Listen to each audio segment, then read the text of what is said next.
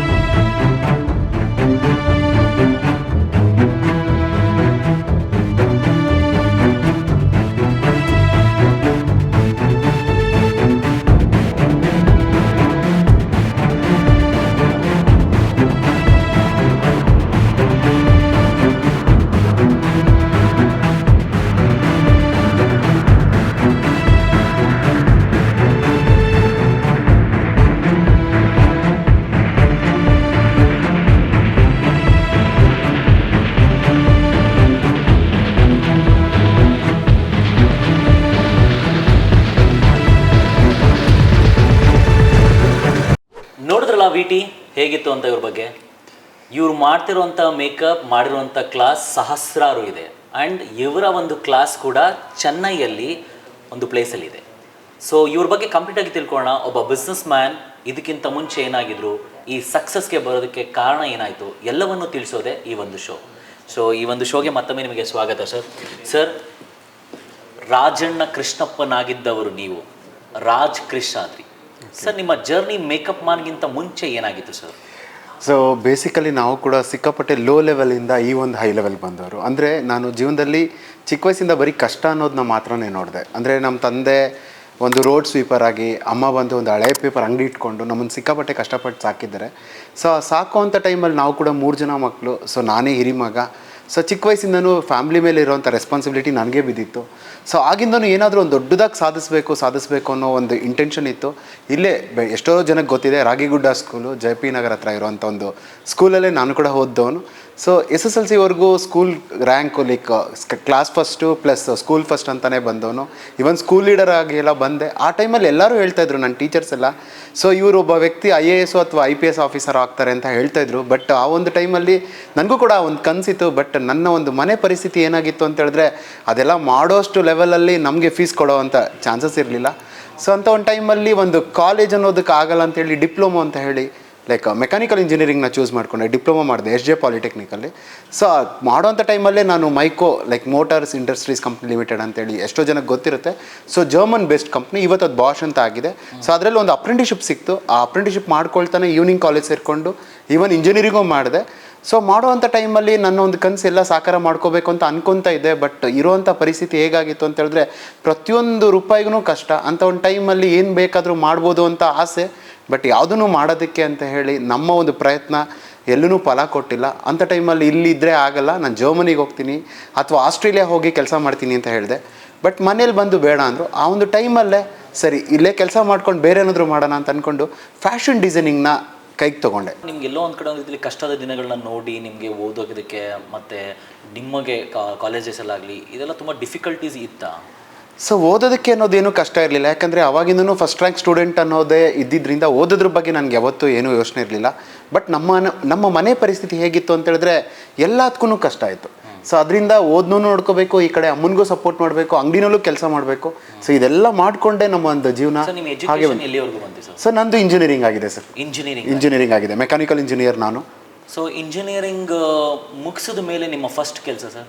So engineering ಮುಗಿಸಿದ ತಕ್ಷಣ job placement ಸಿಕ್ತು. ನನ್ನ ಕೆಳಗಡೆ ಒಂದು 40 ಜನ ಕೆಲಸ ಮಾಡ್ತಾಯಿದ್ರು. ನನಗೆ IR ಆಫೀಸರ್ ಆಗಿ ಒಂದು 3 ಜನ ಕೆಲಸ ಮಾಡ್ತಾಯಿದ್ರು. ಸೊ ಕೆಲಸ ಮಾಡೋವಂಥ ಟೈಮಲ್ಲಿ ನನಗೆ ಯಾರು ಲೈಕ್ ಬಾಸ್ ಆಗಿರೋದು ನನಗೆ ನಾನೇ ಬಾಸ್ ಆಗಿರಬೇಕು. ಸೊ ಏನಾದರೂ ಮಾಡಿದ್ರೆ ಸೆಲ್ಫಾಗಿ ಮಾಡಬೇಕು ಅಂತ ಒಂದು ಇಂಟೆನ್ಷನ್ ಇತ್ತು. ಎಷ್ಟೋ ಜನಕ್ಕೆ ನನ್ನ ಮಗ ಇಂಜಿನಿಯರ್ ಆಗಿ ಒಳ್ಳೆ ಕೆಲಸಕ್ಕೆ ಸೇರಿಕೊಂಡ್ರೆ ಸಾಕು ಅಂತ ಅನಿಸ್ತಾ ಇರುತ್ತೆ. ಇಂಜಿನಿಯರಿಂಗ್ ಆಗಿ ಅದರಲ್ಲೂ he was A gold medalist ಅಂತ. ಇಂಜಿನಿಯರಿಂಗಲ್ಲಿ ಗೋಲ್ಡ್ ಮೆಡಲಿಸ್ಟ್ ಆಗೋದು it is not at all a small thing at all. ಅಂಥದ್ರಲ್ಲಿ ಸರ್ ಅಲ್ಲಿಂದ ಜರ್ನಿ ತೊಗೊಂಡ್ರೆ ಫಸ್ಟ್ ಕೆಲಸ ಯಾವುದು, ಹೆಂಗೆ ಶುರುವಾಯಿತು, ಈ ಮೇಕಪ್ ಇಂಡಸ್ಟ್ರಿಗೆ ಬರೋದಕ್ಕಾದ್ರೂ ಕಾರಣ ಏನು? ಸೊ ಕಾರಣ ಸುಮಾರಿದೆ. ಸೊ ಇಂಜಿನಿಯರಿಂಗ್ ಆಯಿತು, ಬಾಷಲ್ಲೇ ಕೆಲಸ ಸಿಕ್ತು, ವರ್ಕ್ ಮಾಡ್ತಾ ಇದ್ದೆ. ಅರೌಂಡ್ ಒಂದು 68,000 ರೂಪಾಯಿ ಸ್ಯಾಲ್ರಿ ಇತ್ತು ನನಗೆ.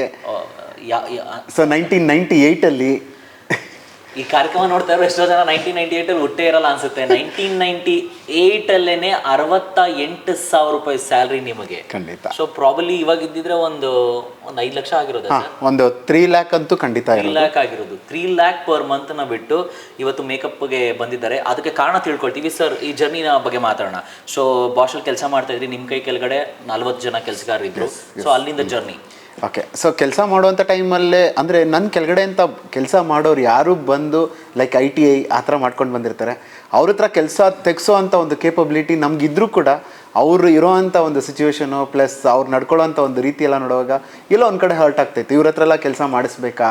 ಸೊ ನಮಗೆ ನಾವೇ ಯಾಕೆ ಬಾಸ್ ಆಗಬಾರ್ದು? ಅಂದರೆ ಯಾವುದೋ ಒಂದು ಕಂಪ್ನಿಯಲ್ಲಿ ಯಾರನ್ನೂ ಬೆಳೆಸೋದ್ರ ಬದಲು ಸೊ ನಮಗೆ ನಾವೇ ಬಾಸ್ ಆಗಿ ನಮ್ಮ ಒಂದು ಸಂಸ್ಥೆನ ನಾವು ಯಾಕೆ ಕಟ್ಕೋಬಾರ್ದು ಅನ್ನೋ ಒಂದು ಇಂಟೆನ್ಷನ್ ಇತ್ತು. ಬಟ್ ಅದಕ್ಕೆ ಫೈನಾನ್ಷಿಯಲಿ ಅಷ್ಟು ದೊಡ್ಡದಾಗಿ ಇನ್ವೆಸ್ಟ್ ಮಾಡುವಂಥ ಕೇಪಬಿಲಿಟಿ ಇಲ್ಲ ಅನ್ನೋವಾಗ ಸೊ ಬೇರೆ ಏನಾದರೂ ಮಾಡ್ಬೋದಲ್ಲ ಅಂತ ಯೋಚನೆ ಮಾಡಿದ್ದು ಉಂಟು. ಆ ಒಂದು ಟೈಮಲ್ಲೇ ಯಾಕೆ ಫ್ಯಾಷನ್ ಇಂಡಸ್ಟ್ರಿ ಟ್ರೈ ಮಾಡ್ಬೋದು ಅಂತ ಹೇಳಿ ನಾನು ಈವನ್ ಫ್ಯಾಷನ್ ಡಿಸೈನಿಂಗೂ ಕಲಿತೆ. ಲೈಕ್ ಟೈಲರಿಂಗ್ ಕಲಿತು ಒಂದು ಶಾಪು ಮಾಡಿಕೊಂಡು ಕೆಲಸನೂ ಮಾಡ್ಕೊಂಡು ಈ ಕಡೆ ಶಾಪು ರನ್ ಮಾಡ್ತಾಯಿದ್ದೆ. ಸೊ ಫ್ರೀ ಇರೋವಾಗ ಲೈಕ್ ಟೈಲರಿಂಗಲ್ಲಿ ಓಕೆ. ನಾನು ಇಲ್ಲಿ ಹೇಳಲೇಬೇಕು ಇನ್ನೊಂದು ವಿಚಾರ. ಇವರು ಆ ಕಡೆ ಕೆಲಸ ಮಾಡಿಕೊಂಡು ಈ ಕಡೆಗೆ ಶಿಫ್ಟ್ ಆಗೋದಕ್ಕೆ ಒಂದು ನಾನಾ ಕಾರಣಗಳು ಇವ್ರಿಗೆ ಅನಿಸಿದ್ದು ನಾನು ಏನಾದರೂ ಬೇರೆ ಮಾಡಬೇಕು ಅಂತ. ಸರ್ ಈ ಥರ ಮನಸ್ಸು ಎಷ್ಟೋ ಜನಕ್ಕೆ ಬರಲ್ಲ. People are not ready to take a risk in their life. So ಈ ರಿಸ್ಕ್ ತೊಗೊಳ್ಳೇಬೇಕು ಅಂತ ನಿಮ್ಗೆ ಅನಿಸಿದ್ದು ಯಾಕೆ? ಸೊ ಫೈನಾನ್ಷಿಯಲ್ ಫ್ರೀಡಮ್ ತುಂಬ ಇಂಪಾರ್ಟೆಂಟ್. ಯಾವತ್ತೂ ಒಂದು ವ್ಯಕ್ತಿಗೆ ಒಂದು ಫೈನಾನ್ಷಿಯಲ್ ಫ್ರೀಡಮ್ ಇರಬೇಕು. ಎರಡನೇದು ಸರ್ ನಾವು ಎಷ್ಟು ಸಂಪಾದನೆ ಮಾಡ್ತೀವಿ ಅದರಲ್ಲಿ ಸಾವಿರಾರು ಜನಕ್ಕೆ ನಾವು ಸಪೋರ್ಟ್ ಮಾಡ್ಬೋದು. ಇವತ್ತು ನಮ್ಮ ಫ್ಯಾಮ್ಲಿನಲ್ಲಿ ಕೂಡ ಅತ್ತೆ ಮಾವ ಈವನ್ ನಮ್ಮ ರಿಲೇಷನ್ಸ್ ಎಲ್ಲನೂ ಸಿಕ್ಕಾಪಟ್ಟೆ ಬರ್ತಂದಲ್ಲಿ ಬಂದವರು. ಸೊ ಅಂಥವ್ರಿಗೆ ನಮ್ಮ ಕಡೆಯಿಂದ ಏನಾದರೂ ಒಂದು ಸಪೋರ್ಟ್ ಮಾಡಿದ್ರೆ ಇಡೀ ಫ್ಯಾಮ್ಲಿ ಪ್ಲಸ್ ನಮ್ಮ ಒಂದು ರಿಲೇಷನ್ಸ್ ಎಲ್ಲನೂ ಬೆಳೆದವಾಗ ಅದಕ್ಕಿಂತ ಸಂತೋಷ ಇರಲ್ಲ. ಪ್ಲಸ್ ಇನ್ನೊಂದು ಏನಂತ ಹೇಳಿದ್ರೆ, ಇವತ್ತು ನಾವು ನಮ್ಮ ಮನೆಯಲ್ಲಿರುವಂಥ ತಂದೆ ತಾಯಿ ಆಗಲಿ ರಿಲೇಷನ್ಸ್ನಾಗಲಿ ಅವ್ರನ್ನ ನಾವು ಕರೆಕ್ಟಾಗಿ ನೋಡ್ಕೊಂಡು ಪ್ರತಿಯೊಬ್ಬರು ವ್ಯಕ್ತಿನೂ ಆ ಥರ ಮಾಡಿಕೊಂಡ್ರೆ ಸಮಾಜದಲ್ಲಿ ಯಾರೂ ಭಿಕ್ಷುಕರಂತ ಇರಲ್ಲ, ಯಾವುದೂ ಅನಾಥಾಶ್ರಮ ಅಂತ ಬೇಕಾಗಲ್ಲ. ಸೊ ಆ ಒಂದು ಇಂಟೆನ್ಷನ್ ನನಗೆ ಖಂಡಿತ ಚಿಕ್ಕ ವಯಸ್ಸಿಂದನೂ ಇತ್ತು. ಸೊ ಅದೇ ನಾನು ಅದಕ್ಕೋಸ್ಕರನೇ ಫ್ರೀ ಇರೋವಂಥ ಟೈಮ್ನು ಕೂಡ ಕರೆಕ್ಟಾಗಿ ಯೂಸ್ ಮಾಡ್ಕೋಬೇಕು ಅನ್ನೋ ಅಂಥ ಒಂದು ಆಗಿಂದನೇ ಬಂದಿರೋವಂಥದ್ದು. ಸೊ 1998ರಲ್ಲಿ ಇಂಜಿನಿಯರ್ ಆಗಿ ಕೆಲಸ ಮಾಡ್ತಾ ಇದ್ದವರು, ಅದಾದ ಮೇಲೆ ಸುಮಾರು ಸ್ವಲ್ಪ ವರ್ಷಗಳ ನಂತರ ಮೇಕಪ್ ಇಂಡಸ್ಟ್ರಿಗೆ ಬರ್ತಾರೆ. ಈ ಮೇಕಪ್ ಇಂಡಸ್ಟ್ರಿಗೆ ಬರೋಕ್ಕಿಂತ ಮುಂಚೆ ಇವರ ವೈಯಕ್ತಿಕ ಜೀವನಕ್ಕೆ ಹೋದರೆ, ಸರ್ ನಿಮಗೆ ಮದುವೆ ಆಗಿ ಈಗ ಆಲ್ರೆಡಿ 2 ಮಕ್ಕಳಿದ್ದಾರೆ. ಆ್ಯಂಡ್ ಇವ್ರಿಗಿಂತ ಒಳ್ಳೆ ಹೈಟಲ್ಲಿ ಪರ್ಸನಾಲಿಟಿಲಿ ಅವ್ರ ಮಕ್ಕಳು ಓದ್ತಿದ್ದಾರೆ ಆ್ಯಂಡ್ ಇದ್ದಾರೆ. ಸರ್ ನಿಮ್ಮ ಫ್ಯಾಮಿಲಿ ಪರಿಚಯ ಮಾಡಿಕೊಡ್ಬೋದಾ? ಸರ್ ನಮ್ಮ ತಂದೆ ತಾಯಿ ಪ್ಲಸ್ ನನ್ನ ತಮ್ಮ ತಂಗಿ, ಅದಲ್ಲದೆ ಎಲ್ಲರಿಗೂ ಮದುವೆ ಆಗಿದೆ. ಸರ್ ನಾನು ಮದುವೆ ಆಗಿರೋದು ನಮ್ಮ ಅತ್ತೆ ಮಗಳನ್ನೇ. ಸೊ ಎಲ್ಲೂ ₹1 ವರದಕ್ಷಿಣೆ ತೊಗೋಬಾರ್ದು ಅಂತ ಚಿಕ್ಕ ವಯಸ್ಸಿಂದನೂ ಇಂಟೆನ್ಷನ್ ಇತ್ತು. ಸೊ ಅತ್ತೆ ಮಗಳು ಅನ್ನೋದಕ್ಕಿಂತ ಚಿಕ್ಕ ವಯಸ್ಸಿಂದನೂ ಅವಳು ನನಗೆ ಇಷ್ಟಪಟ್ಟಿದ್ಲು. ಸೊ ಪ್ರತಿಯೊಂದು ಖರ್ಚು ನಾನೇ ಹಾಕೊಂಡು ಮದುವೆ ಮಾಡ್ಕೊಂಬಂದೆ. So we are very happy. ಇವತ್ತು ಕೂಡ ಹೆಣ್ಮಕ್ಳಿರುವಂಥ ಒಂದು ಇಂಡಸ್ಟ್ರಿ, ಮೇಕಪ್ ಇಂಡಸ್ಟ್ರಿ ನಿಮಗೆ ಗೊತ್ತಿರುತ್ತೆ, ಅಂಥ ಒಂದು ಇಂಡಸ್ಟ್ರಿಯಲ್ಲಿ ಇದ್ರೂ ಕೂಡ ನನ್ನ ಹೆಂಡತಿ ನನಗೆ ಹೆಂಗೆ ಸಪೋರ್ಟ್ ಮಾಡ್ತಾ ಇದ್ದಾಳೆ ಅಂದರೆ, ಇವತ್ತು ಇಲ್ಲಿವರೆಗೂ ಅವಳು ಕೂಡ ಮನೆ ನೋಡಿಕೊಂಡು ಫ್ಯಾಮಿಲಿ ಮೇಂಟೈನ್ ಮಾಡ್ಕೊಂಡು ಬಂದವಳು. ಈಗ 1.5 ವರ್ಷದಿಂದ ಇವತ್ತು ಅವಳು ಕೂಡ ಹೇರ್ ಸ್ಟೈಲಿಸ್ಟ್ ಆಗಿ ನನ್ನ ಜೊತೆಗೆ ವರ್ಕ್ ಮಾಡ್ತಾ ಇದ್ದಾಳೆ. ತುಂಬ ಹ್ಯಾಪಿಯಾಗಿ ಫೀಲ್ ಮಾಡ್ತಾ ಇದ್ದೀನಿ. Plus I am very blessed. So ಎಲ್ಲ ಥರ ಸಂತೋಷನೂ ನನಗೆ ಸಿಕ್ಕಿದೆ. ಮೇಡಮ್ ಎಲ್ಲೋ ಒಂದು ಕಡೆ ಒಂಚೂರು ಪ್ರೊಸೆಸಿನೆಸ್ ಇಲ್ಲ ಅನ್ನೋದನ್ನ ಓಪನ್ ಆಗಿ ಹೇಳ್ತಿದ್ದಾರೆ ಇವರು. ಖಂಡಿತ. ಯಾಕಂದರೆ ಮೇಕಪ್ ಇಂಡಸ್ಟ್ರಿಲಿ ಇವ್ರು ಕೆಲಸ ಮಾಡೋದೇ ಜಾಸ್ತಿ ಹೆಣ್ಮಕ್ಳ ಜೊತೆ, ಹಾಗೂ ಎಲ್ಲ ರೀತಿಯಲ್ಲಿ ಕ್ಲೈಂಟ್ಸ್ಗಳು ಬರ್ತಾ ಇರ್ತಾರೆ ನಿಮಗೆ. ಆ್ಯಂಡ್ ನಿಮ್ಮ ಮಕ್ಕಳ ಬಗ್ಗೆ ತಿಳಿಸ್ಕೊಡ್ಬೋದಾ ಸರ್? ಸೊ ದೊಡ್ಡ ಮಗ ಈಗ ಆಲ್ರೆಡಿ BTech ಮುಗಿಸಿದ್ದಾನೆ. ಸೊ ಸೆಪ್ಟೆಂಬರ್ಗೆ ಫೈನಲ್ ಎಕ್ಸಾಮ್ ಆಗುತ್ತೆ. ಸೊ ಅದಾದಮೇಲೆ ಅವನು ಸಿಸ್ಕೋಗೆ ಟ್ರೈ ಮಾಡ್ತಾ ಇದ್ದಾನೆ.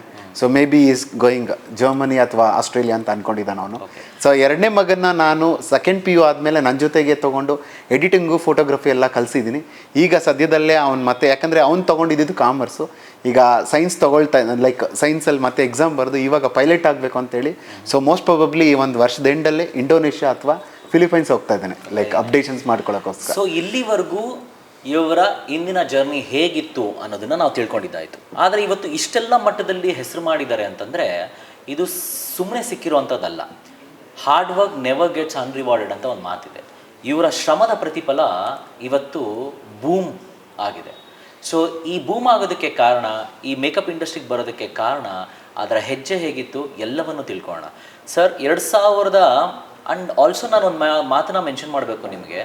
ಸರ್ಗೆ ರೀಬಾರ್ನ್ ಬ್ಯೂಟಿ ಲೇಡೀಸ್ ಸಲೂನ್ ಇವರು ಓನ್ ಸಲೂನ್ ಕಂಪನಿ ಇದೆ. ಆ್ಯಂಡ್ ಸರಿಸುಮಾರು 20 ವರ್ಷಗಳ ಎಕ್ಸ್ಪೀರಿಯನ್ಸು ಮೇಕಪ್ ಇಂಡಸ್ಟ್ರಿ ಜೊತೆಗೆ ಸರ್ಗಿರುವಂಥದ್ದು. ಸೊ ಈ ರೀಬಾರ್ನ್ ಬ್ಯೂಟಿ ಸಲೂನ್ ಶುರುವಾಗಿದ್ದು ಯಾವ ರೀತಿಲಿ ಸರ್? ನಿಮ್ಮ ಕೆಲಸ ಬಿಟ್ಟ ಮೇಲೆ ಆ ಜರ್ನಿ ಶುರು ಮಾಡಬೇಕು ಅಂತ ಯೋಚನೆ ಮಾಡಿದ್ರೆ ಅಥವಾ ಹೇಗಿತ್ತು? Very nice. ಆ್ಯಕ್ಚುಲಿ ಒಳ್ಳೆ ಕ್ವಶನ್ ಇದು. ನಾನು ಕೆಲಸ ಮಾಡಿಕೊಂಡೆ ಟೈಲರಿಂಗ್ ಕಲಿತೆ. ಸೊ ಟೈಲರಿಂಗ್ ಕಲ್ತಾದ್ಮೇಲೆ ಒಂದು ಸಲ ಏನು ಅನ್ನಿಸ್ತು ಅಂತ ಹೇಳಿದ್ರೆ, ಟೈಲರಿಂಗಿಂತ ಬರೋವಂಥ ಇನ್ಕಮ್ ಸಾಲಿಲ್ಲ. ಸೊ ಬೇರೆ ಏನಾದರೂ ಮಾಡಬೇಕಾ ಅಂತ ಯೋಚನೆ ಮಾಡಿದಾಗ ನಾನು ಎಲೆಕ್ಟ್ರಾನಿಕ್ಸ್ ಜಂಪ್ ಆದೆ. ಎಷ್ಟು ಸರ್ ನಿಮ್ಗೆ ಟೈಲರಿಂಗಲ್ಲಿ ಅವಾಗಿಂದ? ಸರ್ ಟೈಲರಿಂಗಲ್ಲಿ ಅಪ್ರಾಕ್ಸಿಮೇಟ್ಲಿ ಮಂತ್ಲಿ ಎಲ್ಲ ನೋಡಿದ್ರೆ ಒಂದು ₹30,000 ನಿಂತರೆ ತುಂಬ ದೊಡ್ಡ ವಿಷಯ ಆಗಿತ್ತು. That's actually a great income. So 30,000 ನಮಗೆ ಬಂದರೆ ಸಾಕಪ್ಪ ಅಂತ ಕಾಯ್ತಾ ಇದ್ದೀವಿ. ಸೊ ಸರ್ ನೀವು ಆ್ಯಕ್ಚುಲಿ ಸಖತ್ ಟ್ಯಾಲೆಂಟೆಡ್ ಸರ್. ಟೈಲರಿಂಗಲ್ಲೂ 30,000 ದುಡಿತಾ ಇತ್ತು. ಟೈಲರಿಂಗ್ 30,000, ಬಟ್ ಕಂಪ್ನಿಯಲ್ಲಿ 68,000. ಬಟ್ ನನ್ನ ಒಂದು ಏಮ್ ಇದ್ದಿದ್ದು ಮಂತ್ಲಿ ಅಟ್ಲೀಸ್ಟ್ ಒಂದು ₹3-4 ಲಕ್ಷ ಅರ್ನ್ ಮಾಡಲೇಬೇಕು ಅನ್ನೋ ಒಂದು ಇಂಟೆನ್ಷನ್ ಇತ್ತು. ಓಕೆ. ಸೊ ಈಗ ನಿಮ್ಮ ಜರ್ನಿ ಟೈಲರಿಂಗಲ್ಲಿ ಶುರುವಾಗಿದ್ದು ವರ್ಷ ಸರ್? 2000 ಇದು ಲೈಕ್ 1999 ಅಲ್ಲಿಂದನೇ ಶುರುವಾಗಿದ್ದು. ಹಾಗಾದ್ರೆ ಈ ಲೇಡೀಸ್ ಸಲೂನ್ ಶುರುವಾಗಿದ್ದು ನಿಮ್ಮ ರೀಬಾರ್ನ್ ಲೇಡೀಸ್ ಸಲೂನ್ ಶುರುವಾಗಿದ್ದು 2011ರಲ್ಲಿ. 2011ರಲ್ಲಿ ನೀವು ಕೆಲಸ ಬಿಟ್ಟಿದ್ದು ಸರ್? ಸೊ ಕೆಲಸ ಬಿಟ್ಟಿದ್ದು 2003ರಲ್ಲಿ. 2003ರಲ್ಲಿ ನೀವು ಕೆಲಸ ಬಿಟ್ಟರೆ 2011ರಲ್ಲಿ ನೀವು ಒಂದು ಕಂಪ್ನಿನ ಶುರು ಮಾಡ್ತೀರಾ, ಲೇಡೀಸ್ ಸಲೂನ್ನ ಶುರು ಮಾಡ್ತೀರಾ. ಅಂದರೆ ಇಲ್ಲಿ 2003ರಿಂದ 2011ಕ್ಕೆ ಬರೋಬ್ಬರಿ 7-8 ವರ್ಷಗಳ ಒಂದು ಗ್ಯಾಪ್ ಇತ್ತು. ಈ 8 ವರ್ಷ ಏನಾಗಿತ್ತು ಸರ್? ಸೊ 8 ವರ್ಷ ಟೈಲರಿಂಗ್ ಮಾಡಿಕೊಂಡು ಯಾವಾಗ ಜಾಬ್ ರಿಸೈನ್ ಮಾಡಬೇಕು ಅಂತ ಅಂದ್ಕೊಂಡು, ಅದಕ್ಕಿಂತ ಮುಂಚೆನೇ ನಾನು ಲೈಕ್ ಎಲೆಕ್ಟ್ರಾನಿಕ್ಸಲ್ಲಿ ಮೊಬೈಲ್ ರಿಪೇರಿ ಕಲಿತೆ, ಹೇಗೆ ಮಾಡ್ಬೋದು ಅಂತೇಳಿ. ಸೆಲ್ಫೋನ್ ಸರ್ವಿಸಿಂಗ್ ಕಲಿತು ನಂದೇ ಒಂದು ಓನ್ ಶಾಪ್ ಮಾಡಿಕೊಂಡು, ಮೇಲೆ ಟೈಲರಿಂಗ್ ಶಾಪು, ಕೆಳಗಡೆ ಬಂದು ಸೆಲ್ಫೋನ್ ಸರ್ವಿಸಿಂಗ್ ಶಾಪು. ಸೊ ಅದೆರಡರೂ ಮೇಂಟೈನ್ ಮಾಡೋಕ್ಕಾಗಲ್ಲ ಅನ್ನೋದಕ್ಕೋಸ್ಕರನೇ ಜಾಬ್ನ ರಿಸೈನ್ ಮಾಡಿದ್ದು. ಸೊ ರಿಸೈನ್ ಮಾಡಿ ನಿಮ್ಗೆ ಎಲ್ಲರಿಗೂ ಗೊತ್ತಿರುತ್ತೆ, ಬಿಸ್ನೆಸ್ ಅನ್ನೋದು ಅಷ್ಟು ಈಸಿ ಇಲ್ಲ, ಸಿಕ್ಕಾಪಟ್ಟೆ ಕಷ್ಟ ಇರುತ್ತೆ. ಯಾಕಂದರೆ ನಮ್ಮ ಫ್ಯಾಮ್ಲಿನಲ್ಲಿ ಯಾರೂ ಬಿಸ್ನೆಸ್ ಮ್ಯಾನ್ ಅಲ್ಲ. ಸೊ ನಾವು ಒಂದು ಬೇಸಿಕ್ ಲೆವೆಲಿಂದ ಬಂದಂಥವ್ರು ಅಂತ ಇದರಲ್ಲಿ. ಸೊ ಬಿಸ್ನೆಸ್ ಅನ್ನೋದು ಅಷ್ಟೇ ಎಕ್ಸ್ಪೀರಿಯನ್ಸ್ನ ಕೊಡುತ್ತೆ, ಪ್ಲಸ್ ಅಷ್ಟೇ ಕಷ್ಟನೂ ಕೊಡುತ್ತೆ. ಸೊ ಇನಿಷಿಯಲ್ ಸ್ಟೇಜಲ್ಲಿ ಒಂದು 2 ವರ್ಷ ಹೇಗಾಯಿತು ಅಂತ ಹೇಳಿದ್ರೆ, ನಾನೇನೋ ತಪ್ಪು ಮಾಡ್ಬಿಟ್ನೇನೋ ಬಿಸ್ನೆಸ್ಗೆ ಬಂದು ಅನ್ನೋ ಥರ ಎಲ್ಲ ಯೋಚನೆ ಮಾಡಿದ್ದು ಉಂಟು. ಎಷ್ಟೋ ದಿನ ನೈಟ್ ನಿದ್ದೆ ಮಾಡಿಲ್ಲ, ಎಷ್ಟೋ ದಿನ ಹತ್ಕೊಂಡೆಲ್ಲ ಇದ್ದೀನಿ. ಯಾಕಪ್ಪ ಯಾವಾಗ ಆಗಿದ್ದು ಸರ್? ಲೈಕ್ 2001 2002ರಲ್ಲಿ. ಸೊ ಅಂತ ಇಂಟೆನ್ಷನ್. ಅವಾಗ ಥಾಟ್ ಯಾವ ಬಿಸ್ನೆಸ್ ನಿಮಗೆ ಶುರು ಮಾಡಲೇಬೇಕು ಅಂತ ಅನ್ಸಿದ್ದು? ಸೊ ಅಂದರೆ ಟೈಲರಿಂಗ್ ಮಾತ್ರ ಮಾಡಿಕೊಂಡು ಜಾಬ್ ರಿಸೈನ್ ಮಾಡಬಾರ್ದು ಅನ್ನೋದಿತ್ತು. ಆ ಒಂದು ಟೈಮಲ್ಲಿ ಏನಾಗಿತ್ತು ಅಂತ ಹೇಳಿದ್ರೆ, ಎಲ್ಲರಿಗೂ ಗೊತ್ತಿದೆ ಆಟೋಮೊಬೈಲ್ ಇಂಡಸ್ಟ್ರಿ ಎವ್ರಿ 10 ಇಯರ್ಸು ಸ್ವಲ್ಪ ಡ್ರಾಪ್ ಆಗ್ತಾ ಇರುತ್ತೆ. ಅಂತ ಒಂದು ಟೈಮಲ್ಲಿ ನಮ್ಗೆ ಇನ್ನೂ ಜಾಬ್ ಪ್ಲೇಸ್ಮೆಂಟ್ ಆಗಿತ್ತು, ಬಟ್ ಪರ್ಮನೆಂಟ್ ಅಂತ ಆಗಿರಲಿಲ್ಲ. ಸೊ ಪರ್ಮನೆಂಟ್ ಆಗದಿರೋವಾಗ ಲೈಕ್ ಸರ್ವಿಸ್ ಅನ್ನೋದು ಒಂದು 15 ದಿನ ಕೆಲಸ ಕೊಡೋರು, ಮತ್ತೆ ಒಂದು 4 ತಿಂಗಳು ಗ್ಯಾಪ್ ಕೊಡೋರು. ಸೊ ಕೆಲಸ ಇಲ್ಲದೆ ಇರ್ತಾಗ್ತಿತ್ತು. ಅಂಥ ಒಂದು ಟೈಮಲ್ಲಿ ನಾನು ಇದನ್ನೇ ನಂಬ್ಕೊಂಡಿರೋದು ಬೇಡ ಅನ್ನೋದಕ್ಕೋಸ್ಕರ ಮೊಬೈಲ್ ರಿಪೇರಿನ ಕಲಿತೆ. ಸೊ ಸೆಲ್ಫೋನ್ ಸರ್ವಿಸಿಂಗ್, ಸೊ ಮೆಕ್ಯಾನಿಕಲಿಂದ ಎಲೆಕ್ಟ್ರಾನಿಕ್ಸ್ ಜಂಪ್ ಆಗಿ ಸೊ ಮೊಬೈಲ್ ರಿಪೇರಿ ಕಲಿತು. ಎರಡನ್ನೂ ಮೇಂಟೈನ್ ಮಾಡೋದಕ್ಕೋಸ್ಕರ ಇಲ್ಲ ಇನ್ಮೇಲೆ ಜಾಬೇ ಬೇಡ, ಅವ್ರು ಮತ್ತೆ ಕರೆದ್ರು ನಾವು ಹೋಗಬಾರ್ದು ಅಂತೇಳಿ 2003ರಲ್ಲಿ ರಿಸೈನ್ ಮಾಡಿ ಫುಲ್ ಆ್ಯಂಡ್ ಫುಲ್ ಬಿಸ್ನೆಸ್ಗೆ ಇಂಪಾರ್ಟೆಂಟ್ ಕೊಡೋಕ್ಕೆ ಸ್ಟಾರ್ಟ್ ಮಾಡಿದೆ. ಸೊ 2003ವರೆಗೂ ನೀವು ಟೈಲರಿಂಗ್ ಜೊತೆಗೆ ಎಲೆಕ್ಟ್ರಿಕ್ ಮೊಬೈಲ್ ರಿಪೇರಿಗೆ ಶಿಫ್ಟ್ ಆಗ್ತೀರಾ. 2003ರಲ್ಲಿ ಕಂಪ್ಲೀಟ್ ಆಗಿ ಆ ಜಾಬ್ನ ರಿಸೈನ್ ಮಾಡ್ತೀರಾ. ಇಲ್ಲಿಂದ ಜರ್ನಿ ಹೇಗಿತ್ತು? ಸೊ ಸ್ಟಾರ್ಟಿಂಗ್ ಒಂದು 2 ವರ್ಷ ತುಂಬ ಲಾಸಲ್ಲೇ ಹೋಯ್ತು ಬಿಸ್ನೆಸ್ಸು. ಹೇಳಿದ್ನಲ್ಲ, ಕೆಲವೊಂದ್ಸಲ ಬಂದು ಮತ್ತೆ ನಾನು ಜಾಬ್ಗೆ ಹೋಗ್ಬೇಕನ್ನೋಂಥ ಸಿಚುವೇಶನು ಬಂತು. ಈವನ್ ನನ್ನ ಫ್ಯಾಮ್ಲಿನಲ್ಲಿ ನನ್ನ ರಿಲೇಷನ್ಸ್ ಎಲ್ಲ ನನ್ನ ಆಡ್ಕೊಳಂಗೆಲ್ಲ ಆಯಿತು. ಇವನು ಬುದ್ಧಿ ಇಲ್ಲದೆ ಕೆಲಸ ಬಿಟ್ಟ, ಇಲ್ಲ ಅಟ್ಲೀಸ್ಟ್ ಜರ್ಮನಿಗೆ ಹೋಗ್ಬೋದಾಗಿತ್ತು, ಇಲ್ಲ ಆಸ್ಟ್ರೇಲಿಯಾಗೆ ಹೋಗ್ಬೋದಾಗಿತ್ತು, ಅಟ್ಲೀಸ್ಟ್ ಇಲ್ಲ ಮೈಕೋದಲ್ಲೇ ಕೆಲಸ ಮಾಡ್ಬೋದಾಗಿತ್ತು, ಯಾಕೆ ಬಿಟ್ಟ ಅನ್ನೋದೆಲ್ಲ ಮಾತಾಡಿದ್ರು. ಬಟ್ ಅದಕ್ಕೆಲ್ಲ ನಾನು ತಲೆ ಕೆಡಿಸ್ಕೊಂಡಿಲ್ಲ. ಸೊ ಒಂದ್ಸಲ ಡಿಸೈಡ್ ಆಯಿತು, ಏನಾದರೂ ಆಗಲಿ ಅನ್ನೋ ಥರ ನಿಂತ್ಕೊಂಡೆ. ಒಂದು 2 ವರ್ಷ ಸಿಕ್ಕಾಪಟ್ಟೆ ಕಷ್ಟಪಟ್ಟಿದ್ದಂತೂ ಉಂಟು. ಬಟ್ ಅದಾದಮೇಲೆ ನನ್ನ ಒಂದು ಬಿಸ್ನೆಸ್ ಜರ್ನಿ ಸ್ಟಾರ್ಟ್ ಆಗಿದ್ದು.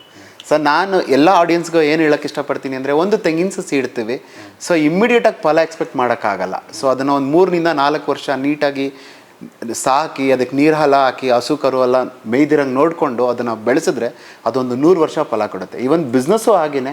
ಸೊ ಬಿಸ್ನೆಸ್ ಒಂದು 2 ರಿಂದ 3 ವರ್ಷ ಎಕ್ಸ್ಪೀರಿಯನ್ಸ್ ಅಂತ ಸಿಕ್ಕಿದ್ರೆ ಮಾತ್ರನೇ ಆ ಒಂದು ಬಿಸ್ನೆಸ್ಸಲ್ಲಿ ನಾವು ಅಚೀವ್ ಮಾಡೋಕ್ಕಾಗೋದು. ಎಕ್ಸ್ಪೀರಿಯನ್ಸ್ ಇಲ್ಲದೆ ಏನೂ ಮಾಡೋಕ್ಕಾಗಲ್ಲ. 2003ರಲ್ಲಿ ಕೆಲಸ ಬಿಡ್ತಾರೆ. 2003ರಿಂದ 2005 2006ವರೆಗೂ ಜಾಸ್ತಿ ನಿಂದನೆಗಳು ಬರುತ್ತೆ. ರಿಲೇಟಿವ್ಸ್ ಎಲ್ಲ ಬುದ್ಧಿವಾದ ಹೇಳ್ತಾರೆ, ಉಪದೇಶಗಳನ್ನ ಕೂಡ ಕೊಡ್ತಾರೆ. ಈಗ ನಿಮ್ಮ ಡಿಸಿಷನಲ್ಲಿಗೆ ಬಂತು ಅಂದರೆ ಸರ್, ನೀವು ಇವಾಗ ಹೇಳ್ತಿದ್ದೀರಾ ತೆಂಗಿನ ಮರ ನೆಟ್ಟಿದ ತಕ್ಷಣ ಸಸಿಯಾಗಿ ಅದು ಬೆಳೆಯೋದಕ್ಕೆ 3-4 ವರ್ಷ ಬೇಕು ಅಂತ. ಈ ಗ್ಯಾಪಲ್ಲಿ ನೀವು 2011ರಲ್ಲಿ ರೀಬಾನ್ ಲೇಡೀಸ್ ಬ್ಯೂಟಿ ಸಲೂನ್ನ ಶುರು ಮಾಡಿದ್ರು. ಸೊ ಇನ್ನೂ ಇಲ್ಲಿ 3 ವರ್ಷಗಳ ಗ್ಯಾಪ್ ಇದೆ. ಅದಾದ ಮೇಲೆ ಮೇಕಪ್ ಇಂಡಸ್ಟ್ರಿ ನೀವು ಬರ್ತೀರಾ. ಸೊ ಈ 3 ವರ್ಷಗಳ ಗ್ಯಾಪ್ ಮೊಬೈಲ್ ರಿಪೇರಿ ಜೊತೆ ನಡೀತಾ? 101%. ನಾನು ಟೈಲರಿಂಗ್ನ ಟೋಟಲ್ ಆಗಿ 2005ರಲ್ಲಿ ಡ್ರಾಪ್ ಮಾಡಿಬಿಟ್ಟು ಬರೀ ಮೊಬೈಲ್ ರಿಪೇರಿನ ಮಾತ್ರ ಫೋಕಸ್ ಮಾಡೋಕ್ಕೆ ಸ್ಟಾರ್ಟ್ ಮಾಡಿದೆ. ಅದು ಹೇಗಾಯಿತು ಅಂತ ಹೇಳಿದ್ರೆ, 2 ವರ್ಷ ಲಾಸ್ ಆಗಿದ್ದು ವಿತಿನ್ 1 ವರ್ಷದಲ್ಲಿ ಮಿನಿಮಮ್ 3 ರಿಂದ 4 ಲಕ್ಷ ರೂಪಾಯಿ ಅರ್ನ್ ಮಾಡೋ ಲೆವೆಲ್ಗೆ ತೊಗೊಂಡೋಯ್ತು ಮೊಬೈಲ್ ರಿಪೇರಿ. ಸೊ ಅದರಿಂದ ಒಂದು 2-3 ಸೈಟ್ ಪರ್ಚೇಸ್ ಮಾಡಿದೆ, ಮನೆ ಕಟ್ಟಿದೆ. ಸೊ ಫ್ಯಾಮ್ಲಿಗೆ ಏನೆಲ್ಲ ಬೇಕೋ ಎಲ್ಲದನ್ನೂ ರೆಡಿ ಮಾಡಿದೆ, ಈವನ್ ಕಾರ್ ತೊಗೊಂಡೆ. ಸೊ ಪ್ರತಿಯೊಂದು ಆಯಿತು. ಬಟ್ ಎಲ್ಲರಿಗೂ ಗೊತ್ತು, ಯಾವಾಗ ಒಂದು ರಿಲಯನ್ಸ್ ಫೋನು 500 ರೂಪಾಯಿಗೆ ಫೋನ್ ಬಿಟ್ಟರು, ಅದಾದಮೇಲೆ ಚೈನಾ ಮೊಬೈಲ್ಸ್ ಬಂತು. 1000 ರೂಪಾಯಿ 1500 ರೂಪಾಯಿಗೆಲ್ಲ ಮೊಬೈಲ್ ಸಿಕ್ಕವಾಗ ರಿಪೇರ್ ಅನ್ನೋದು ಕಡಿಮೆ ಆಯಿತು. ಪ್ಲಸ್ ಎಲ್ಲತ್ರಲ್ಲೂ ಕಾಂಪಿಟೇಷನ್ ಇದೆ. ಸೊ ಮೊಬೈಲ್ ರಿಪೇರಿನೂ ಹೇಗಾಯ್ತು ಅಂತ ಹೇಳಿದ್ರೆ, ಬೀದಿ ಗಲ್ಲಿಗೆ ಒಂದು ಅಂಗಡಿ, ಅವರೆಲ್ಲನೂ ರಿಪೇರಿ ಮಾಡ್ತೀನಿ ಅಂತ ತೊಗೊಂಡು ಫುಲ್ ಟೋಟಲಾಗಿ ಟ್ಯಾಂಪರ್ ಮಾಡಿ ಕಳಿಸೋರು. ಅದನ್ನು ನಾವು ಕೂಡ ಏನೂ ಮಾಡೋಕ್ಕಾಗ್ತಾ ಇರಲಿಲ್ಲ. ಬಟ್ ನಾವು ಒಂದು ವಿಚಾರ ಇಲ್ಲಿ ತಿಳ್ಕೊಂಡಿದ್ದೇನಂತಂದರೆ, ಯೂಶಲ್ ಆಗಿ ಚಿಕ್ಕದಾಗಿ ಮೊಬೈಲ್ ರಿಪೇರಿ ಅಂಗಡಿಗಳಲ್ಲಿ ನಾವು ನೋಡೋದಾದರೆ ಏನಪ್ಪ ಒಂದು 500 ರಿಂದ 600 ರೂಪಾಯಿ ದುಡಿಬೋದು ಅನ್ನೋ ದಿನಕ್ಕೆ ಅನಿಸುತ್ತೆ. ಆದರೆ ಯಾವುದೇ ಒಂದು ಬಿಸ್ನೆಸ್ನ ಶ್ರದ್ಧೆ, ಭಕ್ತಿ, ಶ್ರಮವಿಟ್ಟು ಮಾಡಿದ್ರೆ ಅದೇ ಬಿಸ್ನೆಸ್ ಅಂದ್ಕೊಂಡು ಸೈಟ್ ತೊಗೊಂಡಿದ್ದಾರೆ, ಕಾರ್ ತೊಗೊಂಡಿದ್ದಾರೆ. ಸೊ ಎಲ್ಲವೂ ಚೆನ್ನಾಗಿ ನಡೀತಾ ಇತ್ತು. ಈಗ ರಿಲಯನ್ಸ್ದು ಅಥವಾ ಬೇರೆ ಬೇರೆ ಕಂಪ್ನಿಗಳವರು ಹೊಸ ಮೊಬೈಲ್ ಬಂತು, ಲಾಂಚ್ ಆಗ್ತಿತ್ತು, ಇವರ ಬಿಸ್ನೆಸ್ಗೆ ಕಾಂಪಿಟೇಷನ್ ಜಾಸ್ತಿ ಆಯಿತು, ಅಂಗಡಿಗಳು ಜಾಸ್ತಿ ಆಯಿತು. ಹೌದು. ಇದ್ರ ಮಧ್ಯೆ sir, nowhere connected to the beauty ಅಂದಾಗ ಈ ಹೇರ್ ಅಥವಾ ಹೇರ್ ಸಲೂನ್ ಅಂತ ಥಾಟ್ ಯಾಕೆ ಬಂತು ನಿಮಗೆ? ಸೊ ಆ್ಯಕ್ಚುಲಿ ನನ್ನ ಒಂದು ಮೊಬೈಲ್ ಶಾಪ್ ಪಕ್ಕದಲ್ಲಿ ಒಂದು ಹೇರ್ ಸಲೂನ್ ಇತ್ತು, ಜೆಂಟ್ಸ್ ಹೇರ್ ಕಟ್ಟಿಂಗ್ ಸಲೂನು. ಅಲ್ಲೊಂದು 10 ಜನ ಕೆಲಸ ಮಾಡೋರು. ಓನರ್ ಬರ್ತಾ ಇದ್ದ, ಜಸ್ಟ್ ಸಾಯಂಕಾಲ ಬರ್ತಾ ಇದ್ದ, ಬ್ಯಾಗ್ ತುಂಬ ದುಡ್ಡು ಹಾಕ್ಕೊಂಡು ಹೋಗ್ತಾ ಇದ್ದ. ಬೆಳಗ್ಗೆಯಿಂದ ಸಾಯಂಕಾಲದವರೆಗೂ ಒಂದು ಇರ್ತಾನೆ ಇರಲಿಲ್ಲ, ಕೆಲಸ ಮಾಡೋರು ಮಾತ್ರ ಇರ್ತಾ ಇದ್ರು. ಅವಾಗ ಗೂಗಲ್ ಪೇ, ಫೋನ್ ಪೇ ಏನಿರ್ಲಿಲ್ಲ. ಹೌದು, ಏನು ಇರ್ತಿರ್ಲಿಲ್ಲ. ಬ್ಯಾಗಲ್ಲಿ ದುಡ್ಡು ಹಾಕೊಂಡು ಹೋಗುವಂಥದ್ದು. ಇವಾಗ ಕ್ಯಾಶ್ ನ ನೋಡ್ತೀವಿ ಅಂತಂದ್ರೆ, ಹಣ ಸ್ಕ್ಯಾನರ್ ಕೊಡೋಣ, ಸಾರಿ QR ಕೋಡ್ ಕೊಡೋಣ ಅಂತ ಕೇಳುವಂತ ಟೈಮ್ ಬಂದಿದೆ. ಇರಲಿ, ದ ಚೇಂಜಸ್ ಹ್ಯಾಪನ್. ಸ್ಟೋರಿ ಸಖತ್ ಇಂಟ್ರೆಸ್ಟಿಂಗ್ ಆಗಿದೆ. ನಾನಂತೂ ಇವ್ರು ಮೇಕಪ್ ಇಂಡಸ್ಟ್ರಿಗೆ ಯಾಕೆ ಬಂದರು ಅನ್ನೋದು ಸಖತ್ತಾಗಿ ಪ್ರಶ್ನೆಗಳನ್ನ ಕೇಳಬೇಕು. ಈಗ ಇವರ ಪಕ್ಕದ ಅಂಗಡಿಯಲ್ಲಿ ಒಂದು ಜೆಂಟ್ಸ್ ಹೇರ್ ಸಲೂನ್ ಇತ್ತು. ಅಲ್ಲಿ ಏನಾಗ್ತಿತ್ತು ಸರ್? ಸೊ ಅಲ್ಲಿ 10 ಜನ ಕೆಲಸ ಮಾಡೋರು. ಸಂಜೆ ಆಗಿದ ತಕ್ಷಣ ಅವರು 150 ರೂಪಾಯಿ ಒಬ್ಬರಿಗೆ ಸ್ಯಾಲ್ರಿ. ಈ ಟೈಮಲ್ಲಿ ಮದುವೆ ಆಗಿತ್ತಾ ನಿಮಗೆ? ನನ್ನ ಮದುವೆ ಆಗಿ ಆಲ್ರೆಡಿ ಮಕ್ಕಳೆಲ್ಲ ಇದ್ರು. 2002ರಲ್ಲಿ ನನ್ನ ಮದುವೆ ಆಗಿತ್ತು. 2002ರಲ್ಲಿ ಮದುವೆ ಆಗಿ ಏನಾದರೂ ಅಪ್ಪಿತಪ್ಪಿ ಕೆಲಸ ಸಿಕ್ಕಿಲ್ಲ ಅಂತಂದ್ರೆ ಬಾಯಿ ತುಂಬ ಉಗಿಯುವಂಥ ಕಾಲದಲ್ಲಿ ಒಳ್ಳೆ ಸಂಬಳನ ಬಿಟ್ಟು ಇವರು ಬಿಸ್ನೆಸ್ ಮಾಡಿದ್ದಾರೆ ಅಂತಂದರೆ ಗುಂಡಿಗೆ 1 ಅಲ್ಲ 2 ಬೇಕು. ಸೊ ಮದುವೆ ಆಗಿರೋರಿಗೆ ಗೊತ್ತು ಕಷ್ಟ ಹೆಂಗಿರುತ್ತೆ ಲೈಫಲ್ಲಿ ಅಂತ. ಅಂಥದ್ರಲ್ಲಿ ಧೈರ್ಯ ಮಾಡಿದ್ದಾರೆ ಇವರು. ಈ ಧೈರ್ಯಕ್ಕೆ ಹೇಳೋದು ನಿಜವಾದ ಹೀರೋ ಅಂತ. ಸೊ ಬನ್ನಿ ಈ ಸಲೂನ ಸ್ಟೋರಿ ಕೇಳೋಣ. ಜೈನ್ ಸಲೂನ್ ಇತ್ತು. ಓಕೆ, ಜೆನ್ ಸಲೂನ್ ಇತ್ತು. ಅವ್ನ ಬಿಸ್ನೆಸ್ ನೋಡೋಕೆ ನನಗೆ ಅನ್ನಿಸ್ತಾ ಇತ್ತು, ನಾನು ಇಲ್ಲಿ ಬೆಳಗ್ಗೆಯಿಂದ ಸಂಜೆವರೆಗೂ ಕೂತ್ಕೊಂಡು, ಅದು ಅಲ್ಲದೆ ನಮಗೆ ಕಾಫಿ ಟೀನೂ ಅವಾಗ ಅಭ್ಯಾಸ ಇಲ್ಲ, ಬೇರೆಯವ್ರ ಥರ ದಮ್ ಹೊಡ್ಕೊಂಡು ಕೂತ್ಕೊಳ್ಳೋ ಅಭ್ಯಾಸ ಇಲ್ಲ. ಅದು ಮೊಬೈಲ್ ರಿಪೇರಿ ಫುಲ್ ಇನ್ಡೆಪ್ತಾಗಿ ಹೋಗಿ ಚಿಪ್ ಲೆವೆಲಲ್ಲಿ ವರ್ಕ್ ಮಾಡೋವಂಥದ್ದು, ಅಷ್ಟೇ ಸ್ಟ್ರೆಸ್ ಇರೋದು. ಬೇರೆಯವರೆಲ್ಲ ನೋಡಿದ್ರೆ ಅವಾಗ ಹೋಗೋಗಿ ದಮ್ ಹೊಡ್ಕೊಂಡು ಬರೋರು. ಬಟ್ ಇದೆಲ್ಲ ಏನೂ ಇಲ್ದಿರ ಇಷ್ಟು ಕಷ್ಟಪಟ್ಟು ತಿಂಗಳೆಲ್ಲ ಮಾಡಿದ್ರೆ ನೋಡಿ, ಒಂದು 3-4 ಲಕ್ಷ ರೂಪಾಯಿ ತಿಂಗಳಿಗೆ ಇನ್ಕಮ್ ಇರುವಂಥದ್ದು ಸಡನ್ನಾಗಿ ಒಂದು 2010 ಅಷ್ಟರೊಳಗಡೆ ಸಿಕ್ಕಾಪಟ್ಟೆ ಡ್ರಾಪ್ ಆಯಿತು. 50-1 ಲಕ್ಷ ರೂಪಾಯಿ ಸಂಪಾದನೆ ಮಾಡೋದೇ ತುಂಬ ಕಷ್ಟ ಅನ್ನಿಸ್ತದ್ದು. ಆ ಟೈಮಲ್ಲಿ ಬೇರೆ ಏನಾದರೂ ಒಂದು ಬಿಸ್ನೆಸ್ಗೆ ಹೋಗಬೇಕು ಅಂತ ಯೋಚನೆ ಮಾಡಿದವನು. ಬಟ್ ಫೈನಾನ್ಷಿಯಲಿ ಅವಾಗ ಚೆನ್ನಾಗಿದೆ. ಹತ್ರ ನನ್ನ ಹತ್ರನೇ ಒಂದು 50 lakh to 1 crore ನನ್ನ ಹತ್ರ ಹಾರ್ಡ್ ಕ್ಯಾಶ್ ಆಗೇ ಇತ್ತು. Very nice. ಬಟ್ ಸರ್, ನೀವು ಮೊಬೈಲ್ ರಿಪೇರಿ ಶುರು ಮಾಡಿದಾಗ ನನಗೆ ಗೊತ್ತಿರೋ ಪ್ರಕಾರ ಔಟ್ ಗೋಯಿಂಗ್ಗೆ ₹1 ₹2 ಹೌದು, ಔಟ್ ಗೋಯಿಂಗು ಚಾರ್ಜ್ ಇತ್ತು, ಇನ್ಕಮಿಂಗು ಚಾರ್ಜ್ ಇತ್ತು. ಆ ಟೈಮಲ್ಲಿ ಇನ್ಕಮಿಂಗ್ಗೆ ನಾನು ಆ್ಯಕ್ಚುಲಿ ಮೊಬೈಲ್ ರಿಪೇರಿ ಅನ್ನೋದು ಸ್ಟಾರ್ಟ್ ಮಾಡಿದವಾಗ ಇನ್ಕಮಿಂಗ್ಗೆ ₹16, ಔಟ್ ಗೋಯಿಂಗ್ ₹32 ಇತ್ತು. ಅವಾಗ ಕಿಯೋಸರ, ಸೇಗಮ್, ಆಲ್ಕಟೆಲ್ಲು, ಸೀಮನ್ಸು, ಅದೇ ರೀತಿ ಪ್ಯಾನಸೋನಿಕ್ಕು, ನೋಕಿಯಾ ಈ ಥರ ಫೋನ್ಸೇ ಇದ್ದಿದ್ದು. ಇವತ್ತೇನೆಲ್ಲ ನೋಡ್ತಾ ಇದ್ದೀರಾ, ಅವಾಗ ಏನೂ ಇರಲಿಲ್ಲ. ಇಷ್ಟಿಷ್ಟು ಉದ್ದ ಇದ್ದಿದ್ದು, ಒಂದು ಇಟ್ಕೆ ಕಲ್ಲಷ್ಟು ದೊಡ್ಡ ಫೋನು. ಏನಾದರೂ ಸ್ವಲ್ಪ ಪ್ರಾಬ್ಲಮ್ ಆಯ್ತು ಅಂದರೆ ಟೋಟಲ್ ಆಗಿ ಡೆಡ್ ಆಗಿ ಹೋಗಿತ್ತು. ಸೊ ಡೆಡ್ ಆದರೆ ಕೈಯಿಂದಾನೇ ಕೊಟ್ಟಿರುವಂಥದ್ದು ಕಾಲ ಇತ್ತು. ಬಟ್ ಅದನ್ನ ಆದಮೇಲೆ ನೈಟ್ ಆ್ಯಂಡ್ ಡೇ ಕೂತ್ಕೊಂಡು ಎಷ್ಟೋ ಸಲ ನನ್ನ ಶಾಪ್ನ ರಾತ್ರಿ 12 ಗಂಟೆವರೆಗೂ ಕ್ಲೋಸ್ ಮಾಡ್ಕೊಂಡೆಲ್ಲ ವರ್ಕ್ ಮಾಡಿ ರಿಪೇರ್ ಮಾಡಿ ರೆಡಿ ಮಾಡಿ ಕೊಟ್ಟಿದ್ದುಂಟು. ಅದಾದಮೇಲೆ ಕೆಲವೊಂದು ಸಲ ನನಗೆ ಈವನ್ ಪೊಲೀಸ್ ಆಫೀಸರ್ಸು ನನ್ನ ಕೈಲಿ ಕೊಟ್ಟು, ಬ್ಲ್ಯಾಕ್ಬೆರಿ ಫೋನ್ಸ್ ಎಲ್ಲ ಅವಾಗ ಅದನ್ನು ಯಾರೂ ಹ್ಯಾಂಡಲ್ ಮಾಡೋಕ್ಕೆ ಗೊತ್ತಿರಲಿಲ್ಲ. ಅಂಥ ಒಂದು ಟೈಮಲ್ಲಿ ಎಷ್ಟು ಫೇಮಸ್ ಆದೆ ಅಂತ ಹೇಳಿದ್ರೆ, ಸೊ ಅಲ್ಲಿ ಮೊಬೈಲ್ ಫೋನ್ ಸೊಲ್ಯೂಷನ್ಸ್ ಅಂತ ಇದೆ ಜಯನಗರ್ 9 ಬ್ಲಾಕಲ್ಲಿ. ಅಲ್ಲೋಗಿ ಕೊಟ್ಟರೆ 101% ಅವ್ರು ರೆಡಿ ಮಾಡಿ ಕೊಡ್ತಾರೆ. ಒಂದ್ಸಲ ರೆಡಿ ಆಯ್ತು ಅಂದರೆ ಮತ್ತೆ ರಿಪೇರೇ ಆಗೋಲ್ಲ ಅನ್ನೋ ಒಂದು ಹೆಸರು ಬಂತು. ನಂಬಲಿಕ್ಕಾಗಲ್ಲ, ಒಂದು ದಿನಕ್ಕೆ ಮಿನಿಮಮ್ 50-100 ಸೆಟ್ ಎಲ್ಲ ಬರೋದು. ಲೈಕ್ 50 ಫೋನಿಂದ 100 ಫೋನ್ ಬರೋದು. ಸರ್, ಇಂಜಿನಿಯರಿಂಗ್ ಎಲೆಕ್ಟ್ರಿಕ್ಗೆ ಅಂದರೆ ಎಲೆಕ್ಟ್ರಿಕ್ ಥಿಂಗ್ಸ್ಗೆ ಶಿಫ್ಟ್ ಆಗೋದು ಅಂತಂದ್ರೆ ಆ ಮೈಂಡೇ ಸೊ ಇಂಟ್ರೆಸ್ಟ್ ನೋಡಿ, ಏನು ಬೇಕಾದ್ರೂ ಜೀವನದಲ್ಲಿ ಸಾಧನೆ ಮಾಡ್ಬೋದು. ಹೌದು, ಒಂದು 3 months like how to do the cell phone servicing ಅಂತ ಹೇಳಿ ಒಂದು ಸೆಲ್ ಫೋನ್ ಸರ್ವಿಸಿಂಗ್ನ ಕಲಿತು ಅದನ್ನು ಚಿಪ್ ಲೆವೆಲಲ್ಲಿ ಮಾಡ್ಬೇಕಂತ ಹೇಳಿದ್ರೆ ಎಲೆಕ್ಟ್ರಾನಿಕ್ಸ್ ಅನ್ನೋದು ಅಷ್ಟು ಈಸಿ ಅಲ್ಲ. ಸೊ ಅದಕ್ಕೆ ಕಲಿತು ಅದಾದಮೇಲೆ ನಾನು ಶಾಪ್ನ ಓಪನ್ ಮಾಡಿದ್ದು. ಸೊ ಸ್ಟಾರ್ಟಿಂಗಲ್ಲಿ ಸಿಕ್ಕಾಪಟ್ಟೆ ಕಷ್ಟಪಟ್ಟಿದ್ದುಂಟು. ಬಟ್ ಅದಾದಮೇಲೆ ಲೇಟರಲ್ಲಿ ನಾನು ಸಿಕ್ಕಾಪಟ್ಟೆ ಚೆನ್ನಾಗಿ ರೀಚ್ ಮಾಡ್ಕೊಂಡು ಹೋಗಿದ್ದೀನಿ. ಓಕೆ ಸರ್, ಈ ಗ್ಯಾಪಲ್ಲಿ ನೀವು ಬಿಫೋರ್ ಇದು ಸಲೂನ್ ಶುರು ಮಾಡೋಕ್ಕಿಂತ ಮುಂಚೆ ಈಗ ಈ ನಮ್ಮದೇನಿದೆ ಅಂದರೆ ಈಗ ನೀವು ಮಾಡ್ತಾ ಇರೋವಂಥ ಕೆಲಸದಲ್ಲಿ ಮೊಬೈಲ್ ರಿಪೇರಿ ಶಾಪಲ್ಲಿ ಯಾವತ್ತಾದರೂ ಒಂದು ದೊಡ್ಡ ಅವಮಾನ ನಿಮ್ಮ ಮನೆ ಕಡೆಯಿಂದ ಆಗಿರೋದು ಅಥವಾ ಯಾಕಾದರೂ ಹಿಂಗಾಯಿತು ಅಂತ ಅನಿಸಿರೋದುಂಟಾ? ಇಲ್ಲ, ಸೊ ಅದೆಲ್ಲ ಏನೂ ತೊಂದರೆ ಆಗಿಲ್ಲ. ಬಟ್ ಎಲ್ಲರೂ ಅಪ್ರಿಷಿಯೇಟ್ ಮಾಡೋಕ್ಕೆ ಸ್ಟಾರ್ಟ್ ಮಾಡಿದ್ರು. ಯಾಕಂದರೆ ತಿಂಗಳಿಗೆ 2-3 ಲಕ್ಷ ರೂಪಾಯಿ ಮಿನಿಮಮ್ ತಂದು ಮನೆಗೆ ಕೊಡ್ತಾನೆ ಅನ್ನೋವಾಗ ಎಲ್ಲರಿಗೂ ಹ್ಯಾಪಿನೇ ಅಲ್ವಾ. ಇಡೀ ಫ್ಯಾಮ್ಲಿ ಎಲ್ಲ ಮತ್ತೆ ಖುಷಿ ಪಡೋರು, ಸೊ ನನ್ನಿಂದ ಸಪೋರ್ಟ್ ತೊಗೊಳ್ಳೋರು ಎಲ್ಲ ಥರನೂ ಆಯಿತು. ಬಟ್ ನನಗೆ ಯಾವಾಗ ಬೇಜಾರಾಯಿತು ಅಂತ ಹೇಳಿದ್ರೆ 2009-10ರಲ್ಲಿ ಡ್ರಾಪ್ ಆಯಿತು ಬಿಸ್ನೆಸ್ಸು. 3 ಲಕ್ಷ ರೂಪಾಯಿ ಇನ್ಕಮ್ ಮಾಡೋ ಅಂಥವನು 50,000 ಮನೆಗೆ ತೊಗೊಂಡೋಗೋದು ನನ್ನ ಕೈಲಿ ಆಗಲಿಲ್ಲ. ಸೊ ಅಂಥ ಟೈಮಲ್ಲಿ ಪಕ್ಕದ ಅಂಗಡಿ ನೋಡೋವಾಗ ನನಗೆ ಅನ್ನಿಸ್ತು, ಯಾಕೆ ನಾವು ಈ ಫೀಲ್ಡ್ನ ಟ್ರೈ ಮಾಡಬಾರ್ದು ಅಂತ. ಸೊ ದುಡ್ಡಿತ್ತು, ಬಟ್ ಟ್ರೈ ಮಾಡೋದಕ್ಕೆ ಮತ್ತೆ ಅದನ್ನು ಕಲಿಬೇಕು. ಯಾವುದೋ ಒಂದು ಫೀಲ್ಡ್ನೂ ನಾವು ಕಲಿದೇ ಮಾಡೋಕ್ಕಾಗಲ್ಲ. ಸೊ ಅವ್ರನ್ನೇ ನಾನು ಪಾರ್ಟ್ನರಾಗಿ ತೊಗೊಂಡು ಒಂದು ಸಲೂನ ರನ್ ಮಾಡೋಕ್ಕೆ ಅಂತ ತೊಗೊಂಡ್ವಿ, ಒಂದು ದೊಡ್ಡ ಸಲೂನ್ನ. ಸೊ ನ್ಯಾಚುರಲ್ಸ್ ಅಂತೇಳಿ ಒಂದು ಬಿಸ್ನೆಸ್ಸು ಬನಶಂಕರಿ 2nd ಸ್ಟೇಜಲ್ಲಿ ಒಂದು ಔಟ್ಲೆಟ್ಟು ಸೇಲ್ ಮಾಡ್ತಾಯಿದ್ರೆ ಅವ್ರ ಕೈಲಿ ರನ್ ಮಾಡೋಕ್ಕಾಗಿಲ್ಲ ಅಂತ ಹೇಳಿ ಕೊಟ್ಟರು. ಅದನ್ನು ನಾನು ಮತ್ತು ನನ್ನ ಫ್ರೆಂಡ್ ಇಬ್ಬರು ಸೇರಿಕೊಂಡು ಅದನ್ನು ಸ್ಟಾರ್ಟ್ ಮಾಡಿದ್ವಿ. ಬಟ್ ಸ್ವಲ್ಪದ್ರಲ್ಲೇ ನನಗೆ ಪಾರ್ಟ್ನರ್ಶಿಪ್ ಇಷ್ಟ ಆಗಿಲ್ಲ. ಈಚೆ ಬಂದು ನನ್ನದೇ ಒಂದು ಬ್ರ್ಯಾಂಡ್ನ ಕ್ರಿಯೇಟ್ ಮಾಡಬೇಕು ಅಂತ ಹೇಳಿ ಸೊ ನಾನೇ ಓನಾಗಿ 2011ರಲ್ಲಿ ನನ್ನದೇ ಸಲೂನ್ ಓಪನ್ ಮಾಡಿದ್ದು. Very nice. ಅಂದರೆ ಅದಕ್ಕೆ ಇಟ್ಟಂಥ ಹೆಸರು? ಸೊ ಆವಾಗಲೇ ಡಿಸೈಡ್ ಆಗಿದೆ, ರೀಬಾರ್ನ್ ಬ್ಯೂಟಿ, ಅಂದರೆ ಸೌಂದರ್ಯದ ಮರುಹುಟ್ಟು ಅಂತ ಹೇಳ್ತೀವಿ. ಸೊ ಮತ್ತು ಅಂದರೆ ರೀಇನ್ಕಾರ್ನೇಷನ್. ಇವಾಗ ನಾವು ಹೇಗೆ ಪುನರ್ಜನ್ಮ ಅಂತ ತೊಗೊಳ್ತೀವಿ, ನನ್ನ ಸಲೂನಿಗೆ ಬಂದರೆ ಸೊ ಎಲ್ಲ ಕ್ಲೈಂಟು ಆ ಥರ ಹ್ಯಾಪಿನೆಸ್ನ ಫೀಲ್ ಮಾಡಬೇಕು ಅಂತ. ಈವನ್ ಇವತ್ತು ಕೂಡ ನೀವು ಯಾರು ಬೇಕಾದರೂ ಗೂಗಲಲ್ಲಿ ಸರ್ಚ್ ಮಾಡ್ಬೋದು, ಬೆಸ್ಟ್ ಲೇಡೀಸ್ ಸಲೂನ್ ಇನ್ ಬ್ಯಾಂಗ್ಳೂರ್ ಅಂದರೆ ಆಲ್ಮೋಸ್ಟ್ ಇವತ್ತು ಕೂಡ ನಂದು 1st ಪ್ಲೇಸ್ ಅಥವಾ 2nd ಪ್ಲೇಸಲ್ಲೇ ಬರ್ತಾಯಿದೆ. ಒಬ್ಬ ಮನುಷ್ಯ ಯೋಚನೆ ಮಾಡಿದ್ರೆ, ಅವನ ಆಲೋಚನೆಗಳು ಚೆನ್ನಾಗಿದ್ದರೆ, ಅವನ ಆಲೋಚನೆಗಳ ಗುರಿ ಒಂದೇ ಆಗಿದ್ದರೆ, ಸಾಧನೆ ಮಾಡಬೇಕು ಅನ್ನೋ ಛಲ ಇದ್ದರೆ, ನಾನು ಎಂಥ ಬಿಸ್ನೆಸ್ ಮಾಡಿದ್ರೂ ಮಾಡಬಲ್ಲೆ ಅನ್ನೋದಕ್ಕೆ ನೈಜ ಉದಾಹರಣೆ ಇಲ್ಲಿದ್ದಾರೆ. ಸೊ ಇಲ್ಲಿಗೆ 2011ಕ್ಕೆ ಈ ಪಯಣ ಶುರುವಾಯಿತು. ಸರ್, ಈಗ 2011ರಿಂದ ಈ ಬ್ಯೂಟಿಫುಲ್ ಪಯಣದ ಬಗ್ಗೆ ಮಾತಾಡೋಕ್ಕಿಂತ ಮುಂಚೆ ಸರ್ ಎಲ್ಲೋ ಒಂದು ಕಡೆ 2003ರಲ್ಲಿ ನೀವು ಕೆಲಸ ಬಿಟ್ಟಾಗ ನನಗೆ ಇವಾಗ ಡವ ಅಂತ ಇದೆ. You already planned everything? ನೀವು ಪ್ಲಾನ್ಡ್ ಮಾಡಿದ್ರಾ ಅಥವಾ ಆ ಕಷ್ಟದ ದಿನಗಳನ್ನ ಎದುರಿಸಲಿಲ್ವಾ ಅಥವಾ ಸುಲಭವಾಗಿ ಬಂದ್ಬಿಡ್ತಾ ಅಂತ? ಇಲ್ಲ, ಹಾಗಲ್ಲ. ನೋಡಿ, ಬಿಸ್ನೆಸ್ ಅನ್ನೋಂಥ ಬರೋವಾಗಲೇ ಆ ಕಷ್ಟಗಳೆಲ್ಲ ಬರುತ್ತೆ ಅನ್ನೋದು ಒಂದು ಐಡಿಯಾ ಇತ್ತು. ಬಟ್ ಇಷ್ಟೊಂದು ಕಷ್ಟ ಬರುತ್ತೆ ಅನ್ನೋದೆಲ್ಲ ಐಡಿಯಾ ಇರಲಿಲ್ಲ. ಬಿಸ್ನೆಸ್ಸಲ್ಲೂ ಲಾಸು, ಮನೆಗೆ ಅಕ್ಕಿ ತೊಗೊಂಬರೋಕ್ಕೆ ಆಗ್ತಾ ಇರಲಿಲ್ಲ. ಎಷ್ಟೋ ದಿನ ಬಂದು ನನ್ನ ವೈಫ್ ಬಂದು ಕೃಷ್ಣಗಿರಿ ತಮಿಳ್ನಾಡು ಕಡೆಯಿಂದ, ಆವಾಗ ಅಲ್ಲಿ ತಮಿಳ್ನಾಡಲ್ಲಿ ₹3ಗೆ ಅಕ್ಕಿ ಹಾಕ್ತಾಯಿದ್ರು. ಅದನ್ನು ಒಂದು 25 kg ಮೂಟೆನ ತೊಗೊಂಡು ಬಸ್ನಲ್ಲಿ ಹಾಕ್ಕೊಂಡು, ಅಂದರೆ ಒಂದು 68,000 ಸ್ಯಾಲ್ರಿ ತೊಗೊಳ್ಳೋಂಥ ವ್ಯಕ್ತಿ ಎಷ್ಟು ಡೌನ್ ಆಗ್ತೀವಿ ಅಂತ ಹೇಳಿದ್ರೆ ಇದೆಲ್ಲ ಕೂಡ ನನ್ನ ಜೀವನದಲ್ಲಿ ಫೀಲ್ ಆಗಿದೆ. ಸೊ ತೊಗೊಂಬಂದು ಸಿಲ್ಕ್ ಬೋರ್ಡಿಂದ BTM ಲೇಟ್ವರೆಗೂ ತಲೆ ಮೇಲೆ ಹೊತ್ಕೊಂಡೆಲ್ಲ ಬಂದಿರೋಂಥ ಒಂದು ಕಾಲ ಕೂಡ ಇತ್ತು. ಇದು ಯಾವ ಟೈಮಲ್ಲಿ ಆಗಿದೆ? So like 2000 already mobile business ಅಲ್ಲಿ ಒಳ್ಳೆ ಸಂಪಾದನೆ ಮಾಡಿ ಮೊಬೈಲ್ ಬಿಸ್ನೆಸ್ಸಲ್ಲಿ ಸಂಪಾದನೆ ಅಂತ ಸ್ಟಾರ್ಟ್ ಆಗಿದ್ದು 2005 ಈಚೆಗೆ. ಬಟ್ 2003ರಿಂದ 2005ವರೆಗೂ ನನ್ನ ಒಂದು ಲೈಫು ಸಿಕ್ಕಾಪಟ್ಟೆ ಕ್ರೂಷಿಯಲ್ ಪೀರಿಯಡು. ಆ ಟೈಮಲ್ಲಿ ಯಾಕಪ್ಪ ಬಿಸ್ನೆಸ್ಸಿಗೆ ಬಂದೆ ಅನ್ನೋ ಅಷ್ಟು ಕಷ್ಟ ಅನುಭವಿಸಿದ್ದೀನಿ. ಫ್ಯಾಮ್ಲಿನೂ ಸಿಕ್ಕಾಪಟ್ಟೆ ಬೇಜಾರು ಮಾಡಿದ್ದಾರೆ, ಎಲ್ಲರೂ ಆಡ್ಕೊಂಡ್ರು, ಎಲ್ಲ ಕಡೆಯಿಂದನೂ ಡಿಸ್ಟರ್ಬೆನ್ಸು. ಎಷ್ಟೋ ದಿನ ಕನ್ವರ್ಸಿದ್ದುಂಟು, ಎಷ್ಟೋ ದಿನ ನಿದ್ದೆ ಮಾಡಿದಿರೋವಂಥ ಟೈಮ್ಗಳುಂಟು. ಆ ಟೈಮಲ್ಲಿ ರಾತ್ರಿ ಎಲ್ಲ ಹತ್ಕೊಂಡು ಮತ್ತೆ ನನಗೆ ಕಂಪ್ನಿಯಿಂದನೇ ಇಲ್ಲ ನೀವು ವಾಪಸ್ ಬನ್ನಿ ಅಂತ ಹೇಳಿ ಕರೆದು ನನ್ನ ಮತ್ತೆ ಜಾಬಿಗೆ ಕರೆದಿರೋ ಅಂಥ ಕನಸೆಲ್ಲ ಬಿದ್ದಿರೋದುಂಟು. ಬಟ್ ಎಲ್ಲೂ ಧೃತಿಗೆಡಲಿಲ್ಲ. ಏನಾದರೂ ಆಗಲಿ ನಾನು ಸತ್ರೂ ಸರಿ ನಾನು ಬಿಸ್ನೆಸ್ನ ಬಿಟ್ಟು ಹೋಗಲ್ಲ ಅನ್ನೋ ಥರ ಒಂದು ಮೈಂಡ್ಸೆಟ್ನಂತೂ ನಾನು ಕ್ರಿಯೇಟ್ ಮಾಡ್ಕೊಂಬಿಟ್ಟೆ. ಇಷ್ಟೆಲ್ಲ ಕಷ್ಟ ಬಂದರೂ ಆ 2 ವರ್ಷದಲ್ಲಿ ನೀವು ಯಾವುದೇ ಕಾರಣಕ್ಕೂ ಕಂಪ್ನಿಗೆ ಮತ್ತೆ ವಾಪಸ್ ಹೋಗ್ಬೇಕು ಅನ್ಸಿದ್ರು ಹೋಗ್ಲಿಲ್ಲ? ಇಲ್ಲ, ಹೋಗಬೇಕು ಅಂತ ಅನ್ಸಿದ್ರು ಯಾಕೆ ಹೋಗಿಲ್ಲ ಅಂದರೆ ಮತ್ತೆ ಅವಮಾನ ನೋಡಿ. ಬಂದ ಬಿಸ್ನೆಸ್ಗೆ ಮತ್ತೆ ಬಿಟ್ಬಿಟ್ಟು ಹೋದ ಅಂತ ಹೇಳಿದ್ರೆ ಅಲ್ಲೂ ಆಡ್ಕೊಳ್ತಾರೆ. ನಾನು ಕೆಲಸ ಬಿಡಬೇಕು ಅಂತ ಹೇಳಿ ಡಿಸೈಡ್ ಆಗಿ ರಿಸೈನ್ ಮಾಡಿದವಾಗ ಹತ್ರ ಒಂದು 60ರಿಂದ 70 ಜನ ನನ್ನ ಮನೆಗೆ ಬಂದು ನನ್ನ ಕೆಲಸ ಬಿಡಬೇಡಿ ಅಂತ ಹೇಳಿದ್ದುಂಟು. ನನ್ನ ಜೊತೆಯಲ್ಲಿರೋವಂಥ ಕೊಲೀಗ್ಸು, ನನ್ನ ಮ್ಯಾನೇಜರ್ಸ್ ಅವರೆಲ್ಲ ಬಂದು ಈವನ್ ನಮ್ಮ ಡ್ಯಾಡಿ ಹತ್ರ ಕೂಡ ಹೇಳಿದ್ರು, ಯಾಕೆ ಇವ್ರು ಬುದ್ಧಿ ಇಲ್ಲದೆ ಕೆಲಸ ಬಿಡ್ತಾಯಿದ್ರೆ, ಇಂಥ ಒಂದು ಒಳ್ಳೆ ಸ್ಯಾಲ್ರಿ ಇರುವಂಥ ಕೆಲಸ ಮತ್ತೆ ಸಿಗಲ್ಲ, ಎಲ್ಲ ಥರ ಫೆಸಿಲಿಟಿ ಇದೆ, ಯಾಕೆ ಬಿಡ್ತಾರೆ ಅಂತ ಕೇಳಿದ್ರು. ನಾನು ಅವತ್ತು ಡಿಸಿಷನ್ ತೊಗೊಂಬಿಟ್ಟಿದ್ದೆ.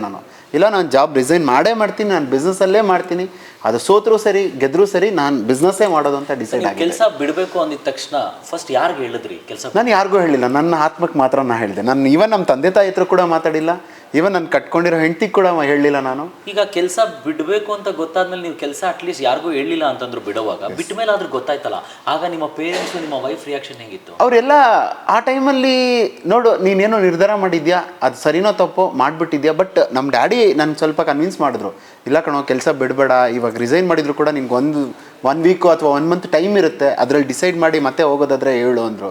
ಇಲ್ಲಪ್ಪ ನಾನು ಡಿಸೈಡ್ ಆಗೋದೆ, ಅದು ಸತ್ರೂ ಸರಿ ಬದುಕಿದ್ರು ಸರಿ ನಾನು ಬಿಸ್ನೆಸ್ಸೇ ಮಾಡೋದು. ನೋಡಿ, ಬಿಸ್ನೆಸ್ ಮಾಡಬೇಕಿರೋ ಛಲ ಮೋಸ್ಟ್ಲಿ ಈ ಛಲ ಇಲ್ಲ ಅಂತಂದರೆ ತುಂಬ ಕಷ್ಟ ಆಗುತ್ತೆ ಅಂತ ಅನಿಸುತ್ತೆ. ಯಾಕಂತಂದರೆ 2003ರಿಂದ 2005ವರೆಗೂ ಇವ್ರಿಗೆ ಹೇಗಿತ್ತು ಕಷ್ಟ ಅನ್ನೋದು ಅಂತಂದರೆ, ಅವರು ಊಟ ತಿನ್ನೋದಕ್ಕೂ ಸಿಕ್ಕಾಪಟ್ಟೆ ಕಷ್ಟ ಆಗಿತ್ತು. ಸೊ ಎಲ್ಲೋ 3 ರೂಪಾಯಿ ಕೊಡೋ ಅಕ್ಕಿನ ಅಲ್ಲಿಂದ ತಮಿಳ್ನಾಡಿಂದ ತಂದು BTM ಲೇಔಟ್ ಬೆಂಗಳೂರಲ್ಲಿ ತಂದು ಬೇಯಿಸ್ಕೊಂಡು ತಿನ್ನೋಂಥ ಸಂದರ್ಭ. ಆದರೂ ಈ ವ್ಯಕ್ತಿಯ ಈ ಸರ್ ಮನಸ್ಸಲ್ಲಿ ಬರ್ತಾ ಇದ್ದಿದ್ದು ಒಂದೇ ಛಲ, ನಾನು ಬಿಸ್ನೆಸ್ಸೇ ಮಾಡೋದು ಅಂತ. ಅದಕ್ಕೆ ಹೇಳೋದು the businessman are real heroes of a life ಅಂತ. ಸೊ ಹಾಗಾದರೆ 2004, 2003, 2004 ಹಾಗೂ ಈ ಮಧ್ಯೆ 2011ಕ್ಕೆ ಬರ್ತೀವಿ. ಇವರ ಸಲೂನ್ ಶುರುವಾಗಿದೆ. ಆ ಸಲೂನ್ ಕೂಡ ನೀವು ನೋಡಿದ್ದಾಯಿತು ಸರ್. ಈಗ ಸಲೂನ್ ಅಂತೂ ಬ್ಯೂಟಿಫುಲ್ ಆಗಿ ನಡೀತಾ ಇತ್ತು. ಈ ಸಲೂನ್ ಎಕ್ಸ್ಪೀರಿಯನ್ಸು ನೀವು ಅಷ್ಟೊಂದಿಲ್ಲ ಅಂತಂದ್ರು, ಶುರು ಮಾಡಬೇಕು ಅಂತ ಐಡಿಯಾ ಪಕ್ಕದಲ್ಲಿದ್ದ ಸಲೂನ್ ನೋಡಿ. ಸೊ ಯಾವುದೋ ಒಂದು ಕಂಪ್ನಿಗೆ ಟೈಅಪ್ ಆದ್ರಿ, ಅಲ್ಲಿ ನೀವು ಚಾಲೆಂಜಿಂಗ್ ಆಗಿ ತಗೊಂಡು ಈ ಹೆಸರು ಹೇಗೆ ಬಂತು ರೀಬಾರ್ನ್? ನಾನು ಆ್ಯಕ್ಚುಲಿ ಬಿಸ್ನೆಸ್ಗೆ ಬರಬೇಕು ಅನ್ನೋದು ಡಿಸೈಡ್. ಅಂದರೆ ನನಗೂ ಕೂಡ ಬಿಸ್ನೆಸ್ ಅನ್ನೋದು ರೀಬಾರ್ನೇ. ಅಂದರೆ ನಾನಿಲ್ಲೋ ಕೆಲಸ ಮಾಡ್ತಾ ಇದ್ದವನು, ಸತ್ತು ಬದುಕಿರೋ ಅಂಥ ಒಂದು ಪ್ರತಿಷ್ಠೆ, ಅಂದರೆ ಸ್ವಪ್ರತಿಷ್ಠೆಗೋಸ್ಕರ ಬಿಸ್ನೆಸ್ಗೆ ಬಂದವನು. ಸೊ ಆ ಟೈಮಲ್ಲಿ ನನ್ನ ಒಂದು ಸಲೂನ್ ನೇಮ್ ಏನಿರಬೇಕು ಅಂತೇಳಿ ಸಿಕ್ಕಾಪಟ್ಟೆ ರಿಸರ್ಚ್ ಮಾಡಿದೆ. ಹತ್ರ 1 ತಿಂಗಳು ಟೈಮ್ ತೊಗೊಂಡೆ, ಇಂಟೀರಿಯರ್ ಆಗೋವಾಗಲೇ ಏನು ಹೆಸರು ಇಡಬೇಕು ಅಂತ. ಸೊ ಸುಮಾರು ತಲೆ ಕೆಡ್ಸ್ಕೊಂಡು ಅದಾದಮೇಲೆ ಇಲ್ಲ ನಾನು ಇಟ್ಟರೆ ರೀಬಾರ್ನ್ ಬ್ಯೂಟಿ ಅಂತಲೇ ಇಡ್ತೀನಿ. ಶುರು ಮಾಡಿದಾಗೂ ನೀವು ಇಂಥ ಹೆಸರು ಇಡಬೇಕು ಅಂತ? ಇಲ್ಲ, ಏನೂ ಐಡಿಯಾ ಇರಲಿಲ್ಲ. ಬಟ್ ಯಾರ್ದು ಕಾಪಿ ಆಗಬಾರ್ದು, ಬಟ್ ನನ್ನದೇ ಒಂದು ಬ್ರ್ಯಾಂಡ್ ಆಗಬೇಕು ಅನ್ನೋದು ನನ್ನ ಇಂಟೆನ್ಷನ್ ಇತ್ತು. ಬಟ್ ನಿಜ ಹೇಳ್ಬೇಕಂದ್ರೆ ಆ ಒಂದು ಟೈಮಲ್ಲಿ ನಾನು ಬಿಸ್ನೆಸ್ಸಿಗೆ ಬಂದು ಹೊಸದ್ರಲ್ಲಿ ನಾನು ಸುಮಾರು ಬ್ರಾಂಚಸ್ ಮಾಡಬೇಕು ಅಂತೆಲ್ಲ ಆಸೆ ಪಟ್ಟವನು. ಸೊ ಈವನ್ ನನ್ನ ಬ್ರಾಂಚಸ್ ಆಸ್ಟ್ರೇಲಿಯಾ ಆ ಕಡೆ ಎಲ್ಲ ಮಾಡಬೇಕು ಅಂತೆಲ್ಲ ಆಸೆ ಇದ್ದಿದ್ದ ಕಾಲನೂ ಉಂಟು. ಬಟ್ ಹೇಗಾಯಿತು ಅಂತ ಹೇಳಿದ್ರೆ, ಇವಾಗ ನೀವು ಕೇಳ್ತಾ ಇದ್ರಿ ಯಾಕೆ ಮೇಕಪ್ ಇಂಡಸ್ಟ್ರಿಗೆ ಬಂದ್ರಿ ಅಂತ. ಸಲೂನ್ ಬಿಸ್ನೆಸ್ ತುಂಬ ಚೆನ್ನಾಗಿ ಹೋಗ್ತಾಯಿತ್ತು. ಈವನ್ ತಾರಾ ಮ್ಯಾಮ್, ತಾರಾ ಅನುರಾಧ ಅಂತ ಸೆಲೆಬ್ರಿಟೀಸ್ ಎಲ್ಲ ನಮ್ಮ ಸಲೂನ್ಗೆ ಬರ್ತಾಯಿದ್ರು. ಸಿಕ್ಕಾಪಟ್ಟೆ ಬಿಸ್ನೆಸ್ ಚೆನ್ನಾಗಿತ್ತು. ನಾನು ಬಂದು ಸ್ವಲ್ಪ ಹೆಣ್ಮಕ್ಳು ಅಂದರೆ ಸ್ವಲ್ಪ ಶೈ ಟೈಪು. ಸೊ ಮೇಲೆ ಸಲೂನ್ ಇರೋದು, ಕೆಳಗಡೆ ನನ್ನ ಒಂದು ರಿಸೆಪ್ಷನ್ ಏರಿಯಾ ಇರೋದು, ಅಲ್ಲೇ ಕೂತ್ಕೊತಾ ಇದ್ದೆ. ಮಾರ್ಕೆಟಿಂಗ್ ಮಾತ್ರ ಮಾಡ್ಕೊಡ್ತಾಯಿದ್ದೆ ಸಲೂನ್ಗೆ, ಏನು ಬೇಕು ಪ್ರಾಡಕ್ಟ್ಸು, ಪ್ಲಸ್ ಸಲೂನ್ ರಿವ್ಯೂಸ್ ತೊಗೊಳೋದು, ಆ ರಿವ್ಯೂಸ್ನ ಗೂಗಲಲ್ಲಿ ಇದರಲ್ಲಿ ಹಾಕೋದು, ಇದನ್ನು ಮಾತ್ರ ಮಾಡ್ಕೊಂಬಂದವನು. ಅವಾಗಿನ ಟೈಮಲ್ಲಿ ಅಂದಾಜು ನಿಮ್ಮ ಅಂಗಡಿಗೆ ಬಾಡಿಗೆ ಇದೆಲ್ಲ ಹೋಗಿ ಹೆಂಗೆ ಮ್ಯಾನೇಜ್ ಆಗ್ತಿತ್ತು ಸರ್? ಸೊ ನಂಬಲಿಕ್ಕಾಗಲ್ಲ. ಆ ಒಂದು ಟೈಮಲ್ಲೇ ನಾನು ಬಿಸ್ನೆಸ್ನ ಸೀರಿಯಸ್ ಆಗಿ ತೊಗೊಂಡಿದ್ದಕ್ಕೆ ಸ್ಟಾರ್ಟಿಂಗಲ್ಲಿ 1 ವರ್ಷ ನಾನು ಅದರಲ್ಲೂ ಕೂಡ ಸ್ವಲ್ಪ ಸ್ಟ್ರಗಲ್ ಮಾಡಿದ್ದುಂಟು. ಅದಾದಮೇಲೆ ನನ್ನ per month income more than 5 lakhs ಆಯಿತು. ಒಂದು ಜೋರದ ಚಪ್ಪಾಳೆ ಬರಲೇಬೇಕು ಅನಿಸುತ್ತೆ. 68,000ನ ಸ್ಯಾಲ್ರಿನ ದೂರ ತಳ್ಳುವಂಥ ಧೈರ್ಯ ಮಾಡಿದ್ದಕ್ಕೆ 5 ಲಕ್ಷ ರೂಪಾಯಿ ಪರ್ ಮಂತ್ ದುಡಿಯುವಂಥ ಶಕ್ತಿ ಭಗವಂತ ಕೊಟ್ಟಿದ್ದು. ಖಂಡಿತ ಸರ್, ಖಂಡಿತ. ನನ್ನ ಕಡೆಯಿಂದ ಶ್ಲಾಘನೀಯ ಚಪ್ಪಾಳೆ ನಿಮಗೆ. Thank you. ಇಷ್ಟೆಲ್ಲ ನೀವು ಹೇಳ್ತಾ ಇರೋದಕ್ಕೆ ನನಗೆ ಒಂಥರ ಗೂಸ್ ಬಂಪ್ ಬಂದಂಗೆ ಆಗ್ತಿದೆ. ಸೊ ಇದು ಸುಮ್ಮನೆ ಆಗಿದ್ದಂತೂ ಅಲ್ಲ ಸರ್. ಯಾಕಂದ್ರೆ 1 ವರ್ಷ ನೀವು ಕಷ್ಟಪಟ್ಟಿದ್ರ 5 ಲಕ್ಷ ಬಿಸ್ನೆಸ್ ತೆಗಿಯೋದು ಅಂದ್ರೆ ಸುಮ್ಮನೆ ಎಲ್ಲ ಸರ್ವಿಸ್ ಹಂಗೆ ಕೊಡ್ತಾ ಇದ್ರಿ. ಹಾಗಾದ್ರೆ ತುಂಬಾ ಚೆನ್ನಾಗಿ ನಡೀತಿತ್ತಲ್ಲ. ನೀವು ಮಂತ್ಲಿ 5 ಲಕ್ಷ ಅಂತಂದ್ರು, ವರ್ಷಕ್ಕೆ ಅಮ್ಮಮ್ಮ ಅಂತಂದ್ರು 60 ಲಕ್ಷ ಬಿಸ್ನೆಸ್. ಖಂಡಿತ. ಸೊ ಈ 60 ಲಕ್ಷ ಬಿಟ್ಟು ಈ ಮೇಕಪ್ ಅನ್ನೋದು ಅಂದ್ರೆ ಈ ಥಾಟ್ ಯಾಕೆ ಬಂತು ನಿಮ್ಗೆ? ಸೊ ನಿಮ್ಗೆ ಎಲ್ಲರಿಗೂ ಗೊತ್ತಿದೆ ಇವತ್ತು ಸಲೂನ್ ಇಂಡಸ್ಟ್ರಿ ಏನಾಗ್ತಾ ಇದೆ, ಯಾವ ರೀತಿ ಕಾಂಪಿಟೇಷನ್ ಇದೆ ಅಂತ. ಆ ಒಂದು ಕಾಂಪಿಟೇಷನ್ನ ನಾನು 2 ವರ್ಷದಲ್ಲೇ ಸರ್ವೆ ಅಂದರೆ ಆ ಟೈಮಲ್ಲೇ ನಾನು ನೋಡಿಬಿಟ್ಟೆ. 2011ರಲ್ಲಿ ಸ್ಟಾರ್ಟ್ ಮಾಡಿದೆವು. 2013ರಲ್ಲಿ ಬಿಸ್ನೆಸ್ ತುಂಬ ಪೀಕಲ್ಲಿತ್ತು. 2014-15 ಸಿಕ್ಕಾಪಟ್ಟೆ ಚೆನ್ನಾಗಿದ್ದಿದ್ದು. ಸಡನ್ನಾಗಿ ಯಾವಾಗ ಅರ್ಬನ್ ಕ್ಲಾಪು ಅಥವಾ ಹೌಸ್ ಜಾಯ್ ಅಂತೇಳಿ ಹೋಮ್ ಸರ್ವಿಸ್ ಕಂಪ್ನೀಸ್ ಬಂತು. ನಮ್ಮ ಸಲೂನ್ ಸ್ಟಾಫ್ನೇ 40,000 50,000 ಕೊಡ್ತೀವಿ ಅಂತೇಳಿ ಸ್ಟಾಫ್ಸ್ನ ತೆಗೆದ್ರು.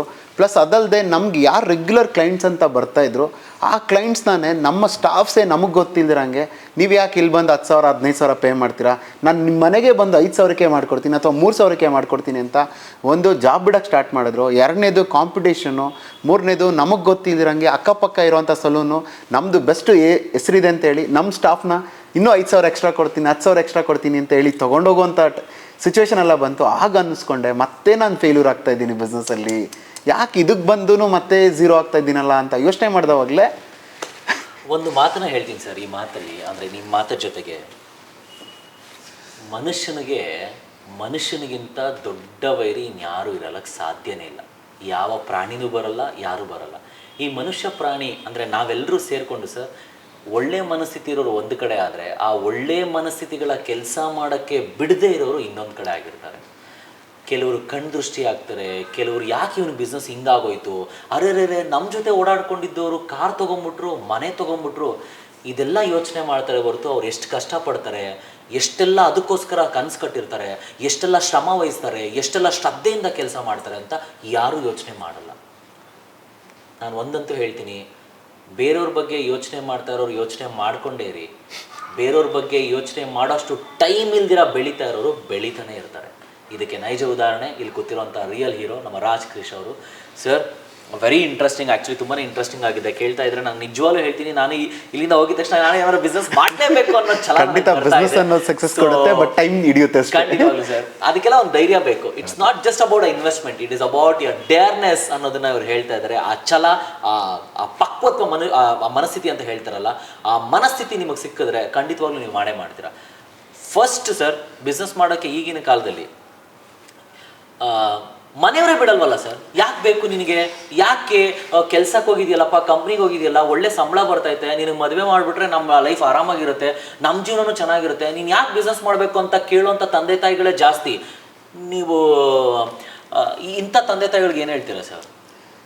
ನೋಡಿ, ಯಾರೋ ಬಂದು ಬಿಸ್ನೆಸ್ ಫೀಲ್ಡಿಂದ ಬಂದೇ ಇರಲ್ಲ, ಅವ್ರಿಗೂ ಬಂದು ಎಲ್ಲ ಕಡೆನೂ ಭಯ ಇರುತ್ತೆ, ಏನಾಗೋಗ್ತಾನೋ ನನ್ನ ಮಗ, ಎಲ್ಲಿ ಕೈ ಸುಟ್ಕೊಳ್ತಾನೋ. ಆಮೇಲೆ ಕೆಲವೊಬ್ಬರು ಬಂದು ಇವಾಗ ಬಿಸ್ನೆಸ್ ಅನ್ನೋದು ಹೆಂಗಂತ ಹೇಳಿದ್ರೆ ಎಲ್ಲ ಕಡೆ ಒಂದು 5-5 ಅಡಿ ಗುಂಡಿ ತೋಡೋದಲ್ಲ, ಒಂದೇ ಕಡೆ 1,000 ಅಡಿ ಗುಂಡಿ ತೋಡಿದ್ರೆ ನೀರು ಸಿಗುವಂಥದ್ದು. ಸೊ ಕೆಲವ್ರು ಏನು ಮಾಡ್ತಾರೆ, ಸೊ ಟ್ರೈ ಮಾಡ್ತಾರೆ, ಆಗಲಿಲ್ಲ ಅಂದರೆ ಇನ್ನೊಂದು ಅಂತ ಜಂಪ್ ಮಾಡ್ತಾನೆ ಹೋಗ್ತಾರೆ. ಸೊ ಆ ಥರ ಏನಾದರೂ ಜಂಪ್ ಮಾಡಿದ್ರೆ ಈ ಒಂದು ಫೀಲ್ಡಲ್ಲಿ ಸಕ್ಸಸ್ ಮಾಡೋಕ್ಕಾಗಲ್ಲ, ಎಸ್ಪೆಷಲಿ ಬಿಸ್ನೆಸ್ ಅನ್ನೋದ್ರಲ್ಲಿ. ಸೊ ನಾನು ಇಲ್ಲೇ ನಿಂತ್ಕೊತೀನಿ, ನಾನು ಏನಾದರೂ ಆಗಲಿ ನಾನು ಸಾಧನೆ ಆಗೋವರೆಗೂ ನಾನು ಬಿಡಲ್ಲ ಅಂತ ಯಾರು ಛಲವಹಿಸಿ ನಿಂತ್ಕೊತಾರೋ 101% ನಮಗೆ ದೇವರು ಕೂಡ ಸಪೋರ್ಟ್ ಮಾಡೇ ಮಾಡ್ತಾರೆ. ಛಲದ ಹಾದಿಯಲ್ಲಿ ಇರೋವಂಥ ನಿಮ್ಮೆಲ್ರಿಗೂ ಈ ಒಂದು ಶೋ ಸ್ಫೂರ್ತಿ ಆಗಲಿ ಅನ್ನೋದೇ ಈ ಬಿಸ್ನೆಸ್ ಮ್ಯಾನ್ ಶೋನ ಒಂದು ಮುಖ್ಯ ಕಾರಣ. ಸೊ ನೀವೇನಾದರೂ ಬಿಸ್ನೆಸ್ ಮ್ಯಾನ್ಗಳಾಗೋದಕ್ಕೆ ಪ್ರಯತ್ನ ಪಡ್ತಿದ್ರೆ ಖಂಡಿತವಾಗ್ಲೂ ಈ ಎಪಿಸೋಡ್ನ ಫುಲ್ ನೋಡಿ ನಿಮಗೆ ಸಿಗುವಂಥ ಇನ್ಸ್ಪೈರ್ನ ನಿಮ್ಮ ಜೀವನದಲ್ಲಿ ತೊಗೊಳ್ಳಿ ಅಂತ ಹೇಳ್ತಾ, ಈಗ ಸರು ಸಲೂನ್ ಬಿಸ್ನೆಸ್ಸಲ್ಲಿ ಚೆನ್ನಾಗಿ ನಡೆಸ್ತಿದ್ರು, ಆದರೆ ನಿಮಗೆ ಗೊತ್ತಿದೆಯಲ್ಲ, ಬೇರೆಯವರೇ ಇವ್ರ ಜಾಗದಲ್ಲಿ ಕೆಲಸ ಮಾಡ್ತಾ ಅಂತವ್ರೆ ಅವ್ರ ಕ್ಲೈಂಟ್ಸ್ಗಳಿಗೆ ಹೇಳ್ತಾರಂತೆ, ನೀವು ಯಾಕೆ ಇಲ್ಲಿ ಬರ್ತೀರಾ, ನಾನು ಮನೆಗೆ ಬರ್ತೀನಿ, ನಾವೇ ಸರ್ವಿಸ್ ಕೊಡ್ತೀವಿ, ಇನ್ನೂ ಕಡಿಮೆ ಕೊಡ್ತೀವಿ ಅಂತ ಹೇಳ್ತಾರೆ. ಸೊ ಇದು ಹಿಂದಿಲಿ ಒಂದು ಗಾದೆ ಮಾತಿದೆ ಸರ್, ದುಶ್ಮನ್ ಕಹಾ ಹೇ ಅಂದರೆ ಬಗಲ್ ಮೇ ಹೇ ಅಂತ ಹೇಳ್ತಾರೆ. ಸೊ ಎಲ್ಲೂ ಇರಲ್ಲ, ಹಿತಶತ್ರುಗಳ ಕಾಟ ಯಾವಾಗಲೂ ಇದ್ದಿದ್ದೇನೆ.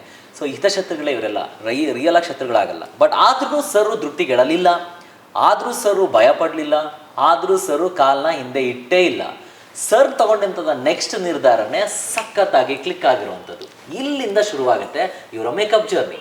ಸೊ ಈ ಮೇಕಪ್ ಜರ್ನಿಗೆ ಕಾರಣ ಇವರ ಜೊತೆಯಲ್ಲಿದ್ದಂತಹ ವಾತಾವರಣವ ಅಥವಾ ಈ ಬಿಸ್ನೆಸ್ಸಿಂದ ನಾನು ಬೇರೆ ಏನಾದರೂ ಹೊಸದು ಮಾಡಬೇಕು ಅಂತ ಬಂದಿದ್ದ? ಖಂಡಿತ ವಾತಾವರಣನೂ ಆಗಿತ್ತು. ಮತ್ತು ಬಿಸ್ನೆಸ್ಸಲ್ಲಿ ಬೇರೆ ಏನಾದರೂ ಮಾಡಬೇಕು. ಹೀಗೆ ಇದ್ದರೆ ನೋಡಿ, ಒಂದು ಸಲ ಕ್ಲೈಂಟ್ ಬಂದರು, ಒಂದು ಐಬ್ರೋಸ್ ಮಾಡೋಕ್ಕೆ ಬಂದವಾಗ ಬರೀ 30 ರೂಪಾಯಿ ಪೇ ಮಾಡ್ತಾರೆ. ಐಬ್ರೋಸ್ ಮಾಡೋಕೆ ಒಂದು ಹೇರ್ ಎತ್ಬಿಟ್ರೆ ಅದ್ರ ಬಗ್ಗೆ ಬ್ಯಾಡ್ ರಿವ್ಯೂ ಆಗ್ತಾರೆ. ಲೈಕ್ ರೀಬಾನ್ಗೆ ಹೋಗಿದ್ದೆ, ನನಗೆ ಸರ್ವಿಸ್ ಸರಿ ಇರಲಿಲ್ಲ ಅಂತೇಳಿ ಒಂದು ಬ್ಯಾಡ್ ರಿವ್ಯೂ ಆಯ್ತಂತೆ. ಆ ಒಂದು ತಿಂಗಳು ಪೂರ್ತಿ ನಮಗೆ ಕ್ಲೈಂಟ್ ತುಂಬ ಕಡಿಮೆ ಆಗ್ತಾರೆ. ಅಂದರೆ ಇವಾಗಿರೋವಂಥ ಸ್ಟಾಫ್ಸ್ ಹೆಂಗೆ ಅಂದರೆ ಫೋನಲ್ಲೇ ಇರ್ತಾರೆ, ಯಾವಾಗಲೂ ಫೋನ್ ನೋಡ್ಕೊಂಡು ಕೂತ್ಕೊಳ್ಳೋದು. ಕ್ಲೈಂಟ್ ಬಂದಾಗ ಅಟೆಂಡ್ ಮಾಡೋ ಇಂಟೆನ್ಷನ್ ಇರಲ್ಲ. ಸೊ ಓನರ್ಸ್ ಆಗಿ ನಾವು ಯಾವಾಗಲೂ ಅಲ್ಲೇ ಕೂತ್ಕೊಳ್ಳೋಕೆ ಆಗಲ್ಲ. ಸೊ ಆ ಥರ ಕೂತ್ಕೊಂಡು ಮಾಡೋವಂಥ ಬಿಸ್ನೆಸ್ ಆದರೆ ಅದು ಬಿಸ್ನೆಸ್ ಅಲ್ಲ, ಮತ್ತು ಅದು ಸೆಲ್ಫ್ ಎಂಪ್ಲಾಯ್ಮೆಂಟ್ ಕ್ಯಾಟಗರಿಗೆ ಬರುತ್ತೆ. ಸೊ ಬಿಸ್ನೆಸ್ ಮ್ಯಾನ್ ಯಾವಾಗಲೂ ಅಂತ ಹೇಳಿದ್ರೆ ಒಂದು ಪ್ಯಾಸಿವ್ ಇನ್ಕಮ್ ಅನ್ನೋದು ಇರಬೇಕು. ಎರಡನೇದು, ನಾವು ಏನೂ ಮಾಡಲಿಲ್ಲ ಅಂದರೂ ನಮ್ಗೆ ಇನ್ಕಮ್ ಅನ್ನೋದು ಬರಬೇಕು. ಸೊ ಆ ಥರ ಬರಲಿಲ್ಲ ಅಂದರೆ ಅದು ಬಿಸ್ನೆಸ್ ಮ್ಯಾನ್ಗೆ ಲಾಯಕ್ಕೆ ಅಲ್ಲ. ಸೊ ಅಂಥ ಒಂದು ಟೈಮಲ್ಲೇ ನಾನು ಡಿಸೈಡ್ ಮಾಡಿದೆ, ಇಲ್ಲ ನಾನು ಬೇರೆ ಏನಾದರೂ ಮಾಡಬೇಕು, ಇದೇ ಫೀಲ್ಡ್ನ ನಂಬ್ಕೊಂಡಿದ್ರೆ, ಸ್ಟಾಫಿಂದನೇ ಓಡಾಡ್ಕೊಂಡಿದ್ರೆ ನಾನು ಏನೂ ಮಾಡೋಕ್ಕಾಗಲ್ಲ ಅಂತ. ಓಕೆ. ಸೊ ಇಲ್ಲಿಗೆ ನೀವು ಬೇರೆ ಏನಾದರೂ ಮಾಡಬೇಕು ಅಂತಾಗ ಬಂದಿದ್ದೆ ಇವರಿಗೆ ಮೇಕಪ್, ಬ್ಯೂಟಿ ಅನ್ನೋ ಒಂದು ವಿಚಾರ. ಸೊ ಇದು ಯಾವ ವರ್ಷದಲ್ಲಿ ಶುರುವಾಯಿತು ಸರ್? ಸೊ 2015 ಎಂಡಲ್ಲಿ ನಾನು ಡಿಸೈಡ್ ಆದೆ ನಾನು ಮೇಕಪ್ ಕಲಿಬೇಕು ಅಂತ. ಅಂದರೆ ಇದು ಕೇವಲ 4 ವರ್ಷಗಳಲ್ಲಿ ನಿಮ್ಮ ಬ್ಯೂಟಿ ಸಲೂನ್ ಬಗ್ಗೆ ನೀವು ಸ್ವಲ್ಪ ಇಂಟ್ರೆಸ್ಟ್ ಕಡಿಮೆ ಆಯಿತು. ಸೊ 2015 ಎಂಡಲ್ಲಿ ಮೇಕಪ್ ಕಲಿಬೇಕು ಅಂತ ಡಿಸೈಡ್ ಆದೆ. ನಾನು ಆಲ್ರೆಡಿ ಹೇಳ್ದಂಗೆ ನಾನು ಮೆಕ್ಯಾನಿಕಲ್ ಇಂಜಿನಿಯರು. ಸೊ ನನಗೆ ಎಲ್ಲ ಒಂದು ಫೀಲ್ಡಲ್ಲೂ ರಿಸರ್ಚ್ ಮಾಡೋ ಅಂಥ ಒಂದು ಡೆಪ್ತ್ ನಾಲೆಡ್ಜ್ ಬೇಕು ಅನ್ನೋದಕ್ಕೋಸ್ಕರ ಇಲ್ಲಿ ಯಾರೆಲ್ಲ ದೊಡ್ಡ ದೊಡ್ಡ ಮೇಕಪ್ ಆರ್ಟಿಸ್ಟ್ ಅಂತ ಆ ಒಂದು ಟೈಮಲ್ಲಿದ್ದರು ಅವ್ರ ಹತ್ರ ಎಲ್ಲ ಹೋಗಿ ಪರ್ಸ್ನಲ್ ಆಗಿ ಮಾತಾಡಿದೆ, ನಾನು ಈ ಥರ ಮೇಕಪ್ ಕಲಿಬೇಕು, ನಿಮ್ಗೆ ಏನು ಗೊತ್ತಿದೆ ನನಗೆ ಹೇಳಿ ಅಂತ. ಬಟ್ ನಿಜ ಹೇಳ್ಬೇಕಂತ ಹೇಳಿದ್ರೆ ಅವ್ರಿಗೆ ಯಾರಿಗೂ ಸ್ಕಿನ್ ಅಂಡರ್ಟೋನ್ ಅಂದರೆ ಏನು ಅಂತ ಗೊತ್ತಿಲ್ಲ, ಸ್ಕಿನ್ ಟೋನ್ ಗೊತ್ತಿಲ್ಲ, ಆದರೂ ಮೇಕಪ್ ಮಾಡ್ತಿದ್ದಾರೆ. ಮೇಕಪ್ ಚೆನ್ನಾಗೇ ಮಾಡ್ತಾರೆ, ಬಟ್ ಮೇಕಪ್ ಮಾಡಿದ್ರೆ ಸಾಲಲ್ಲ, ಮೇಕಪ್ನ ಹೇಳ್ಕೊಡೋಂಥ ಒಂದು ಸ್ಕಿಲ್ಲೂ ಬೇಕು. ಎರಡನೇದು, ಸ್ವಲ್ಪ ನಾಲೆಡ್ಜ್ ಇರೋವಂಥವ್ರ ಹತ್ರ ಮಾತಾಡೋವಾಗ ಅವ್ರಿಗೆ ನಾವು ಏನು ಕ್ವಶನ್ಸ್ ಕೇಳ್ತಿದ್ವಿ ಅದಕ್ಕೆ ಅವ್ರಿಗೆ ಆನ್ಸರ್ ಮಾಡೋವಂಥ ಒಂದು ಕೇಪಬಿಲಿಟಿನೇ ಇಲ್ಲ ಅನ್ನೋವಾಗ ನಾನು ಭಯಪಟ್ಟೆ. ಇಲ್ಲಿ ನಾನು ಕಲಿತ್ರೆ ನಾನು ಖಂಡಿತ ಏನೂ ಮಾಡೋಕ್ಕಾಗಲ್ಲ, ನನ್ನ ಒಂದು ಕ್ಯಾಟಗರಿ, ನನ್ನ ಒಂದು ಟ್ಯಾಲೆಂಟ್ಗೆ ನಾನು ಇಲ್ಲಿ ಕಲಿಬಾರ್ದು ಅಂತ ಹೇಳಿ ಇಂಡಿಯಾದಲ್ಲೇ ಬೆಸ್ಟ್ ಅಕಾಡೆಮಿ ಎಲ್ಲಿದೆ ಅಂತೇಳಿ ಹುಡ್ಕಕ್ಕೆ ಸ್ಟಾರ್ಟ್ ಮಾಡಿದೆ. ಓಕೆ. ಜಸ್ಟ್ ಬಿಕಾಸ್ ಆಫ್ ನೀವು ಹೇರ್ ಸಲೂನಲ್ಲಿ ಕೆಲಸ ಮಾಡ್ತಿದ್ರಿ ಅನ್ನೋ ಒಂದು ಕಾರಣಕ್ಕೆ ಮೇಕಪ್ ಅನ್ನೋದು ನಿಮಗೆ ಆಕರ್ಷಿತವಾಯ್ತಾ, ಅಥವಾ ಈ ಮೇಕಪ್ ಅನ್ನೋ ಥಾಟ್ ಆದರೂ ಯಾಕೆ ಬಂತು ಆ ಮೂಮೆಂಟಲ್ಲಿ? ಮೇಯ್ನಾಗಿ ನಾನು ಪಟ್ಟಿರೋ ಅಷ್ಟು ಕಷ್ಟ, ನಾನು ನೋಡಿರೋ ಅಂಥ ಅಪ್ ಆ್ಯಂಡ್ ಡೌನ್ ಬೇರೆ ಯಾರಾದರೂ ನೋಡಿದರೆ 100% ನಾನು ಗ್ಯಾರಂಟಿ ಹೇಳ್ತೀನಿ ಸೂಸೈಡ್ ಮಾಡ್ಕೊಂಬರ್ತಾಯಿದ್ರು. ಇರೋಕ್ಕೆ ಆಗಲ್ಲ ಅಷ್ಟು. ಅಂದರೆ ಅಪ್ಪು ದೇವ್ರ ಮೇಲೆ ತೊಗೊಂಡೋಗ್ತಾನೆ, ಮತ್ತು ಏನೋ ಒಂದು ಪ್ರಾಬ್ಲಮ್ಮು. ಅಂದರೆ ಜನ ಹೇಗಿದ್ದಾರೆ ಅಂತ ಹೇಳಿದ್ರೆ, ಯಾರೂ ಉದ್ಧಾರ ಆಗಬಾರ್ದು, ನಾನು ಉದ್ಧಾರ ಆಗೋದು ಬೇಡ, ನೀನು ಉದ್ಧಾರ ಆಗಬೇಡ, ಆ ಥರ ಕಾಲೆಳೆಯುವಂಥ ಜನಗಳೇ ಜಾಸ್ತಿ ಇದ್ದಾರೆ. ಪ್ಲಸ್ ನಮ್ಮ ಬಿಸ್ನೆಸ್ ಸಲೂನ್ ಇಂಡಸ್ಟ್ರಿಯಲ್ಲೂ ಅದೇ ಪ್ರಾಬ್ಲಮ್ಮು. ಅಕ್ಕಪಕ್ಕ ಸಲೂನ್ ಕೂಡ ನಮ್ಗೆ ಸಪೋರ್ಟ್ ಮಾಡಲ್ಲ. ನಮ್ಮ ಹತ್ರ ಇರೋವಂಥ ಸ್ಟಾಫ್ನ ತೊಗೊಂಡೋಗಿ ಅಲ್ಲಿ ಮಾಡೋವಂಥದ್ದು, ನಾವು ಯಾರ ಹತ್ರನೂ ಹೋಗಿ ಹೋರಾಡೋದು ಅಥವಾ ಜಗಳ ಮಾಡೋವಂಥ ಇಂಟೆನ್ಷನ್ ನಮಗಿರಲಿಲ್ಲ. ಸೊ ಅವಾಗ ಅಂದ್ಕೊಂಡೆ ನಾನು ಮೇಕಪ್ ಕಲಿಬೇಕು ಅಂತ. ಸೊ ನಾನು ಆಲ್ರೆಡಿ ಹೇಳ್ದಂಗೆ ಇಡೀ ಬ್ಯಾಂಗ್ಳೂರಲ್ಲಿರೋ ಎಲ್ಲ ಮೇಕಪ್ ಆರ್ಟಿಸ್ಟ್ ಹತ್ರನೂ ಮಾತಾಡಿದೆ, ಬಟ್ ನನಗೆ ಸ್ಯಾಟಿಸ್ಫೈ ಆಗಂಗೆ ಯಾರೂ ನನಗೆ ರಿಸಲ್ಟ್ ಕೊಟ್ಟಿಲ್ಲ. ಆ ಟೈಮಲ್ಲೇ ನಾನು ಮುಂಬೈಗೆ ಹೋಗಿ ಕಲಿಬೇಕು ಅಂತ ಹೇಳಿ ನನ್ನ ಟ್ರೈನರು ವಿರ್ಜಿನಿಯಾ ಹೋಮ್ಸ್ ಅಂತೇಳಿ ಲಂಡನ್ನಿಂದ, ಅವ್ರದ್ದೊಂದು ಅಕಾಡೆಮಿ ಇತ್ತು ಫ್ಯಾಟ್ಮೋ ಅಂತೇಳಿ. ಸೊ ಅಲ್ಲೋಗಿ ಜಾಯ್ನ್ ಆಗಬೇಕು ಅಂತ ಡಿಸೈಡ್ ಆಗಿ ರಿಟರ್ನ್ ಟೆಸ್ಟ್ ಬರ್ದಿದ್ದೀನಿ. ಲೈಕ್ ಸುಮ್ಮನೆ ಈಗಿನ ಜನ್ರೇಷನ್ನು, ಇವಾಗಿನ ಹೆಣ್ಮಕ್ಳು ಫೀಸ್ ಎಷ್ಟು, ಹೆಂಗೆ ಕಲಿತೀರಾ ಅದೆಲ್ಲ ಕೇಳಲ್ಲ. ಮೇಯ್ನಾಗಿ ನೀವೇನು ಫ್ರೀ ಕೊಡ್ತೀರಾ, ಯಾವ ಪ್ರಾಡಕ್ಟ್ ಸಿಗುತ್ತೆ, ನಮ್ಗೇನು ಫೆಸಿಲಿಟಿ ಕೊಡ್ತೀರಾ ಅಂತ ಕೇಳ್ತಾರೆ ವಿನ ನಾನು ಕಲಿಯೋದಕ್ಕೆ ಏನು ಇಂಪಾರ್ಟೆಂಟ್ ಕೊಡಬೇಕು ಅಂತೇಳಿ ಯಾರೂ ಕೊಡ್ತಾಯಿಲ್ಲ. ಬಟ್ ನಾವು ಅವಾಗ ಕಲಿಯಬೇಕಾದ್ರೆ ಸರ್ ನಾನು ಒಬ್ಬನೇ ಒಬ್ಬ ಹುಡುಗ, ಮಿಕ್ಕಿರೋರೆಲ್ಲ ಹೆಣ್ಮಕ್ಳೇ. ಸರ್ ನನಗೆ ಆಲ್ರೆಡಿ ಆ ಒಂದು ನಾನು ಮೇಕಪ್ ಕಲಿಬೇಕು ಅಂತ ಡಿಸೈಡ್ ಆದಾಗಲೇ ನನಗೆ ಆಲ್ರೆಡಿ 39 ಇಯರ್ಸ್ ಏಜು. ನನ್ನ ಜೊತೆ ಕಲಿಯುವಂಥ ಹೆಣ್ಮಕ್ಳೆಲ್ಲ ಬಂದು 20ರಿಂದ 22 ವರ್ಷ, ಮ್ಯಾಕ್ಸಿಮಮ್ 22 ವರ್ಷ. 35 ವರ್ಷ ಆಯಿತು ಅಂತಂದರೆ ಆಲ್ಮೋಸ್ಟ್ ಲೈಫೇ ಅರ್ಧ ವಯಸ್ಸಾಗೋಯ್ತು ಅಂತ ಮಾತಾಡ್ತಾರೆ. ಆ ಅಂಥದ್ರಲ್ಲಿ 39 ವರ್ಷದಲ್ಲಿ ಇವರು ಮೇಕಪ್ನ ಕಲಿಯೋಕ್ಕೆ ಶುರು ಮಾಡ್ತಾರೆ. ಸೊ ಇದರಲ್ಲಿ ನಾನು ನಿಮಗೆ ಹೇಳುವಂಥ ಒಂದು ವಿಚಾರ, ನಿಮ್ಮ ಸಾಧನೆಗೆ ವಯಸ್ಸು ಮುಖ್ಯ ಅಲ್ಲ ಅನ್ನೋದನ್ನು ದಯವಿಟ್ಟು ಮನದಟ್ಟು ಮಾಡ್ಕೊಳ್ಳಿ. ನನಗೆ ವಯಸ್ಸಾಯಿತು, ನನಗೇನು ಮಾಡೋಕ್ಕಾಗಲ್ಲ, ನನಗಿನ್ನೇನು 35 ಆದಮೇಲೆ ಇನ್ಯಾರು ಕೆಲಸ ಕೊಡ್ತಾರೆ, ಇನ್ನೇನು ಮಾಡ್ಬೋದು? ಇಲ್ಲಿದೆ ನೋಡಿ, ಚಿಲುಮೆ ತುಂಬೋದಕ್ಕೆ, ನಿಮ್ಮಲ್ಲಿರುವಂಥ ಫೈರ್ನ ಇನ್ನಷ್ಟು ಜಾಸ್ತಿ ಮಾಡೋದಕ್ಕೆ ಒಂದು ಉದಾಹರಣೆ. ಸರ್, ಮುಂಬೈಗೆ ಹೋಗಿ ರಿಟರ್ನ್ ಟೆಸ್ಟ್ ಬರೆದು ನೀವು ಎಕ್ಸಾಮ್ ಪಾಸ್ ಆಗಿ ಜಾಯ್ನ್ ಆದೆ. ಹೌದು. ಅಂಡ್ ಮುಂಬೈಲಿ one of the best makeup academy entire ಇಂಡಿಯಾದಲ್ಲಿ. ಸೊ ಈ ಎಕ್ಸ್ಪೀರಿಯನ್ಸ್ಗೆ ಬಂತು ಅಂತಂದರೆ ಸರ್, ಇವಾಗ ಜಾಯ್ನ್ ಆದಮೇಲೆ ನಿಮ್ಮನ್ನ ಸ್ವೀಕರ್ಸ್ ಅಂತದ್ದು ನಿಮ್ಮನ್ನ ನೋಡಿದ್ದು, ಬಿಕಾಸ್ ನೀವು ಆಲ್ಮೋಸ್ಟ್ ಅಲ್ಲಿ ಬೆಂಗಳೂರಿಂದ ಬಂದಿರೋ ಒಬ್ಬ ಹುಡುಗ, ಅಲ್ಲೆಲ್ಲ ಇದ್ದಿದ್ದು ಹುಡುಗಿರು. ಸೊ ಈ ವಾತಾವರಣ ಹೇಗಿತ್ತು ಸರ್ ಅಲ್ಲಿ? ನಿಜ ಹೇಳ್ಬೇಕಂದ್ರೆ ಇವತ್ತು ಬೇರೆಯವ್ರು ಹಾಕಿದರೆ ಮೇಕಪ್ನ ಬೇಡ ಅಂದ್ಬಿಟ್ಟು ಬಿಟ್ಬಿಟ್ಟು ಹೋಗೋರು. ಬಟ್ ನನಗೂ ಕೂಡ ಆ ಥರ ಒಂದು ಅವಮಾನ ಆಯಿತು. ನನ್ನ ಜೊತೆಯಲ್ಲಿ 12 ಜನ ನಾವು ಬ್ಯಾಚಲ್ಲಿ, ನಾನು ಒಬ್ಬನೇ ಹುಡುಗ, ಇನ್ನು ಮಿಕ್ಕಿರೋರೆಲ್ಲ ಹೆಣ್ಮಕ್ಳು. ಸೊ ಯಾರು ಕೂಡ ಮೇಕಪ್ಗೆ ಲೈಕ್ ಪ್ರಾಕ್ಟೀಸ್ ಮಾಡಬೇಕಾಗತ್ತೆ, ಒಬ್ರ ಮೇಲೆ ಒಬ್ರು ಪ್ರಾಕ್ಟೀಸ್ ಮಾಡಿದ್ರೇ ಮೇಕಪ್ ಅನ್ನೋದು ಕಲಿಯೋದಕ್ಕಾಗತ್ತೆ. ಸೊ ಅವರೆಲ್ಲ ಪ್ರಾಕ್ಟೀಸ್ ಮಾಡ್ಕೊಳ್ಳೋಕ್ಕೆ ಒಬ್ರ ಮೇಲೆ ಒಬ್ರು ಕೂತ್ಕೊಳ್ಳೋರು. ಬಟ್ ನನಗೆ ಅಂತ ಯಾರೂ ಕೂತ್ಕೊಳ್ಳೋಕೆ ರೆಡಿ ಇರಲಿಲ್ಲ. ಅಂದರೆ ಫಸ್ಟ್ ಆಫ್ ಆಲ್ ಏನಂದರೆ ನನಗೇನು ಗೊತ್ತಿಲ್ಲ, ಮೇಕಪ್ ಒಂದು ಬ್ರಷ್ ಅಂದರೆ ಏನು ಗೊತ್ತಿಲ್ಲ, ಫೌಂಡೇಶನ್ ಅಂದರೆ ಏನು ಗೊತ್ತಿಲ್ಲ, ಡರ್ಮಾ ಪ್ಯಾಲೆಟ್ ಅಂದರೆ ಏನು ಗೊತ್ತಿಲ್ಲ. ಆ ಥರ ಒಬ್ಬ ವ್ಯಕ್ತಿ ಬಂದುಬಿಟ್ಟು ಮೇಕಪ್ ಕಲಿತೀನಿ ಅಂದರೆ ಲೈಕ್ ಹೆಣ್ಮಕ್ಳಿಗೆ ಇರೋವಂಥದ್ದು. ಮೇಕಪ್ ಅನ್ನೋದು ಹೆಣ್ಮಕ್ಳಿಗೆ ಬೈ ಬರ್ತಿಂದನೇ ಬಂದಿರೋವಂಥದ್ದು. ಸೊ ನಾವು ಗಂಡಸರು ಹೋಗ್ತೀವಿ ಅಂದವಾಗ ಅಂದರೆ ಈಗ ಎಷ್ಟೋ ಜನ ಮೇಕಪ್ ಆರ್ಟಿಸ್ಟ್ ಇರ್ಬೋದು, ಬಟ್ ಆ ಒಂದು ಟೈಮಲ್ಲಿ ಪ್ರೊಫೆಷ್ನಲಾಗಿ ಮೇಕಪ್ ಕಲಿಯೋರು ಯಾರೂ ಇರಲಿಲ್ಲ. ಮೂವೀಸ್ನಲ್ಲಿ ನೋಡಿರ್ತಾರೆ ಜೆಂಟ್ಸೇ ಮೇಕಪ್ ಮಾಡ್ತಾರೆ, ಬಟ್ ಮೂವೀಸ್ ಬಿಟ್ಟು ಅದರ್ ದ್ಯಾನ್ ಮೂವಿ ಸೊ ಯಾರೂ ಇಲ್ದಿರೋ ಒಂದು ಟೈಮು. ಸೊ ಕಲಿಯೋಕ್ಕೆ ಹೋದವಾಗ ಯಾರೂ ಲೈಕ್ ಕೂತ್ಕೊಳ್ಳೋಕ್ಕೆ ರೆಡಿ ಇಲ್ದಿರೋ ಅಂಥ ಒಂದು ಟೈಮು. ಅವತ್ತು ನಾನೊಂದು ಡಿಸಿಷನ್ ತೊಗೊಂಡೆ, ಇವ್ರ ಮುಂದೆ ಈ ಥರ ಇದ್ದಾರಲ್ಲ, ಇವ್ರ ಮುಂದೆ ನಾನು ಯಾರು ಅಂತ ತೋರಿಸ್ತೀನಿ, ಸೊ ದೊಡ್ಡದಾಗಿ ಸಾಧನೆ ಮಾಡ್ತೀನಿ ಅಂತ ಡಿಸೈಡ್ ಆದೆ. ವಿತಿನ್ 2 yearsಲ್ಲೇ I got 2 international awards. Very nice. So 2015 2017 ಒಳಗಡೆ 17ಗೆ 17ನಲ್ಲಿ ಕರೀನಾ, ಅದಕ್ಕಿಂತ ಮುಂಚೆ ಸುಷ್ಮಿತಾ ಸೇನ್ ಹತ್ರ IFA ಲೈಕ್ November 1 ಲೈಕ್ ಇದರಲ್ಲಿ ಗೋವಾದಲ್ಲಿ ಆಗಿದ್ದು ಒಂದು ದೊಡ್ಡ ಪ್ರೋಗ್ರಾಮಲ್ಲಿ ನನ್ನ ಒಂದು ಎಬಿಲಿಟಿ, ನಾನು ಏನೆಲ್ಲ ಮಾಡ್ತಿದ್ದೀನಿ, ಐ ಥಿಂಕ್ ಆಲ್ರೆಡಿ ವೀಡಿಯೋಸ್ ನೋಡಿರ್ತಾರೆ ನಾನು ಏನೆಲ್ಲ ಮಾಡ್ತಿದ್ದೀನಿ ಅಂತ, ಅದನ್ನೆಲ್ಲ ಗುರುತಿಸಿ IFA award, international fame award ಅಂತೇಳಿ ಸುಷ್ಮಿತಾ ಸೇನ್ ಹತ್ರ ತೊಗೊಂಡಿದ್ದು ಅವಾರ್ಡು. ಅದಾಗಿದ್ದು ಮತ್ತೆ ನೆಕ್ಸ್ಟ್ ಇಯರಲ್ಲೇ. ಸರ್ ಒಂದೇ ಒಂದು ಕುತೂಹಲ ನನಗೆ ಕಾಡ್ತಾ ಇರೋದು ಏನಂತಂದರೆ 2015ರಲ್ಲಿ ಮೇಕಪ್ ಕ್ಲಾಸ್ಗೆ ಹೋಗ್ತೀರಾ, ಇದು ಎಷ್ಟು ತಿಂಗಳುಗಳಿತ್ತು ಸರ್? ಸೊ ಇದು ಬಂದು 2 ತಿಂಗಳ ಕೋರ್ಸು. ಆವಾಗಲೇ ನಾನು ಫೀಸ್ ಕೊಟ್ಟಿದ್ದು 2,75,000 ಪ್ಲಸ್ ಟ್ಯಾಕ್ಸು.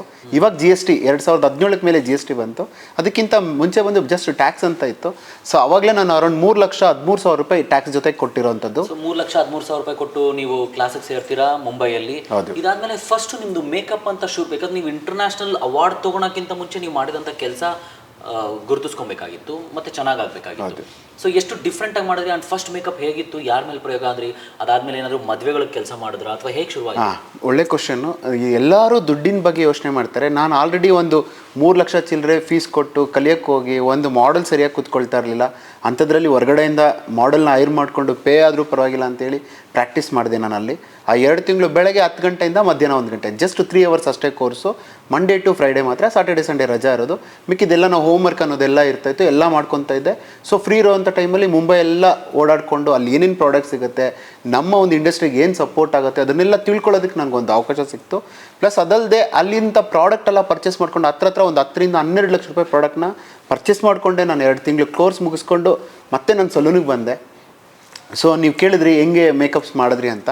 ಸರ್ ನಮ್ಮ ಸಲೂನಲ್ಲಿ ಆಲ್ರೆಡಿ ಕ್ಲೈಂಟ್ಸ್ ಬರ್ತಾಯಿದ್ರು. ಯಾರೆಲ್ಲ ಕ್ಲೈಂಟ್ಸ್ ಬರ್ತಾಯಿದ್ರು ಅವ್ರಿಗೆ ಒಂದು 3,000 ರೂಪಾಯಿಗೆ ಏನಾದರೂ ಸರ್ವಿಸ್ ಮಾಡ್ಕೊಂಡಿದ್ರೆ ಅವ್ರಿಗೊಂದು ಕಾಂಪ್ಲಿಮೆಂಟ್ರಿ ಕಾರ್ಡ್ ಅಂತ ಹೇಳಿ ಬರ್ಕೊಟ್ಟು, ಅದರಲ್ಲಿ ನೀವು ಯಾವಾಗಲಾದರೂ ವಿತಿನ್ ಎ ಮಂತ್ ಯಾವತ್ತಾದರೂ ಒಂದು ದಿನ ಬಂದು ನನ್ನೊಂದು ಮೇಕಪ್ನ ನಾನು ನಿಮಗೆ ಕಾಂಪ್ಲಿಮೆಂಟ್ರಿ ಆಗಿ ಕೊಡ್ತೀನಿ, ಬಟ್ ಅಪಾಯಿಂಟ್ಮೆಂಟ್ ಜೊತೆಗೆ ಬರಬೇಕು ಅಂತ ಹೇಳಿ ಕರಿತಾ ಇದ್ವಿ. ಸೊ ಕಾರಣ ಏನಂತ ಹೇಳಿದ್ರೆ ನೋಡಿ, ಮೇಕಪ್ ಕಲಿಯೋದು ಎಷ್ಟೋ ಜನ ಕಲಿತಾರೆ, ಕಲ್ತಿದ ತಕ್ಷಣ ನನಗೆ 10,000 ಮೇಕಪ್ ಬೇಕು, 15,000 ಮೇಕಪ್ ಬೇಕು ಅಂತ ಕೇಳ್ತಾರೆ. ಖಂಡಿತ ತಪ್ಪು. ಅಟ್ಲೀಸ್ಟ್ ಒಂದು 100 ಫೇಸ್ನ ಮೇಕಪ್ ಮಾಡಿದ್ರೇ ನಮಗೆ ಕೈ ಕುದುರೋದು, ನಾವೇನು ಸ್ಕಿಲ್ ಅಂತ ಅಪ್ಡೇಟ್ ಮಾಡ್ಕೊಳ್ಳೋದು. ಯಾಕಂದರೆ ಒಬ್ಬ ವ್ಯಕ್ತಿಗೆ ಏನೂ ಗೊತ್ತಿಲ್ಲ ಮೇಕಪ್ ಬಗ್ಗೆ, ಇನ್ಡೆಪ್ತ್ ನಾಲೆಡ್ಜ್ ಇಲ್ಲ, ಒಂದು ಲೈನರ್ ಹಾಕಕ್ಕೆ ಬರಲ್ಲ, ಲ್ಯಾಶ್ ಕುಡ್ಸೋಕ್ಕೆ ಬರಲ್ಲ, ಲಿಪ್ ಕರೆಕ್ಷನ್ಸ್ ಮಾಡೋಕ್ಕೆ ಬರಲ್ಲ, ಕೌಂಟರಿಂಗ್, ಹೈಲೈಟಿಂಗ್, ಬ್ರೈಟ್ನಿಂಗ್ ಅಂತ ಏನೂ ಗೊತ್ತಿಲ್ಲ, ಫೌಂಡೇಶನ್ ಹೆಂಗೆ ಸೆಲೆಕ್ಟ್ ಮಾಡ್ಕೋಬೇಕು ಗೊತ್ತಿಲ್ಲ, ಏನೂ ಗೊತ್ತಿಲ್ಲದಿರೋ ಒಬ್ಬ ವ್ಯಕ್ತಿ ಮೇಕಪ್ ಕಲಿಬೇಕು ಅಂತ ಅಂದ್ಕೊಂಡಿದ್ದೇ ತಪ್ಪು. ಕಲ್ತಿದ್ದಾದಮೇಲೆ ಯಾರದ ಮೇಲೂ ವರ್ಕ್ ಮಾಡಿಲ್ಲ ಅಂದರೆ ತುಂಬ ಕಷ್ಟ ಆಗುತ್ತೆ. ಸೊ ನಾನು ಒಂದು 3 months ಆ ಥರ ಒಂದು ಎಕ್ಸ್ಪೀರಿಯನ್ಸ್ನ ಟ್ರೈ ಮಾಡಿದೆ. ಅಂದರೆ ಇವತ್ತು ಎಷ್ಟೋ ಜನ ಒಂದು ಹೋಟೆಲ್ ಓಪನ್ ಮಾಡ್ತಾರೆ, ಲಕ್ಷಗಟ್ಟಲೆ ಕೋಟಿಗಟ್ಟಲೆ ಇನ್ವೆಸ್ಟ್ ಮಾಡಿ ಓಪನ್ ಮಾಡ್ತಾರೆ. ಬಟ್ ಓಪನ್ ಮಾಡಿದ್ಮೇಲೆ ಅವ್ರ ಕ್ಲೈಂಟ್ ಬರಬೇಕಂದ್ರೆ ಅಟ್ಲೀಸ್ಟ್ 1 ವೀಕು ಫ್ರೀಯಾಗಿ ಕೊಡ್ತಾರೆ ಫುಡ್ಡು, ಹೇಗಿದೆ ಅಂತ ಟೇಸ್ಟ್ ಮಾಡಲಿ ಅಂತ. ಸೊ ಅದೇ ರೀತಿ ನನ್ನ ಒಂದು ಇಂಡಸ್ಟ್ರಿನಲ್ಲೂ ನಾನು ಮಾಡಿದ್ದೆ. ಸೊ 3,000ಕ್ಕೆ ಯಾರೆಲ್ಲ ಸರ್ವಿಸ್ ಮಾಡ್ಕೊಳ್ತಾರೋ ಅವ್ರಿಗೆ ನಾನು ಫ್ರೀಯಾಗಿ ನನ್ನ ಮೇಕಪ್ನ ತೋರಿಸಿದೆ. ಒಂದು ನನಗೆ ಸ್ಕಿಲ್ ಇಂಪ್ರೂವ್ ಆಯಿತು, ಪಕ್ಕಾ ಹ್ಯಾಂಡ್ ಮೂವ್ಮೆಂಟ್ ಆಗಿತ್ತು. ವಿತಿನ್ ಒಂದು 3 monthsಲ್ಲಿ ಒಂದು 100 ಜನಕ್ಕೆ ಮೇಲೆ ಮೇಕಪ್ ಮಾಡಿದೆ. ಸೊ ಸ್ಟಾರ್ಟಿಂಗ್ ಒಂದು 10 ಮೇಕಪ್ ನನಗೆ ಅಷ್ಟು ಸರಿಯಾಗಿ ಬಂದಿಲ್ಲ, ಬಟ್ ಅದಾದಮೇಲೆ ಗ್ರ್ಯಾಜುಯಲ್ ಆಗಿ ಇಂಪ್ರೂವ್ ಆಗ್ತಾ ಎಂಥ ಒಂದು ಮೇಕಪ್ ಬಂತು ಅಂದರೆ, ಸೊ ಕ್ಲೈಂಟ್ಸ್ ರಿಪೀಟ್ ಆಗೋಕ್ಕೆ ಶುರು ಮಾಡಿದ್ರು. ಸೊ ರಿಪೀಟ್ ಆಗೋದಲ್ಲದೆ, ಸರ್ ನಿಮ್ಮ ಚಾರ್ಜ್ ಎಷ್ಟು ಚಾರ್ಜ್ ಮಾಡ್ತೀರಾ ಅಂತ. ಸೊ ನಂಬಲಿಕ್ಕಾಗಲ್ಲ, 2016ರಲ್ಲಿ 3 ತಿಂಗಳಾದಮೇಲೆ ನನ್ನ ಒಂದು ಮೇಕಪ್ಗೆ ಸ್ಟಾರ್ಟಿಂಗ್ 10,000ಇಂದ ಹಿಡಿದು ಒಂದು ಮೇಕಪ್ಗೆ 1 ಲಕ್ಷವರೆಗೆಲ್ಲ ಚಾರ್ಜ್ ಮಾಡಿದ್ದೀನಿ ನಾನು. ಅದನ್ನು ಕೊಡೋದಕ್ಕೆ ರೆಡಿ ಇದ್ದು ಫಸ್ಟು ನನ್ನ ಡೇಟ್ಸ್ನ ಕನ್ಫರ್ಮ್ ಮಾಡ್ಕೊಂಡು ಆಮೇಲೆ ಲೈಕ್ ಅವರು ಮಂಟಪನ ಬುಕ್ ಮಾಡಿದ್ದು ಕಾಲನೂ ಉಂಟು. ಬಟ್ ರಿಯಲಿ ಹ್ಯಾಪಿ ನಾನು ಅದ್ರ ಬಗ್ಗೆ ಹೇಳೋಕ್ಕೆ. ಬಟ್ ಈಗ ಒಂದು ಮಾತು ಹೇಳ್ತೀನಿ, ಸರ್ಗೆ ಇವಾಗ ನಾನು 1 ಲಕ್ಷ ರೂಪಾಯಿ ಕೊಡ್ತೀನಿ ಅಂತಂದ್ರೆ ಅವರು ಡೇಟ್ ಸಿಗಲ್ಲ, ಅವ್ರು ಅಷ್ಟು ಬ್ಯುಸಿ ಇದ್ದಾರೆ, ಅಷ್ಟು ಮೇಕಪ್ ಇರ್ತಾರೆ. ಆ್ಯಂಡ್ ಇವರ ಮೇಕಪ್ ಜರ್ನಿಯಲ್ಲಿ ವಿಶೇಷವಾಗಿರುವಂಥ ಮೇಕಪ್ಗಳನ್ನ ನಾವು ಮಾತಾಡೋಣ. ಅದಕ್ಕಿಂತ ಮುಂಚೆ ಸರ್, ಈಗ ನೀವು 10,000 ರೂಪಾಯಿಂದ 1 ಲಕ್ಷ ರೂಪಾಯಿ ಒಂದು ಮೇಕಪ್ಗೆ ಚಾರ್ಜ್ ಮಾಡೋ with in span of year ಒಳಗಡೆ ಈ ಸಲ ಮಾಡಿದ್ವಿ. ಸರ್ ಈಗ ಅವಾರ್ಡ್ ಬರಬೇಕು ಅಥವಾ ಅವಾರ್ಡ್ ತೊಗೊಬೇಕು ಅಂತಂದರೆ ಯಾವುದೋ ಒಂದು ಮೂಲ ಕಾರಣಗಳಿದೆ ಖಂಡಿತ. ಸೊ ಅಲ್ಲಿವರೆಗೂ ನಿಮ್ಮ ಛಾಯೆ ರೂಪುಗೊಂಡಿದ್ದಾದರೂ ಹೇಗೆ? ಸರ್ ನಾನು ಆಲ್ರೆಡಿ ಹೇಳ್ದಂಗೆ ನನಗೆ 1 ಲ್ಯಾಕ್ ತೊಗೊಳೋದು ದೊಡ್ಡ ವಿಷಯ ಆಗಿರಲಿಲ್ಲ. ನನಗಿರೋಂಥ ಸ್ಕಿಲ್ಲು ಇಲ್ಲಿರೋಂಥ ಮೇಕಪ್ ಆರ್ಟಿಸ್ಟ್ನೆಲ್ಲ ನೋಡಿದೆ, ಯಾರಿಗೂ ಅಂಥ ಒಂದು ಸ್ಕಿಲ್ ಇಲ್ಲ ಅನ್ನೋವಾಗ ನಾನು ಯಾಕೆ ಒಂದು ಅಕಾಡೆಮಿ ಓಪನ್ ಮಾಡಬಾರ್ದು ಅಂತೇಳಿ ಸೊ ಬಂದು 4 ತಿಂಗಳಲ್ಲಿ ಅಂದರೆ ನನಗೆ ಸ್ಕಿಲ್ ಗೊತ್ತಾಯಿತು, ಹೆಂಗೆ ವರ್ಕ್ ಮಾಡಬೇಕು ಅಂತ ಗೊತ್ತಾಯಿತು. 4 ತಿಂಗಳಲ್ಲಿ ಅಕಾಡೆಮಿನೇ ಓಪನ್ ಮಾಡಿದೆ. ರಿಬಾನ್ ಬ್ಯೂಟಿ ಎದುರುಗಡೆನೆ B craft international beauty school ಅಂತೇಳಿ ಒಂದು ಅಕಾಡೆಮಿನ ಓಪನ್ ಮಾಡಿ ಅವಾಗಿಂದಾನೇ ನನ್ನ ಒಂದು ಜರ್ನಿನ ಒಬ್ಬರಿಂದ ಸ್ಟಾರ್ಟ್ ಮಾಡಿದೆ ಕ್ಲಾಸಸ್ ಹೇಳ್ಕೊಡೋಕ್ಕೆ. ಒಬ್ಬರಿಂದ ಇಬ್ಬರಾದರು, ಇಬ್ಬರಿಂದ 4 ಜನ ಆದರು, 4ರಿಂದ 10 ಜನ ಆದರು. ಅದಾದಮೇಲೆ ಒಂದು ದೊಡ್ಡ ಸೆಮಿನಾರ್ ಎಲ್ಲ ತೊಗೊಳಕ್ಕೆ ಮಾಡಿ ಇಡೀ ಸೌತ್ ಇಂಡಿಯಾದಲ್ಲಿ ಈವನ್ ಆಂಧ್ರ, ಕರ್ನಾಟಕ, ಕೇರಳ, ತಮಿಳ್ನಾಡು ಎಲ್ಲ ಕಡೆ ನನ್ನ ಒಂದು ಮೆಗಾ ಸೆಮಿನಾರ್ ಸ್ಟಾರ್ಟ್ ಆಯಿತು. 2017-18 ಎಲ್ಲ ನನ್ನ ಒಂದು ಪೀಕ್ ಟೈಮು. ಸೊ ನನ್ನ ಹತ್ರನೇ ಮೇಕಪ್ ಕಲಿಬೇಕು ಅಂತೇಳಿ ಸಾವಿರಾರು ಜನ ಕಾಯ್ತಾ ಇದ್ದಿದ್ದೊಂದು ಟೈಮು. ಇವತ್ತು ಯಾರೆಲ್ಲ ಮೇಕಪ್ ಆರ್ಟಿಸ್ಟ್ ಅಂತ ಇದ್ದಾರೆ ಆಲ್ಮೋಸ್ಟ್ ಎಷ್ಟೊಂದು ಜನ ನನ್ನ ಸ್ಟೂಡೆಂಟ್ಸ್ ಆಗೇ ಇದ್ದಾರೆ. ಸೊ ಅದಕ್ಕೆ ನನಗೆ ಹೆಮ್ಮೆ ಇದೆ. ಇಲ್ಲಿವರೆಗೂ ಸರಿಸುಮಾರು ಎಷ್ಟು ಜನ ಸ್ಟೂಡೆಂಟ್ಸ್ ಟ್ರೈನ್ ಮಾಡಿದ್ದಾರೆ? ಸೊ ನನ್ನ ಪ್ರಕಾರ ಇವತ್ತು ಮಲೇಷ್ಯಾ, ಶ್ರೀಲಂಕಾ, ಈವನ್ ಕೆನಡಾಯಿಂದ ನನ್ನ ಸ್ಟೂಡೆಂಟ್ಸ್ ಬಂದಿದ್ದಾರೆ, ಸಿಂಗಪೂರಿಂದ ಬಂದಿದ್ದಾರೆ. ಈವನ್ ಆನ್ಲೈನ್ ಕ್ಲಾಸಸ್ಸು ನಾನು ಆಲ್ಮೋಸ್ಟ್ UK, USA ಎಲ್ಲರಿಗೂ ಕೊಟ್ಟಿದ್ದೀನಿ. ಪ್ಲಸ್ ನನ್ನ ಹತ್ರನೇ ಪರ್ಸ್ನಲಾಗಿ ಬಂದಿರೋರು ಈ ದೇಶದೆಲ್ಲ, ಈವನ್ ನಾವು ಕೆನಡಾ ಲೈಕ್ ಶ್ರೀಲಂಕಾಗೆಲ್ಲ ಹೋಗಿ ನಾವು ಕ್ಲಾಸಸ್ ಕೊಟ್ಟಿದ್ದೀವಿ. ಪ್ಲಸ್ ಅದಲ್ಲದೆ ಸೌತ್ ಇಂಡಿಯಾ ಫುಲ್ ಎಲ್ಲ ಕಡೆ, ಈವನ್ ಗುಜರಾತಲ್ಲಿ ನಿಮ್ಗೆ ಗೊತ್ತಿರುತ್ತೋ ಇಲ್ವೋ ಗೊತ್ತಿಲ್ಲ, ನನಗೆ ಮೇಕಪ್ ಅನ್ನೋದನ್ನ ಇನ್ಡೆಪ್ತಾಗಿ ತಿಳ್ಕೊಂಡಿರೋರು, ಮೇಕಪ್ಗೆ ಒಂದು ಡೆಪ್ನ ಕೊಡೋರು ಗುಜರಾತೀಸೆ. So they are the number 1 in makeup. ಅಂಥವರೇ ನಮ್ಮನ್ನು ಕರೆಸಿ ಸರ್ ನೀವೊಂದು ಕ್ಲಾಸ್ ಮಾಡಿಕೊಡಿ ಅಂತೇಳಿ ಹತ್ರ 1800 ಜನಕ್ಕೆ ಒಂದು ದೊಡ್ಡ ಆಡಿಟೋರಿಯಮಲ್ಲಿ 1 ಡೇ ಕ್ಲಾಸಸ್ ಕೊಟ್ಟಿದ್ದೀನಿ. ಅದು SFX ಬಗ್ಗೆ. ಅದಕ್ಕೆ ನನಗೆ ಹೆಮ್ಮೆ ಅನಿಸುತ್ತೆ, ಯಾಕಂದರೆ ಮೇಕಪ್ನ ಡೆಪ್ತಾಗಿ ಕೊಟ್ಟಿರೋರೇ ಅವ್ರಿಗೆ ನಾವು ಕ್ಲಾಸ್ ಕೊಡ್ತೀವಿ ಅನ್ನೋದು ತುಂಬ ಹೆಮ್ಮೆ ಅಂತ ಅನಿಸುತ್ತೆ. ಒಬ್ಬ ಕನ್ನಡಿಗ ಗುಜರಾತ್ ಅನ್ನೋ ಒಂದು ನೆಲದಲ್ಲಿ, ಗುಜರಾತ್ ಅನ್ನೋದೇ ಮೇಕಪ್ಗೆ ಸಿಕ್ಕಾಪಟ್ಟೆ ಫೇಮಸ್ಸು. ಅಂಥದ್ರಲ್ಲಿ ಒಬ್ಬ ಕನ್ನಡಿಗರನ್ನ ಇಲ್ಲಿಂದ ಅಲ್ಲಿ ಕರೆಸ್ಕೊಂಡು 1800 ಜನಕ್ಕೆ ಒಂದು ವಿಶೇಷವಾಗಿರುವಂಥ ಮೇಕಪ್ ಕ್ಲಾಸ್ನ ಮಾಡ್ತಾರೆ ಅಂದರೆ ಅದು ಸಾಮಾನ್ಯವಾದ ಮಾತಲ್ಲ. ಸೊ ಇವರ ವಿಶೇಷವಾದ ಮೇಕಪ್ ಲುಕ್ಕುಗಳೆಲ್ಲ ಹೇಗಿದೆ, ಏನು ಕತೆ, ಒಮ್ಮೆ ನೋಡೋಣ ಬನ್ನಿ.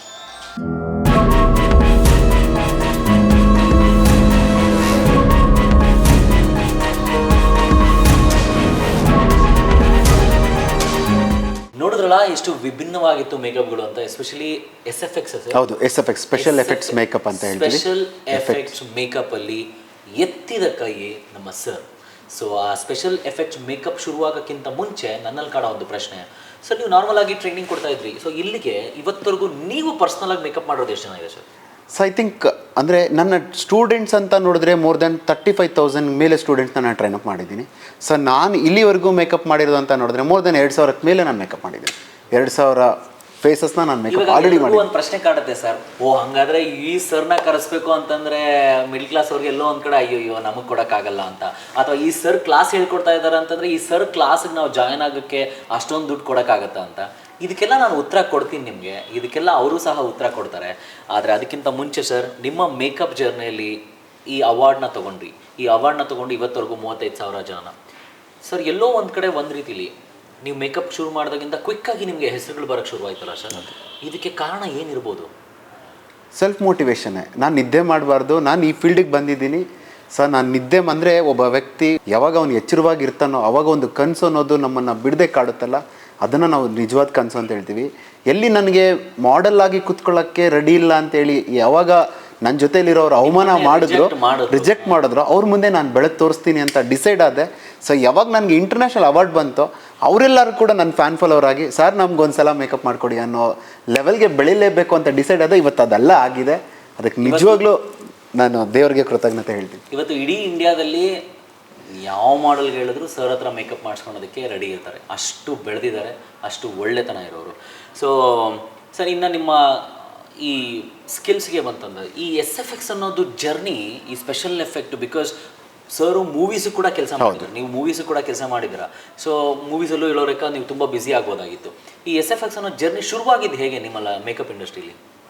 ಸೊ ಫಸ್ಟ್ ಆಫ್ ಆಲ್ ಮೂವೀಸಲ್ಲಿ ನಾನು ವರ್ಕ್ ಮಾಡಿದ್ದೀನಿ, ಇಲ್ಲ ಅಂತ ಹೇಳ್ತಿಲ್ಲ. ಬಟ್ ಒಂದು ಮೂವಿನಲ್ಲಿ ಬೆಳಗ್ಗೆ ಹೋಗೋದು, ಒಂದು ಸಲ ಮೇಕಪ್ ಮಾಡಿದ್ಮೇಲೆ ಸಂಜೆವರೆಗೂ ನಿಂತ್ಕೊಂಡು ಟೈಮ್ ವೇಸ್ಟ್ ಮಾಡೋದಕ್ಕೆ ನಾನು ರೆಡಿ ಇಲ್ಲ ಫಸ್ಟ್ ಆಫ್ ಆಲ್.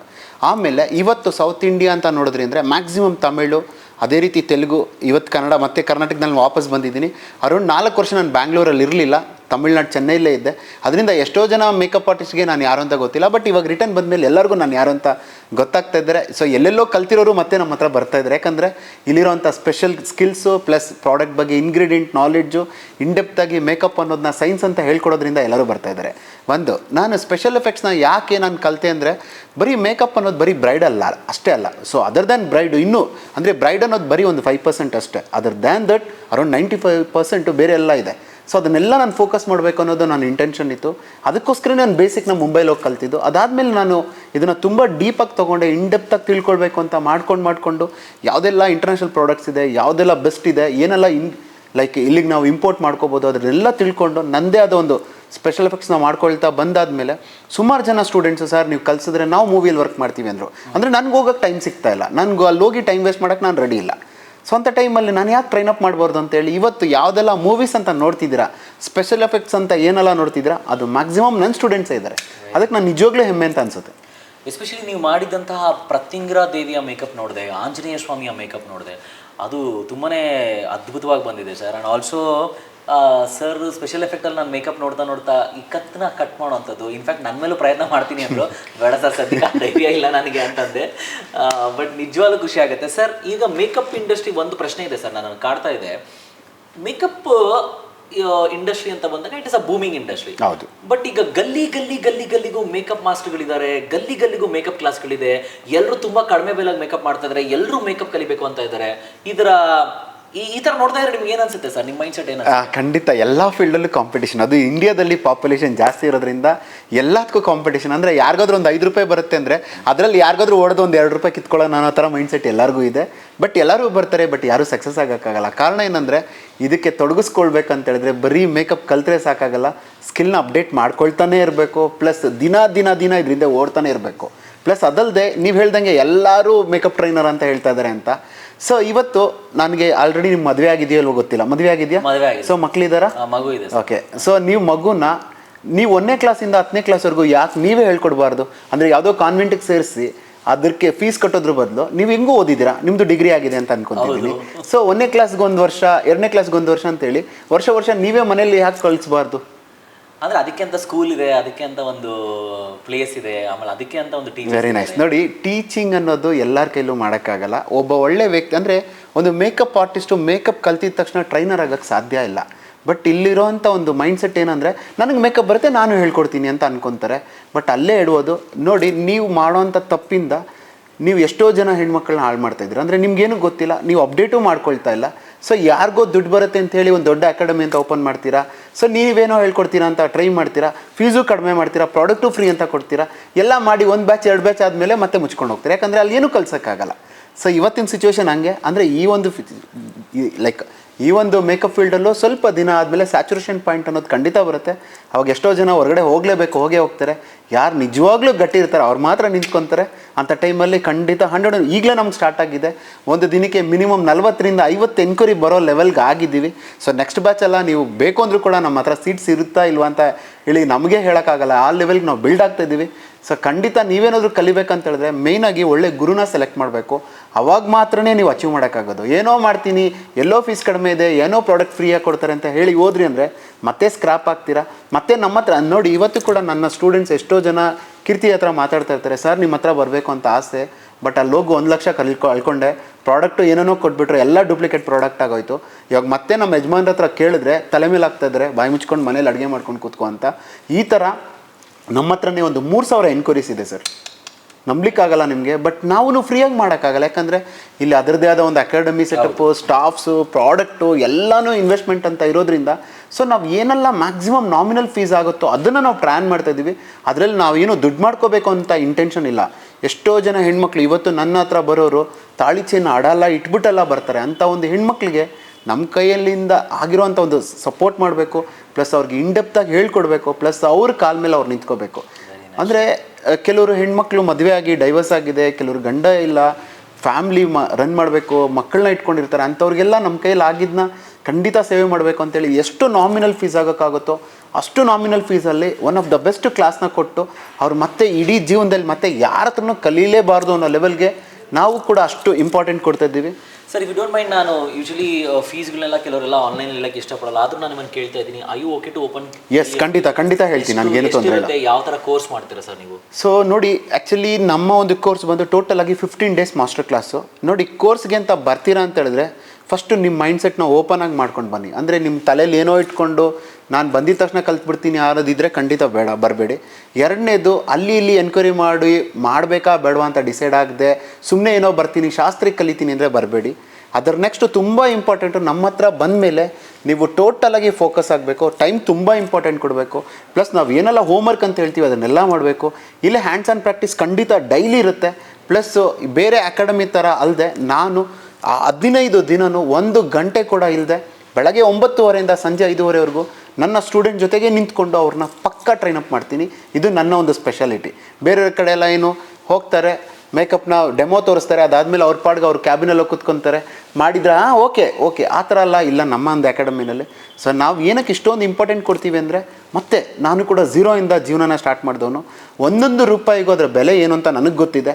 ಆ ಥರ ಇರೋವಾಗ ನಾನು ಹೇಳಿದೆ ಆಲ್ರೆಡಿ, ಎಷ್ಟೋ ಜನ ಹೆಣ್ಮಕ್ಳು ಕಣ್ಣೀರು ಹಾಕ್ಕೊಂಡು ಬಂದಿರ್ತಾರೆ, ಮನೇಲಿ ಗಂಡಂದ್ರನ್ನ ಅಪೋಸ್ ಮಾಡ್ಕೊಂಡು ಬಂದಿರ್ತಾರೆ, ಮನೇಲಿ ಅವರೇ ಜೀವನಕ್ಕೆ ಆಧಾರ, ತಾಳಿ ಚೈನು ಅನ್ನೋದನ್ನೆಲ್ಲ ಅಡ ಇಟ್ಕೊಂಡಲ್ಲ ಬಡ್ಡಿ ಕಟ್ಕೊಂಡು ಬರೋವಾಗ ಸೊ ನಾನೇನೋ ದುಡ್ಡಿಸ್ಕೊಂಡು ಆ ಕರ್ಮನ ಬಿಡಲ್ಲ. ಆಲ್ರೆಡಿ ಐ ಥಿಂಕ್ ನಿಮ್ಗೆ ಗೊತ್ತು, ನಾನು ಸ್ಪಿರಿಚುವಲ್ ಆಗಿ ಆಲ್ರೆಡಿ ತುಂಬ ಹೋಗ್ತಾ ಇದ್ದೀನಿ. ಸೊ ಆ ಥರ ಇರುವಾಗ ನಾನು ಯಾವುದೇ ಕಾರಣಕ್ಕೂ ಯಾವ ಕರ್ಮನೂ ನನ್ನ ಜೊತೆ ತೊಗೊಂಡೋಗೋಕೆ ರೆಡಿ ಇಲ್ಲ. ಎಷ್ಟಿದೆ sir fees? Like 15 days master class ಅಂತಂದರೆ ಅಲ್ಲೇ ಮೆನ್ಷನ್ ಆಗಿದೆ, master class is already known, ಯಾರಿಗೆ ಗೊತ್ತಿರುತ್ತೋ ಅವ್ರು ಮಾತ್ರ ಬರೋವಂಥದ್ದು, ಅಥವಾ ಏನು ಝೀರೋ ನಾಲೆಡ್ಜ್ ಇರೋವಂಥವ್ರು ಬರೋವಂಥದ್ದು, ಹೇಗೆ? So super. ನೋಡಿ, ಮಾಸ್ಟರ್ ಕ್ಲಾಸ್ ಅನ್ನೋದು ಝೀರೋ ನಾಲೆಡ್ಜ್ ಇದ್ರೂ ಕೂಡ ಬರ್ಬೋದು. ಆಲ್ರೆಡಿ ಎಲ್ಲಾದರೂ ಮೇಕಪ್ ಕಲಿತು ನಿಮ್ಗೆ ಏನೂ ಅರ್ಥ ಆಗಿಲ್ಲ, ನಾನು ಇನ್ನೂ ಅಪ್ಡೇಟ್ ಮಾಡ್ಕೋಬೇಕು ಅಂದರೂ ಬರ್ಬೋದು. ಬಟ್ ಒಂದು ಸಲ ಬಂದಮೇಲೆ ನೀವು 10 ವರ್ಷ ಎಕ್ಸ್ಪೀರಿಯನ್ಸ್ ಇದ್ರೂ ಪರವಾಗಿಲ್ಲ, ಝೀರೋ ನಾಲೆಡ್ಜ್ ಇದ್ರೂ ಪರವಾಗಿಲ್ಲ, 15th ಡೇ ನೀವು ಎಲ್ಲ ಬ್ಯಾಲೆನ್ಸ್ ಆಗಿರ್ತೀರ, ಸ್ಟೇಬಲ್ ಆಗ್ತೀರಾ, ಇಬ್ಬರು ಒಂದೇ ಥರ ಆಗ್ತೀರಾ. ಸೊ ಯಾಕಂದರೆ ನೀವು ಕಲ್ತಿರೋರು ನಿಮ್ಮ ಎಲ್ಲ ಸ್ಕಿಲ್ಲು, ಆದರೆ ಅಲ್ಲಿ ಏನೆಲ್ಲ ಕೆಟ್ಟದಾಗಿ ಕಲ್ತಿದ್ದೀರಾ ಅದನ್ನೆಲ್ಲ ಬಿಡಿಸ್ತೀನಿ ನಾನು ಫಸ್ಟ್ ಡೇನಲ್ಲೇ. ಲೈಕ್ ಮೆಡಿಟೇಷನ್ ಮಾಡಿ ನಿಮ್ಮ ಮೈಂಡ್ನ ಓಪನ್ ಮಾಡಿಸಿ ನೀವು ಹೆಂಗಿರಬೇಕು, ಏನೆಲ್ಲ ಮಾಡಬೇಕು ಪ್ರತಿಯೊಂದು ಹೇಳ್ಕೊಡೋದ್ರಿಂದ ಅವತ್ತಿಂದನೇ ನೀವು ಫುಲ್ ಓಪನ್ ಆಗ್ತೀರಾ. ಪ್ಲಸ್ ಅಲ್ಲಿಂದ ನಿಮ್ಮ ಜರ್ನಿ ಸ್ಟಾರ್ಟ್ ಆಗುತ್ತೆ. ಸೊ ಏನು ಕಲ್ತಿರೋರು ಪ್ಲಸ್ ಆಲ್ರೆಡಿ ಕಲ್ತಿರೋರು ಇಬ್ಬರು ಒಂದೇ ಥರ ಆಗಿ ಫೈನಲ್ ಡೇ ಬಂದು ಎಲ್ಲರಿಗಿಂತ ಬೆಸ್ಟು ಇಬ್ಬರೂ ಮಾಡಿರ್ತಾರೆ. ಸೊ 15 days ಮಾಸ್ಟರ್ ಕ್ಲಾಸ್ ಖಂಡಿತವಾಗ್ಲೂ ನೀವು ಸರ್ ಹತ್ರ ಬಂದು ಕಲಿಬೋದು, ನಮ್ಮ ರಾಜ್ಕೃಷ್ಣ ಸರ್ ಹತ್ರ. ಹಾಗಾದರೆ ಫೀಸ್ ಎಷ್ಟಿದೆ sir? So fees as of now actually ನಾವು ಫಸ್ಟ್ ಎಲ್ಲ ಮಾಡುವಾಗ 80,000 ರೂಪಾಯಿ ಇತ್ತು ಫೀಸು 15 days ಕ್ಲಾಸ್ಗೆ. ಬಟ್ ಎಷ್ಟೋ ಜನ ಹೆಣ್ಮಕ್ಳು ಗೋಗಿರ್ತಾರೆ, ಸರ್ ನಮ್ಗೆ ಏನಾದರೂ ಆಗಬೇಕು ಜೀವನದಲ್ಲಿ, ಆಲ್ರೆಡಿ ಲಾಸ್ ಮಾಡ್ಕೊಂಡಿದ್ದೀವಿ ಅಂತ ಹೇಳೋದ್ರಿಂದ ಬರೀ 40,000 ಅಂತೇಳಿ ಫಿಕ್ಸ್ ಮಾಡಿದ್ದೀವಿ. ಇದೇ ಫೀಸು ಅಟ್ಲೀಸ್ಟ್ ಇನ್ನೊಂದು ಮೇ ಬಿ ನನಗೆ ಗೊತ್ತಿಲ್ಲ ಎಷ್ಟು ಬ್ಯಾಚ್ ಆಗುತ್ತೆ, ಸೊ ಚೇಂಜಸ್ ಆಗ್ಬೋದು. 40,000 ಆಸ್ ಆಫ್ ನೋ 40,000 ಇದೆ. ಸೊ ಖಂಡಿತವಾಗ್ಲೂ ನೀವು ಬರ್ಬೋದು. ಇವರ ನಂಬರ್ಸ್, ಇವರ ಅಡ್ರೆಸ್ ಎಲ್ಲವನ್ನು ನಾನು ಮೆನ್ಷನ್ ಮಾಡ್ತಾ ಇರ್ತೀನಿ. ಅಂಡ್ ಇವರ ಮ್ಯಾನೇಜರ್ ಹಾಗೂ ಇವ್ರನ್ನ ಕಂಪ್ಯೂಟರ್ ನೋಡ್ಕೊಂಡವರು ಕೀರ್ತಿ ಸರ್ ಅಂತ ಇದ್ದಾರೆ. He is also very nice person, he will guide you in detail. Sir ಈಗ ಮೇಕಪ್ ಅನ್ನೋದ್ರಲ್ಲಿ ಎಷ್ಟು ಥರ ಮೇಕಪ್ ಇದೆ ಸರ್ ನೀವು ಹೇಳೋದಾದ್ರೆ? ಎಸ್, ಮೇಕಪ್ ಅಂತ ಬಂತು ಅಂತ ಹೇಳಿದ್ರೆ ನೀವು ಏನು ಬ್ರೈಡಲ್ ಅಂತ ಹೇಳ್ತಿದ್ದೀರಾ, ಬ್ರೈಡಲ್ ಅಲ್ಲದೆ ಅಂದರೆ ಬ್ರೈಡಲ್ಗೆ ನೀವು party makeup, event makeup, high fashion, glam, editorial, ಮಾಯನ್ ಆರ್ಟು, ಸುಮಾರು ಕ್ಲೌನ್ ಅಂತ ಹೇಳ್ತೀವಿ, ಅದೇ ರೀತಿ ಒಂದು ಸರ್ಕಸ್ ಆ್ಯಕ್ಟು, ಥಿಯೇಟರ್ ಆ್ಯಕ್ಟ್ ಅಂತ ಹೇಳ್ತೀವಿ, ಹ್ಯಾಲೋವಿನ್ ಅಂತ ಹೇಳ್ತೀವಿ, ಜಾಂಬಿ ಅಂತ ಹೇಳ್ತೀವಿ, SFX ಅಂತ ಹೇಳ್ತೀವಿ, ಪ್ರಾಸ್ಥೆಟಿಕ್ ಅಂತ ಹೇಳ್ತೀವಿ, ಎಷ್ಟೊಂದು ಮೇಕಪ್ಸ್ ಇದೆ. ಅಂದರೆ ಮೇಕಪ್ ಅನ್ನೋದು ಕೂಡ ಒಂದು ದೊಡ್ಡ ಸಮುದ್ರನೇ. ನಾನು ಸುಮ್ಮನೆ ಕೆಲವುದನ್ನ ಮಾತ್ರ ಹೇಳ್ತಾ ಇದ್ದೀನಿ, ಎಲ್ಲದನ್ನೂ ಇಲ್ಲಿ ಹೇಳಿದ್ರೆ ಒಂದು ಪಾಡ್ಕಾಸ್ಟ್ ತುಂಬ ಲೆಂತ್ ಆಗುತ್ತೆ, ಅನ್ನೆಸೆಸರಿ, ನನಗೂ ಟೈಮ್ ವೇಸ್ಟ್ ಮಾಡೋಕ್ಕೆ ನಾನು ರೆಡಿ ಇಲ್ಲ. ಬಟ್ ಇದು ಕೆಲವೊಂದು. ಸೊ ಇದೆಲ್ಲ ಕಲಿಬೇಕಂದ್ರೆ ಫಸ್ಟು ಬೇಸಿಕ್ಸ್ ಅರ್ಥ ಆಗಬೇಕು. ಅಂದರೆ ಸ್ಕಿನ್ ಅಂದರೆ ಏನು, ಸ್ಕಿನ್ ಟೈಪ್ ಹೆಂಗಿರುತ್ತೆ, ಸ್ಕಿನ್ ಟೆಕ್ಸ್ಚರ್ ಏನಿರುತ್ತೆ, ಸ್ಕಿನ್ನಲ್ಲಿರೋ ಅಂಥ ಅಂಡರ್ಟೋನ್ ಏನು, ಇದಲ್ಲದೆ ಕಲರ್ ಥಿಯರಿ, ಸ್ಕಿನ್ ಥಿಯರಿ, ಆಮೇಲೆ ಅದರಲ್ಲಿರುವಂಥ ಪ್ರಾಡಕ್ಟ್ ಏನು ಯೂಸ್ ಮಾಡ್ತೀವಿ, ಅದರಲ್ಲಿ ಏನೆಲ್ಲ ಇಂಗ್ರೀಡಿಯೆಂಟ್ ಇದೆ, ಆ ಇಂಗ್ರೀಡಿಯೆಂಟ್ ಯಾವ ರೀತಿ ಸಪೋರ್ಟ್ ಆಗುತ್ತೆ, ಒಂದು ಸ್ವೆಟ್ ಪ್ರೂಫ್ ಮೇಕಪ್ ಮಾಡೋವಾಗ ಏನು ನೋಡ್ಕೋಬೇಕು, ಅದೇ ರೀತಿ ಒಂದು ಪಾರ್ಟಿ ಮೇಕಪ್ ಮಾಡುವಾಗ ಯಾವ ರೀತಿ ಫೌಂಡೇಶನ್ ಸೆಲೆಕ್ಟ್ ಮಾಡಬೇಕು, ಡ್ರೈ ಸ್ಕಿನ್ ಯಾವುದು, ಲೈಕ್ ಕಾಂಬಿನೇಷನ್ ಸ್ಕಿನ್ಗೇನು, ಸೆನ್ಸಿಟಿವ್ ಸ್ಕಿನ್ಗೇನು, ಆಯಿಲಿ ಸ್ಕಿನ್ಗೇನು, ಪ್ರತಿಯೊಂದಕ್ಕೂ ಅದರದ್ದೇ ಆದ ಒಂದು ಇಂಗ್ರೀಡಿಯೆಂಟ್ ಇರುತ್ತೆ, ಅದರದ್ದೇ ಆದ ಒಂದು ಪ್ರಾಡಕ್ಟ್ ನಾಲೆಜ್ ಇರುತ್ತೆ. ಬಟ್ ಇವತ್ತಿರೋವಂಥ ಮೇಕಪ್ ಆರ್ಟಿಸ್ಟ್ಗೆ ಟ್ರೈನರ್ ಅಂತ ಯಾರು ಹೇಳ್ತಾರೆ ಅವರೆಲ್ಲ ಒಂದು 4 ಲುಕ್ನ ತೋರಿಸ್ತಾರೆ ಅಷ್ಟೇ. ಬಟ್ ನಮ್ಮ ಅಕಾಡೆಮಿಗೆ ಬಂದರೆ ನಾನು ಲುಕ್ಕಿಗೆ ಇಂಪಾರ್ಟೆಂಟ್ ಕೊಡಲ್ಲ, ನನ್ನ ಸ್ಟೂಡೆಂಟ್ಸ್ಗೆ ನಾನು ಪ್ರಾಡಕ್ಟ್ ಇಂಗ್ರೀಡಿಯೆಂಟ್ ಬಗ್ಗೆ ಹೇಳ್ಕೊಟ್ಟಿರೋದ್ರಿಂದ ಅವರು 1000 ರೂಪಾಯಿ ಬೇಕಾದ್ರೂ ಮಾಡ್ಕೋಬೋದು, ಏನು ಬೇಕಾದ್ರೂ ಮಾಡ್ಕೋಬೋದು. ಆ ಲೆವೆಲಲ್ಲಿ ಒಂದು ಬೇಸಿಕ್ಸ್ನ ಸಿಕ್ಕಾಪಟ್ಟೆ ಸ್ಟ್ರಾಂಗಾಗಿ ಕೊಡೋದ್ರಿಂದ ಅವ್ರಿಗೆ ಮತ್ತೆ ಏನೂ ಜೀವನದಲ್ಲಿ ತೊಂದರೆನೇ ಆಗಲ್ಲ. ಅದಕ್ಕೆ ನಾನು ಗ್ಯಾರಂಟಿ ಕೊಡ್ತಾಯಿದ್ದೀನಿ. Very nice. ಆ್ಯಂಡ್ ಆಲ್ಸೋ ನಾನು ನೋಡ್ದಂಗೆ ಒಂದು ಮೇಕಪ್ ಇದೆ ಸ್ಪೆಷಲ್ಲು. ಇವರು ಆ ಮೇಕಪ್ನ ಹಿಂಗೆ ತೊಗೊಂಬಂದು ಹಿಂಗೆ ತೋರಿಸ್ತಾರೆ, ಆ ಗೊಂಬೆ ಮೇಲೆ ಮಾಡಿರುವಂಥ ಒಂದು ಮೇಕಪ್ಪು. ಆ ಜಲಕ್ ಹೇಗಿದೆ ಒಮ್ಮೆ ನೋಡ್ಕೊಂಬನ್ನಿ.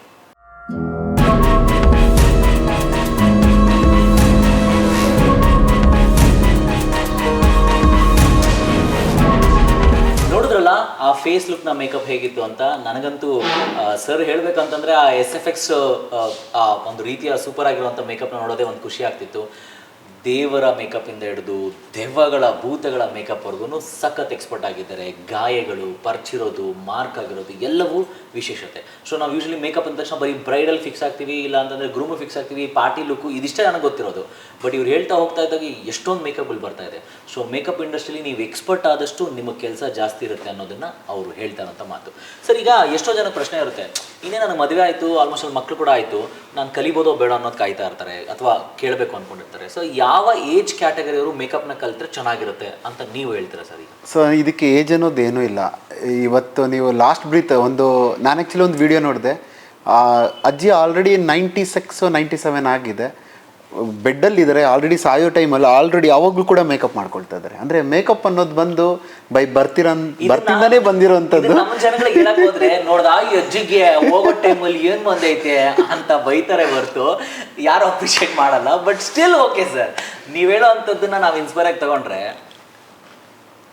ಅಂದರೆ ವಯಸ್ಸಿನ ಸಮಯಕ್ಕೆ ಅಥವಾ ವಯಸ್ಸಿನ ಈ ದೇಹಕ್ಕೆ ಅಂದವಾಗಿ ಇಟ್ಕೊಳೋದು ನಿಮ್ಮ ಕೈಯಲ್ಲಿದೆ. ಮೇಕಪ್ ಅನ್ನೋದು ಯಾವ ಏಜ್ ಅವ್ರು ಬೇಕಾದ್ರೂ ಕಲಿಬೋದು. ಸೊ 5 ವರ್ಷದಿಂದ ಟಿಲ್ ಲಾಸ್ಟ್ ಬ್ರೀತ್ ಇರೋವರೆಗೂ ಕೂಡ ಕಲಿಬೋದು. ಇವತ್ತು ಕೂಡ ಒಂದು ಹುಡುಗಿ ನಾನು ನೋಡಿದ್ದೆ ಫ್ರಾನ್ಸಿಂದ, actually she's from Sri Lanka. Just 6 ವರ್ಷದ ಹುಡುಗಿ, ಮೇನಗಾ ಮಾನುಲ್ಯ ಅಂತೇಳಿ. ಜಸ್ಟ್ 6 ವರ್ಷಕ್ಕೆ ನನಗೆ ಅವಳನ್ನ ನೋಡಿ ಇನ್ಸ್ಪೈರ್ ಆಗ್ತಾ ಇದ್ದೀನಿ. ಇಷ್ಟು ಚಿಕ್ಕ ಹುಡುಗಿ ಇಷ್ಟೆಲ್ಲ ಒಳ್ಳೆ ಮೇಕಪ್ ಮಾಡ್ತಾ ಇದ್ದಾಳ ಅಂತ. ಅಂದರೆ ನಿಮ್ಮ ಫೀಲ್ಡಲ್ಲೂ ನಿಮ್ಮ ಮಕ್ಕಳೇನಾದರೂ ಅಚೀವ್ ಮಾಡಬೇಕು ಅಂತ ಆಸೆ ಇದ್ದು ಮಾಡ್ತೀರಾ ಅಂತ ಹೇಳಿದ್ರೆ ಚಿಕ್ಕ ವಯಸ್ಸಲ್ಲೇ ನೀವು ಈ ಇಂಡಸ್ಟ್ರಿ ಖಂಡಿತ ತರ್ಬೋದು. ಒಂದು ಏಜ್ ಮೆಚ್ಯೂರ್ ಆಗೋಷ್ಟೊತ್ತಿಗೆ ಅವ್ರಿಗೆ ಸಿಕ್ಕಾಪಟ್ಟೆ ನಾಲೆಡ್ಜ್ ಇರುತ್ತೆ. ಒಂದು one of the best makeup artist ಆಗಿ ಕೂಡ ಅವರು ಅಚೀವ್ ಮಾಡ್ಬೋದು ಈ ಫೀಲ್ಡಲ್ಲಿ. ಓಕೆ ಸರ್, ಈಗ ನೀವು ಕ್ಲಾಸಸ್ ಅಂತ ಬಂದಂದ್ರೆ ಎಲ್ಲೆಲ್ಲಿ ನಡೆಸ್ತಿದ್ದೀರಾ sir classes? So as of ನಾವು ಕರ್ನಾಟಕ ಅಂತ ಬಂದ್ರಿ ಅಂದರೆ ಬ್ಯಾಂಗ್ಳೂರಲ್ಲಿ ರೆಗ್ಯುಲರ್ ಕ್ಲಾಸಸ್ ಇರುತ್ತೆ. ಅದಲ್ಲದೆ ಮೈಸೂರಲ್ಲಿ ಅಪ್ಡೇಷನ್ಸ್ ಕ್ಲಾಸ್, ಎಸ್ RR ನಗರಲ್ಲಿ ಆಸ್ ಆಫ್ ನಾವು RR ನಗರಲ್ಲಿ. ಸೊ ಮುಂದಕ್ಕೆ ಎಲ್ಲಿ ಅಂತ ಗೊತ್ತಿಲ್ಲ. ಆಸ್ ಆಫ್ ನಾವು ಇವಾಗ RR ನಗರಲ್ಲಿ ಮಾಡ್ತಿದ್ದೀವಿ. ಇದಲ್ಲದೆ ನೀವು ಮೈಸೂರಲ್ಲಿ 3 days master class, already struggling makeup artist ಅಂತ ಹೇಳ್ತೀವಿ. ಅಂದರೆ ಎಲ್ಲೋ ಕಲ್ತಿರ್ತಾರೆ, ಅವ್ರಿಗೆ ಇನ್ನೊಂದು ಚೂರು ಅಪ್ಡೇಷನ್ಸ್ ಬೇಕು, ಆಲ್ರೆಡಿ ಎಲ್ಲ ಕಡೆ ಬೈಸ್ಕೊತಾ ಇರ್ತಾರೆ ಅಥವಾ ಮೇಕಪ್ ಸಿಗ್ತಾ ಇಲ್ಲ ಅವ್ರಿಗೆ. ಈ ಥರದ್ದೆಲ್ಲ ಸಿಚುವೇಶನ್ ಬಂದಾಗ ಅವ್ರಿಗೆ ಅಪ್ಡೇಷನ್ಸ್ ಅಂತ ಹೇಳಿಕೊಡುವಂಥದ್ದು updation course. Just 3 days master class ಅದು. ಸ್ಟ್ರಗ್ಲಿಂಗ್ ಮೇಕಪ್ ಆರ್ಟಿಸ್ಟ್ ಅಂದರೆ ಸ್ಟ್ರಗ್ಲಿಂಗ್ ಮೇಕಪ್ ಆರ್ಟಿಸ್ಟ್ ಅಂತ ಹೇಳ್ತೀವಿ, ಅವ್ರಿಗೆ ಮಾತ್ರ. ಇದಲ್ಲದೆ ಈಗ ಬಾಗಲಕೋಟೆ ಲೈಕ್ ನಾರ್ತ್ ಕರ್ನಾಟಕದಿಂದ ಎಷ್ಟೋ ಜನ ಬರೋಕ್ಕೆ ಯೋಚನೆ ಮಾಡ್ತಾರೆ. ಸೊ ಅವ್ರಿಗೆ ನಾವು ಬಾಗಲಕೋಟೆಲ್ಲೂ ಕ್ಲಾಸ್ ಕೊಡ್ತಿದ್ದೀವಿ. ಇದಲ್ಲದೆ ನನಗೆ ಆನ್ಲೈನ್ ಕ್ಲಾಸಸ್ಸು ನಾವು ಪ್ಲ್ಯಾನ್ ಮಾಡಿದ್ದೀವಿ. ಪ್ಲಸ್ ಇದಲ್ಲದೆ ಸೆಲ್ಫ್ ಗ್ರೂಮಿಂಗ್ ನಮ್ಗೆ ತುಂಬ ಜನ ಕೇಳ್ತಿದ್ದಾರೆ. ಅಂದರೆ ಸರ್ ನಾವು ಯಾರಿಗೂ ಮೇಕಪ್ ಮಾಡೋದು ಬೇಡ, ಬಟ್ ನಮ್ಮನ್ನು ನಾವು ಸೌಂದರ್ಯವಾಗಿ ನೋಡ್ಕೋಬೇಕು. ಸೊ ಒಂದೊಂದು ಪಾರ್ಟಿಗೋ ಅಥವಾ ಒಂದು ಈವೆಂಟ್ಗೆ ಹೋಗ್ಬೇಕಂತ ಹೇಳಿದ್ರೆ ಮೇಕಪ್ ಆರ್ಟಿಸ್ಟ್ನ ಕರೆಸಿ ನಾವು ಮಾಡಿದ್ರೆ ಮಿನಿಮಮ್ 10 ರಿಂದ 20 ಸಾವಿರ ಕೊಡಬೇಕು. ಅದ್ರ ಬದಲು ನಿಮ್ಮ ಹತ್ರ ಒಂದು ಕ್ಲಾಸ್ ಕಲ್ತ್ಕೊಟ್ರೆ ನಮ್ಗೆ ಹೆಲ್ಪ್ ಆಗುತ್ತೆ ಅಂತೇಳಿ ಸೊ ಅದನ್ನು ಕೂಡ ನಾವು ಪ್ಲಾನ್ ಮಾಡಿದ್ದೀವಿ, ಮಾಡ್ತಾನೆ ಇರ್ತೀವಿ. ಹೋಗ್ತಾ ಹೆಣ್ಮಕ್ಳು ಹೆಂಗಾಗ್ತಾರೆ ಅಂತಂದ್ರೆ ನಾವ್ ಯಾಕೆ ಇವ್ರಿಗೆ 10,000 15,000 ಕೊಡ್ಬೇಕು ಅಂತ ಇವರೇ ಕ್ಲಾಸ್ಗಳನ್ನ ಕಲ್ತ್ಕೊಂಡು ಅವರೇ ಮಾಡ್ಕೊಳ್ಳೋಂಥದ್ದು. ಮೇಕಪ್ ಆರ್ಟಿಸ್ಟ್ ಆದ್ಮೇಲೆ ನಿಮ್ಮ ಗಂಡ ನಿಮ್ಮ ಮಕ್ಕಳಿಗೆ ಮೇಕಪ್ ಮಾಡ್ಕೊಂಡು ಚೆನ್ನಾಗಿದ್ರೆ ಮುಗಿದೋಯ್ತು. Anyway sir, out of the box ನಾನೊಂದು ಪ್ರಶ್ನೆ ಕೇಳಲೇಬೇಕು ಸರ್. ಇವತ್ತವರೆಗೂ ನೀವು ಎಷ್ಟು ಕಡೆ ಹೋಗ್ದಾಗೆಲ್ಲ ನಿಮ್ಗೆ ಒಳ್ಳೆ ರೆಕಗ್ನೈಸೇಷನ್ ಸಿಗುತ್ತೆ, ಒಳ್ಳೆ ಫೇಮ್ ಇರೋದ್ರಿಂದ ಒಳ್ಳೆ ಇದಾಗುತ್ತೆ ಸರ್. ಪಾಪ ಎಷ್ಟೋ ಜನ ಮೇಕಪ್ ಕಲ್ತ ಮೇಲೆ ನಾನು ತಪ್ಪು ಮಾಡಿಬಿಟ್ಟೆ ಅನ್ನೋ ಫೀಲಲ್ಲೂ ಇದ್ದಾರೆ ಸರ್. ಇಂಥವ್ರಿಗೆ ಏನು ಹೇಳ್ತೀರಾ? ಯಾಕಂದರೆ ಸಕ್ಸಸ್ ಸಿಗ್ತಾ ಇಲ್ಲ, ಅವ್ರ ಜೀವನದಲ್ಲಿ ಉದ್ಧಾರ ಹಾಕೋಕ್ಕಾಗ್ತಿಲ್ಲ, ಆರ್ಡ್ರ್ಗಳು ಸಿಗ್ತಾ ಇಲ್ಲ, ಮಾರ್ಕೆಟಿಂಗಲ್ಲಿ ಯಾರೂ ಕಾಲ್ ಮಾಡ್ತಿಲ್ಲ, ಅಂದರೆ ಅವ್ರಿಗೆ ಮಾರ್ಕೆಟ್ ಮಾಡ್ಕೊಳಕ್ಕೆ ಗೊತ್ತಾಗ್ತಿಲ್ಲ. ಇಂಥವ್ರಿಗೆ ಏನು ಹೇಳ್ತೀರಾ ಸರ್? ಸರ್ ಖಂಡಿತ ಒಂದು ಒಳ್ಳೆ ಗುರುನ ಸೆಲೆಕ್ಟ್ ಮಾಡಿದ್ರೆ ಇದಕ್ಕೆಲ್ಲದಕ್ಕೂ ಸೊಲ್ಯೂಷನ್ ಇದೆ. ಅದನ್ನು ಬಿಟ್ಟು ನೀವು ಇನ್ನೇನೆಲ್ಲ ಮಾಡಿದ್ರೆ ಖಂಡಿತ ಇದಕ್ಕೇನು ಸೊಲ್ಯೂಷನ್ ಇಲ್ಲ. ಅಂದರೆ ಒಬ್ಬ ಗುರುಗೆ ಮಾರ್ಕೆಟಿಂಗ್ ಸ್ಕಿಲ್ಲು ಗೊತ್ತಿರಬೇಕು, ಪ್ರಾಡಕ್ಟ್ ನಾಲೆಜ್ ಗೊತ್ತಿರಬೇಕು, ಮೇಕಪ್ ಸೈನ್ಸ್ ಅಂತ ಗೊತ್ತಿರಬೇಕು. ನೀವೇನಾದರೂ ಕೆಳಗಡೆ ಬಿದ್ದರೆ ಎತ್ತೋಳಂಥ ಒಂದು ಕೆಪಾಸಿಟಿನೂ ಇರಬೇಕು. ಅಂಥ ಒಂದು ಟ್ರೈನರ್ ನೀವು ಸೆಲೆಕ್ಟ್ ಮಾಡಿದೆ ಎಲ್ಲೋ ಹೋಗ್ಬಿಟ್ಟು ದುಡ್ಡಿನ ಕಡಿಮೆ ಆಗುತ್ತೆ ಅನ್ನೋದಕ್ಕೋಸ್ಕರ ನಿಮ್ಮ ಮನೆ ಪಕ್ಕದಲ್ಲೇ ಬೇಕು ಅಂತ ಹೇಳಿ ಸೆಲೆಕ್ಟ್ ಮಾಡಿದ್ರಿ ಅಂದರೆ ಸೊ ನಿಮ್ಮ ಮನೆಯಲ್ಲೇ ಅಂದರೆ ಒಂದು ಬಾವಿಯಲ್ಲಿರುವಂಥ ಕಪ್ಪೆ ಥರನೇ ಇದ್ಬಿಡ್ತೀರಾ. ಇಲ್ಲ ನೀವು ಸಮುದ್ರದಲ್ಲಿರುವಂಥ ಒಂದು ತಿಮಿಂಗಲ ಆಗಬೇಕಂತ ಹೇಳಿದ್ರೆ ಖಂಡಿತ ಸೆಲೆಕ್ಟ್ ಮಾಡ್ಕೊಳ್ಳೋಂಥ ಗುರು ಕರೆಕ್ಟಾಗಿದ್ದರೆ ಮಾತ್ರನೇ ಆಗುವಂಥದ್ದು. ಒಂದು ಒಳ್ಳೆ ಗುರು ಬೇಕು, ಮಾರ್ಕೆಟಿಂಗ್ ಕೂಡ ಕಲ್ತ್ಕೊಬೇಕು ಅಂತಂದರೆ ಸರ್ ನಾನು ನಿಮ್ಮನ್ನು ಕೇಳ್ತಾ ಇದ್ದೆ. ಸೊ ಮಾರ್ಕೆಟಿಂಗ್ ಸ್ಕಿಲ್ಸ್ ಎಲ್ಲವೂ ಅವ್ರಿಗೆ ನೀವು ಓಪನ್ ಅಪ್ ಆಗಿ ಹೇಳ್ಕೊಡ್ತೀವಿ. ಪಕ್ಕ. ಆಮೇಲೆ ಎಷ್ಟೋ ಜನ ಕಂಪ್ಲೇಂಟ್ ಕೂಡ ಮಾಡ್ತಾರೆ, ಏನಂತ ತುಂಬ ಇನ್ಡೆಪ್ತಾಗಿ ಹೇಳ್ಕೊಡಲ್ಲ, ಸೇರ್ಕೊಂಡ್ಮೇಲೆ ಒಂಥರ ಹೇಳ್ಕೊಡ್ತಾರೆ. ಸೊ ನಿಮ್ಮ ಕೇಸಿಗೆ ಬಂದರೆ ಯಾವ ಥರ ಇರುತ್ತೆ? ಆಲ್ರೆಡಿ ಐ ಥಿಂಕ್ ನನ್ನ ಸ್ಟೂಡೆಂಟ್ಸ್ ರಿವ್ಯೂಸ್ನ ಈ ಒಂದು ಪಾಡ್ಕಾಸ್ಟಲ್ಲಿ ಹಾಕಿದ್ದೀನಿ, ಅದನ್ನ ನೋಡಿಕೊಂಡ್ರೆ ಎಲ್ಲರಿಗೂ ಗೊತ್ತಾಗುತ್ತೆ. ಪ್ಲಸ್ ಅದಲ್ಲದೆ ನನ್ನ ಒಂದು ಇನ್ಸ್ಟಾ ಫಾಲೋವರ್ಸ್ಗೆ ನನ್ನ ಸ್ಟೂಡೆಂಟ್ಸ್ ರಿವ್ಯೂಸು ನಾವು ಹೆಂಗೆ ಹೇಳ್ಕೊಡ್ತೀವಿ ಪ್ರತಿಯೊಂದು ವೀಡಿಯೋಸ್ ಅಲ್ಲಿದೆ. ಅದನ್ನು ನೋಡ್ಕೊಂಡು ಅವ್ರು ಡಿಸೈಡ್ ಮಾಡ್ಕೊಂಡು ಬರೋದಾದರೆ ಬರಲಿ, ಇಲ್ಲಾಂದರೆ ತೊಂದರೆನೇ ಇಲ್ಲ ಸರ್ ನನಗೆ. ಇವ್ರ ಸ್ಟೂಡೆಂಟ್ಸ್ಗಳು ಕೂಡ ಮಾತಾಡೋದೊಂದಿದೆ. ಸೊ ಅದನ್ನು ಬನ್ನಿ ವಿಜುವಲ್ಸ್ ನೋಡ್ಕೊಂಬರೋಣ. ತುಂಬ ನ್ಯಾಚುರಲ್ ಆಗಿ ನಾನೇ ಕೇಳಿರೋ ಪ್ರಶ್ನೆಗಳಿಗೆ ಉತ್ತರ ಕೊಟ್ಟಿದ್ದಾರೆ. ಸೊ ಬನ್ನಿ ಅವ್ರು ಏನು ಹೇಳ್ತಾರೆ ನೋಡ್ಕೊಂಬರೋಣ. ಹಾಯ್, ನನ್ನ ಹೆಸರು ಪಲ್ಲವಿ ಅಂತ, ನಾನು ಮಂಡ್ಯದಿಂದ ಬಂದಿದ್ದೀನಿ ಸರ್. ನಾನು ಆಲ್ರೆಡಿ 2 ಇಯರ್ಸಿಂದ ಪೇಜ್ ಫಾಲೋ ಮಾಡ್ತಿದ್ದೆ ಸರ್ದು. ಸೊ ಇಲ್ಲಿಗೆ ಬರಬೇಕು ಅಂತ ತುಂಬ ದಿವಸದಿಂದ ಆಸೆ ಇಟ್ಕೊಂಡಿದ್ದೆ. ಫೈನಲ್ ಬಂದೆ. ಬಟ್ ಸರ್ ಮೊದಲನೇ ದಿನನೇ ಕಂಪ್ಲೀಟ್ ಕಂಫರ್ಟಬಲ್ ಫೀಲ್ ಮಾಡ್ತಿದ್ರು. ಮತ್ತು ನಮ್ಮ ಸ್ಟೂಡೆಂಟ್ಸ್ ಬಗ್ಗೆ ಹೇಳ್ಬೇಕು ಅಂದ್ರೆ ಅವರು ಅಷ್ಟೇ ಎಲ್ಲ ಫ್ರೆಂಡ್ಲಿ ಥರ ಇದ್ದೀವಿ. ಈಗ ಆಲ್ರೆಡಿ 14 ಡೇಸ್ ಇವತ್ತು, ನಾಳೆ 15 ಡೇಸ್ ಹೋಗೋದು ಹೆಂಗಪ್ಪ ಅಂತ ಎಲ್ಲರೂ ಬೆಳಗ್ಗೆಯಿಂದ ಫೀಲ್ ಮಾಡ್ಕೊಂಡಿದ್ದೀವಿ. ಅವ್ರ ನಾಲೆಡ್ಜ್ ಇರ್ಬೋದು, ಕಲ್ಸ್ಕೊಡೋ ರೀತಿ ಇರ್ಬೋದು, ಕಂಪ್ಲೀಟ್ ಒಂದು ಸಣ್ಣ ಮಗುಗೆ ಈಗ LKG ತೊಗೊಂಡೋಗಿ ಹೇಗಾಗ್ತೀವೋ ABCD ಇಂದ ಹೇಗೆ ಕಲಿಸ್ತಾರೋ ಸರ್ ಕೂಡ ಅಷ್ಟೇ ನಮಗೆ ಸ್ಕಿನ್ ಥಿಯರಿಯಿಂದ ಹಿಡಿದು ಕಂಪ್ಲೀಟಾಗಿ ನೀಟಾಗಿ ಸ್ಟೆಪ್ ಬೈ ಸ್ಟೆಪ್ ಕಲ್ಸ್ಕೊಂಡು ಬಂದಿದ್ದಾರೆ. ನಾವೀಗ ಎಲ್ಲಾದ್ರೂ ಬದುಕ್ಬೋದು ಅನ್ನೋ ಕಾನ್ಫಿಡೆಂಟ್ ಇದೆ ಸರ್. ಅವರೆಲ್ಲ ತುಂಬಾ ಎಕ್ಸ್ಟ್ರಾ ಟಿಪ್ಸ್ ಎಲ್ಲ ಹೇಳ್ತಿದ್ರು ಓಪನ್ ಆಗಿ, ಅಂದ್ರೆ ಯಾರೋ ನೀವು ರಿವೀಲ್ ಮಾಡಲ್ಲ ಅಲ್ವಾ ಹಿಂಗೆ ಪಬ್ಲಿಕ್ ಆಗಿ. ಸೊ ಅವ್ರ ಆ ಥರ ಸುಮಾರು ಸಣ್ಣ ಪುಟ್ಟದೆಲ್ಲ ಬೇಸಿಕ್ಸ್ ಎಲ್ಲ ತುಂಬಾ ಚೆನ್ನಾಗೆಲ್ಲ ರಿವೀಲ್ ಮಾಡ್ತಾ ಇದ್ದಾರೆ. ಹಂಗೆಲ್ಲ ಯೂಶಲಿ ಯಾರು ಮಾಡೋದಿಲ್ಲ. ಅವಾಗ ನನಗೆ ಆಸೆ ಆಯ್ತು, ಓಕೆ ಹೋದ್ರೆ ಇವ್ರ ಹತ್ರ ಹೋಗ್ಬೇಕು, ಇಷ್ಟು ಚೆನ್ನಾಗಿ ಹೇಳ್ಕೊಡ್ತಿದಾರಲ್ಲ. और उन्होंने मुझे इतना अच्छा एक ऐसे प्यार किया जैसे कि वो खुद की बेटी हो ऐसे ही प्यार किया है. और इधर इतना सेफ फील है ना जहाँ किधर भी नहीं होगा. ನಾವೆಷ್ಟು ನಮಗೆ ಅವ್ರಿಗೆ ಅಂದ್ರೆ ನಮ್ಮಿಂದ ನಾವು ಅವ್ರಿಗೇನು ರಿಟರ್ನ್ ಕೊಡೋಕ್ಕಾಗಲ್ಲ ಸರ್. ನಾನು ಒಂದೇ ಕೊಡ್ಬೋದು ಅಂದರೆ ಅದು ನಾನು ಕಲ್ತಿರೋ ವಿದ್ಯೆನ 4 ಜನಕ್ಕೆ ಹೇಳಿ ಸರ್ ಅಕಾಡೆಮಿಯಿಂದ ಈ ಥರ ನಾವು ಕಲ್ತಿದ್ದೀವಿ, ನಿಮಗೂ ಯೂಸ್ ಆಗುತ್ತೆ. ಎಷ್ಟೊಂದು ಜನ ಹೆಣ್ಮಕ್ಳು ಮನೆಯಿಂದ ಆಚೆ ಬರೋಕ್ಕೆ ಈವನ್ ಎಜುಕೇಷನ್ ಇಲ್ಲ ಅಂತ ತುಂಬ ಸಫರ್ ಮಾಡ್ತಾ ಇದ್ದಾರೆ. ಇದರಿಂದ ಎಲ್ಲ ಹೊರಗಡೆ ಬಂದು ನಮ್ಮ ಸರ್ ಹತ್ರ ಒಂದು ಸ್ಟ್ಯಾಂಡ್ ತೊಗೋಬೋದು ಅಂತ ನಾನು ಹೇಳಕ್ಕೆ ಬರ್ತೀನಿ. ಸೊ ಕ್ಲಾಸಸ್ಗೆ ನೀವು ಬಂದು ಖಂಡಿತವಾಗ್ಲೂ ಇನ್ ಡೆಪ್ತ್ ಆಗಿ ಕಲಿತು ಮಾರ್ಕೆಟಿಂಗ್ ಸ್ಕಿಲ್ಸ್ನು ಕೂಡ ಹೇಳ್ಕೊಡ್ತಾರೆ. ಆ್ಯಂಡ್ ನಿಮ್ಗೊಂದೊಳ್ಳೆ ಭವಿಷ್ಯ ಸಿಗೋದಂತ ಗ್ಯಾರಂಟಿ. ಎಲ್ಲದಕ್ಕಿಂತ ಹೆಚ್ಚಾಗಿ ನಿಮಗೆ ನಂಬಿಕೆ ಇರಬೇಕು. ಆಮೇಲೆ ಸರ್ ಕ್ಲಾಸಲ್ಲಿ ಇನ್ನೊಂದು ವಿಶೇಷತೆ ನಾನು ಕಂಡಿದ್ದೆ ಏನು ಗೊತ್ತಾ, ಇವರು ಎಲ್ಲರೂ ಯೂಶ್ವಲಾಗಿ ಬಂದಿದ ತಕ್ಷಣ ಕ್ಲಾಸಸ್ನ ಶುರು ಮಾಡೋದಕ್ಕೆ ಅವ್ರವ್ರನ್ನ ಪರಿಚಯ ಮಾಡ್ಕೊಳ್ತಾರೆ, ಅದೆಲ್ಲ ನಾರ್ಮಲ್ ಆಗಿದ್ದಿದೆ. ಆದರೆ ಸರ್ ಕ್ಲಾಸಲ್ಲಿ ತಾವು ಶುರು ಮಾಡೋದು ಧ್ಯಾನದ ಮುಖಾಂತರ. ಯಾಕೆ ಅಂದರೆ he so connected to spiritual. So spiritual ಒಂದು ಒಳ್ಳೆ ವ್ಯಕ್ತಿ ಸ್ಪಿರಿಚುವಲಲ್ಲಿ ಇವರು. ಸೊ ಸ್ಪಿರಿಚುವಲ್ನ ಮಾತ್ರವಾಗಿ ಅರ್ಥ ಮಾಡ್ಕೊಂಡಿದ್ದಾರೆ. ಒಳ್ಳೊಳ್ಳೆ ಟಿಪ್ಸ್ ಕೂಡ ಕೊಡ್ತಾರೆ. ಸೊ ಸರ್ ಈಗ ಒಂದು ಬ್ಯೂಟಿ ಟಿಪ್ ಎಲ್ರಿಗೂ ಒಳ್ಳೇದಾಗೋದು, ಅದು ಯಾವುದೋ ಒಂದು ಬ್ಯೂಟಿ ಟಿಪ್ ಕೊಡಿ ಸರ್. ಎಕ್ಸಾಂಪಲ್, ಜನಗಳು ತುಂಬ ವರಿ ಆಗೋದು ಒಂದು ಸ್ಕಿನ್ಗೆ, ಇನ್ನೊಂದು ಹೇರ್ಗೆ. ಸೊ ಇವೆರಡಕ್ಕೂ ಸಂಬಂಧಪಟ್ಟಂಥ ಒಂದು ಒಳ್ಳೆ ಟಿಪ್ಪು. ಸೊ ತುಂಬ ಯೂಟ್ಯೂಬ್ ನೋಡೋಕೆ ಹೋಗ್ಬೇಡಿ ಬೇಡದಿರೋದನ್ನೆಲ್ಲ. ಅಂದರೆ ಕೆಲವರು ತುಂಬ ಕನ್ಫ್ಯೂಷನ್ ಮಾಡ್ತಾರೆ, ಅದನ್ನು ತಿನ್ನಿ ಇದನ್ನು ತಿನ್ನಿ, ಅದಾಗಿ ಇದಾಗಿ ನಿಮ್ಮ ಬಾಡಿಗೆ ಆ ಪ್ರೋಟೀನ್ ಇಲ್ಲ ವಿಟಮಿನ್ ಇಲ್ಲ ಅಂತ. ಎಲ್ಲನೂ ಮೈಂಡ್ ಸೆಟ್ಟೆ. ಫಸ್ಟು ಮೈಂಡ್ನ ಓಪನ್ ಆಗಿ ಇಟ್ಕೊಳ್ಳಿ. ಸುಪ್ತ ಮನಸ್ಸನ್ನ ಯಾವಾಗಲೂ ಲೈಕ್ ಸಬ್ಕಾನ್ಷಿಯಸ್ ಮೈಂಡ್ ಅನ್ನೋದು ತುಂಬ ಇಂಪಾರ್ಟೆಂಟು. ನಿಮ್ಮ ಮೈಂಡಲ್ಲಿರೋಂಥ ಏನೆಲ್ಲ ಮಿತ್ಸ್ ಇದೆ ಅದನ್ನೆಲ್ಲ ಕ್ಲಿಯರ್ ಮಾಡ್ಕೊಳ್ಳಿ. ಪ್ಲಸ್ ಹ್ಯಾಪಿಯಾಗಿರಿ, ಖುಷಿಯಾಗಿರಿ. ಆಮೇಲೆ ನಾನು ಇವತ್ತೊಂದು ಟಿಪ್ ಖಂಡಿತ ಕೊಡ್ತೀನಿ. ನೀವು ಹೇರು ಮತ್ತು ಸ್ಕಿನ್ಗೆ ಅಂತ ನಿಮಗೊಂದು ಫ್ಲಾಲೆಸ್ ಪಳಪಳ ಅಂತ ಸ್ಕಿನ್ ಬೇಕು, ಹೇರ್ ಫಾಲು ಕಂಟ್ರೋಲ್ ಆಗಬೇಕಂದ್ರೆ ಸುಮಾರು ನಾನು ಟಿಪ್ಸ್ ಕೊಟ್ಟಿದ್ದೀನಿ. ಬಟ್ ಇವತ್ತೊಂದು ಹೊಸ ಟಿಪ್ಪು, ಎಸ್ಪೆಷಲಿ ನಮ್ಮ ಪಾಡ್ಕಾಸ್ಟ್ ಯಾರೆಲ್ಲ ನೋಡ್ತಾ ಇದ್ದಾರೆ ಅವ್ರಿಗೆ. ಸೊ ಏನೂ ಇಲ್ಲ, ಮಧ್ಯಾಹ್ನ 12 ಗಂಟೆಗೆ A2 ಘೀ ಅಂತ ಸಿಗುತ್ತೆ. ಅಂದರೆ ನಿಮಗೆ ನಾಟಿ ಹಸು ಅಂಥದ್ದು, ಅಂದರೆ ಸೀಮೆ ಹಸು ಬೇಡ. ಸೊ ಕಾಡಿನಲ್ಲಿ ಬೆಳೆದಿರೋಂಥ ಹಸುಗಳು ಏನಿದೆ ಅದರಿಂದ ಆಗುವಂಥ ಒಂದು ತುಪ್ಪನ ಕರೆಕ್ಟಾಗಿ ಮಧ್ಯಾಹ್ನ 12 ಗಂಟೆಗೆ ನೀವು ಒಂದು 3 ಸ್ಪೂನ್ ಸೇವಿಸಿದ್ದೇ ಆದರೆ ನಿಮ್ಮ ದೇಹದಲ್ಲಿ ಸಾಕಷ್ಟು ಬದಲಾವಣೆ ಆಗುತ್ತೆ. ವಿತಿನ್ ಒಂದು 1 ವೀಕಲ್ಲಿ ನೀವು ಅಷ್ಟು ಅಗ್ರ ಆಗ್ತೀರಾ, ನಿಮ್ಮ ಸ್ಕಿನ್ ಅಷ್ಟು ಫ್ಲಾಲೆಸ್ ಆಗುತ್ತೆ. ಪ್ಲಸ್ ನಿಮಗೆ ಗೊತ್ತಿದ್ರೆ ಒಂದು ಕಣ್ಣಲ್ಲಿ ಹೊಳಪು ಬರುತ್ತೆ, ಏರ್ ಫಾಲ್ ಇದ್ರೂ ಕಂಟ್ರೋಲ್ ಆಗುತ್ತೆ. ಏನಕ್ಕೆ ಇದನ್ನು ನಾನು ಹೇಳ್ತಾ ಇದ್ದೀನಿ ಅಂದರೆ ಸರ್ ನಮ್ಮ ದೇಹದಲ್ಲಿ ಕೂಡ ಅಗ್ನಿ ಅನ್ನೋದಿರುತ್ತೆ. ಸೊ ಎಸ್ಪೆಷಲಿ ಮೂಲಾಗ್ನಿ, ಜಠರಾಗ್ನಿ, ನೆಕ್ಸ್ಟ್ ಚಿದಾಗ್ನಿ ಅಂತ ಹೇಳ್ತೀವಿ. ಅಂದರೆ ಮೂಲಾಗ್ನಿ ಅಂತ ನೋಡೋದಾದರೆ ಮೂಲಾಧಾರ ಚಕ್ರದಲ್ಲಿ ಬರೋ ಅಂಥದ್ದು.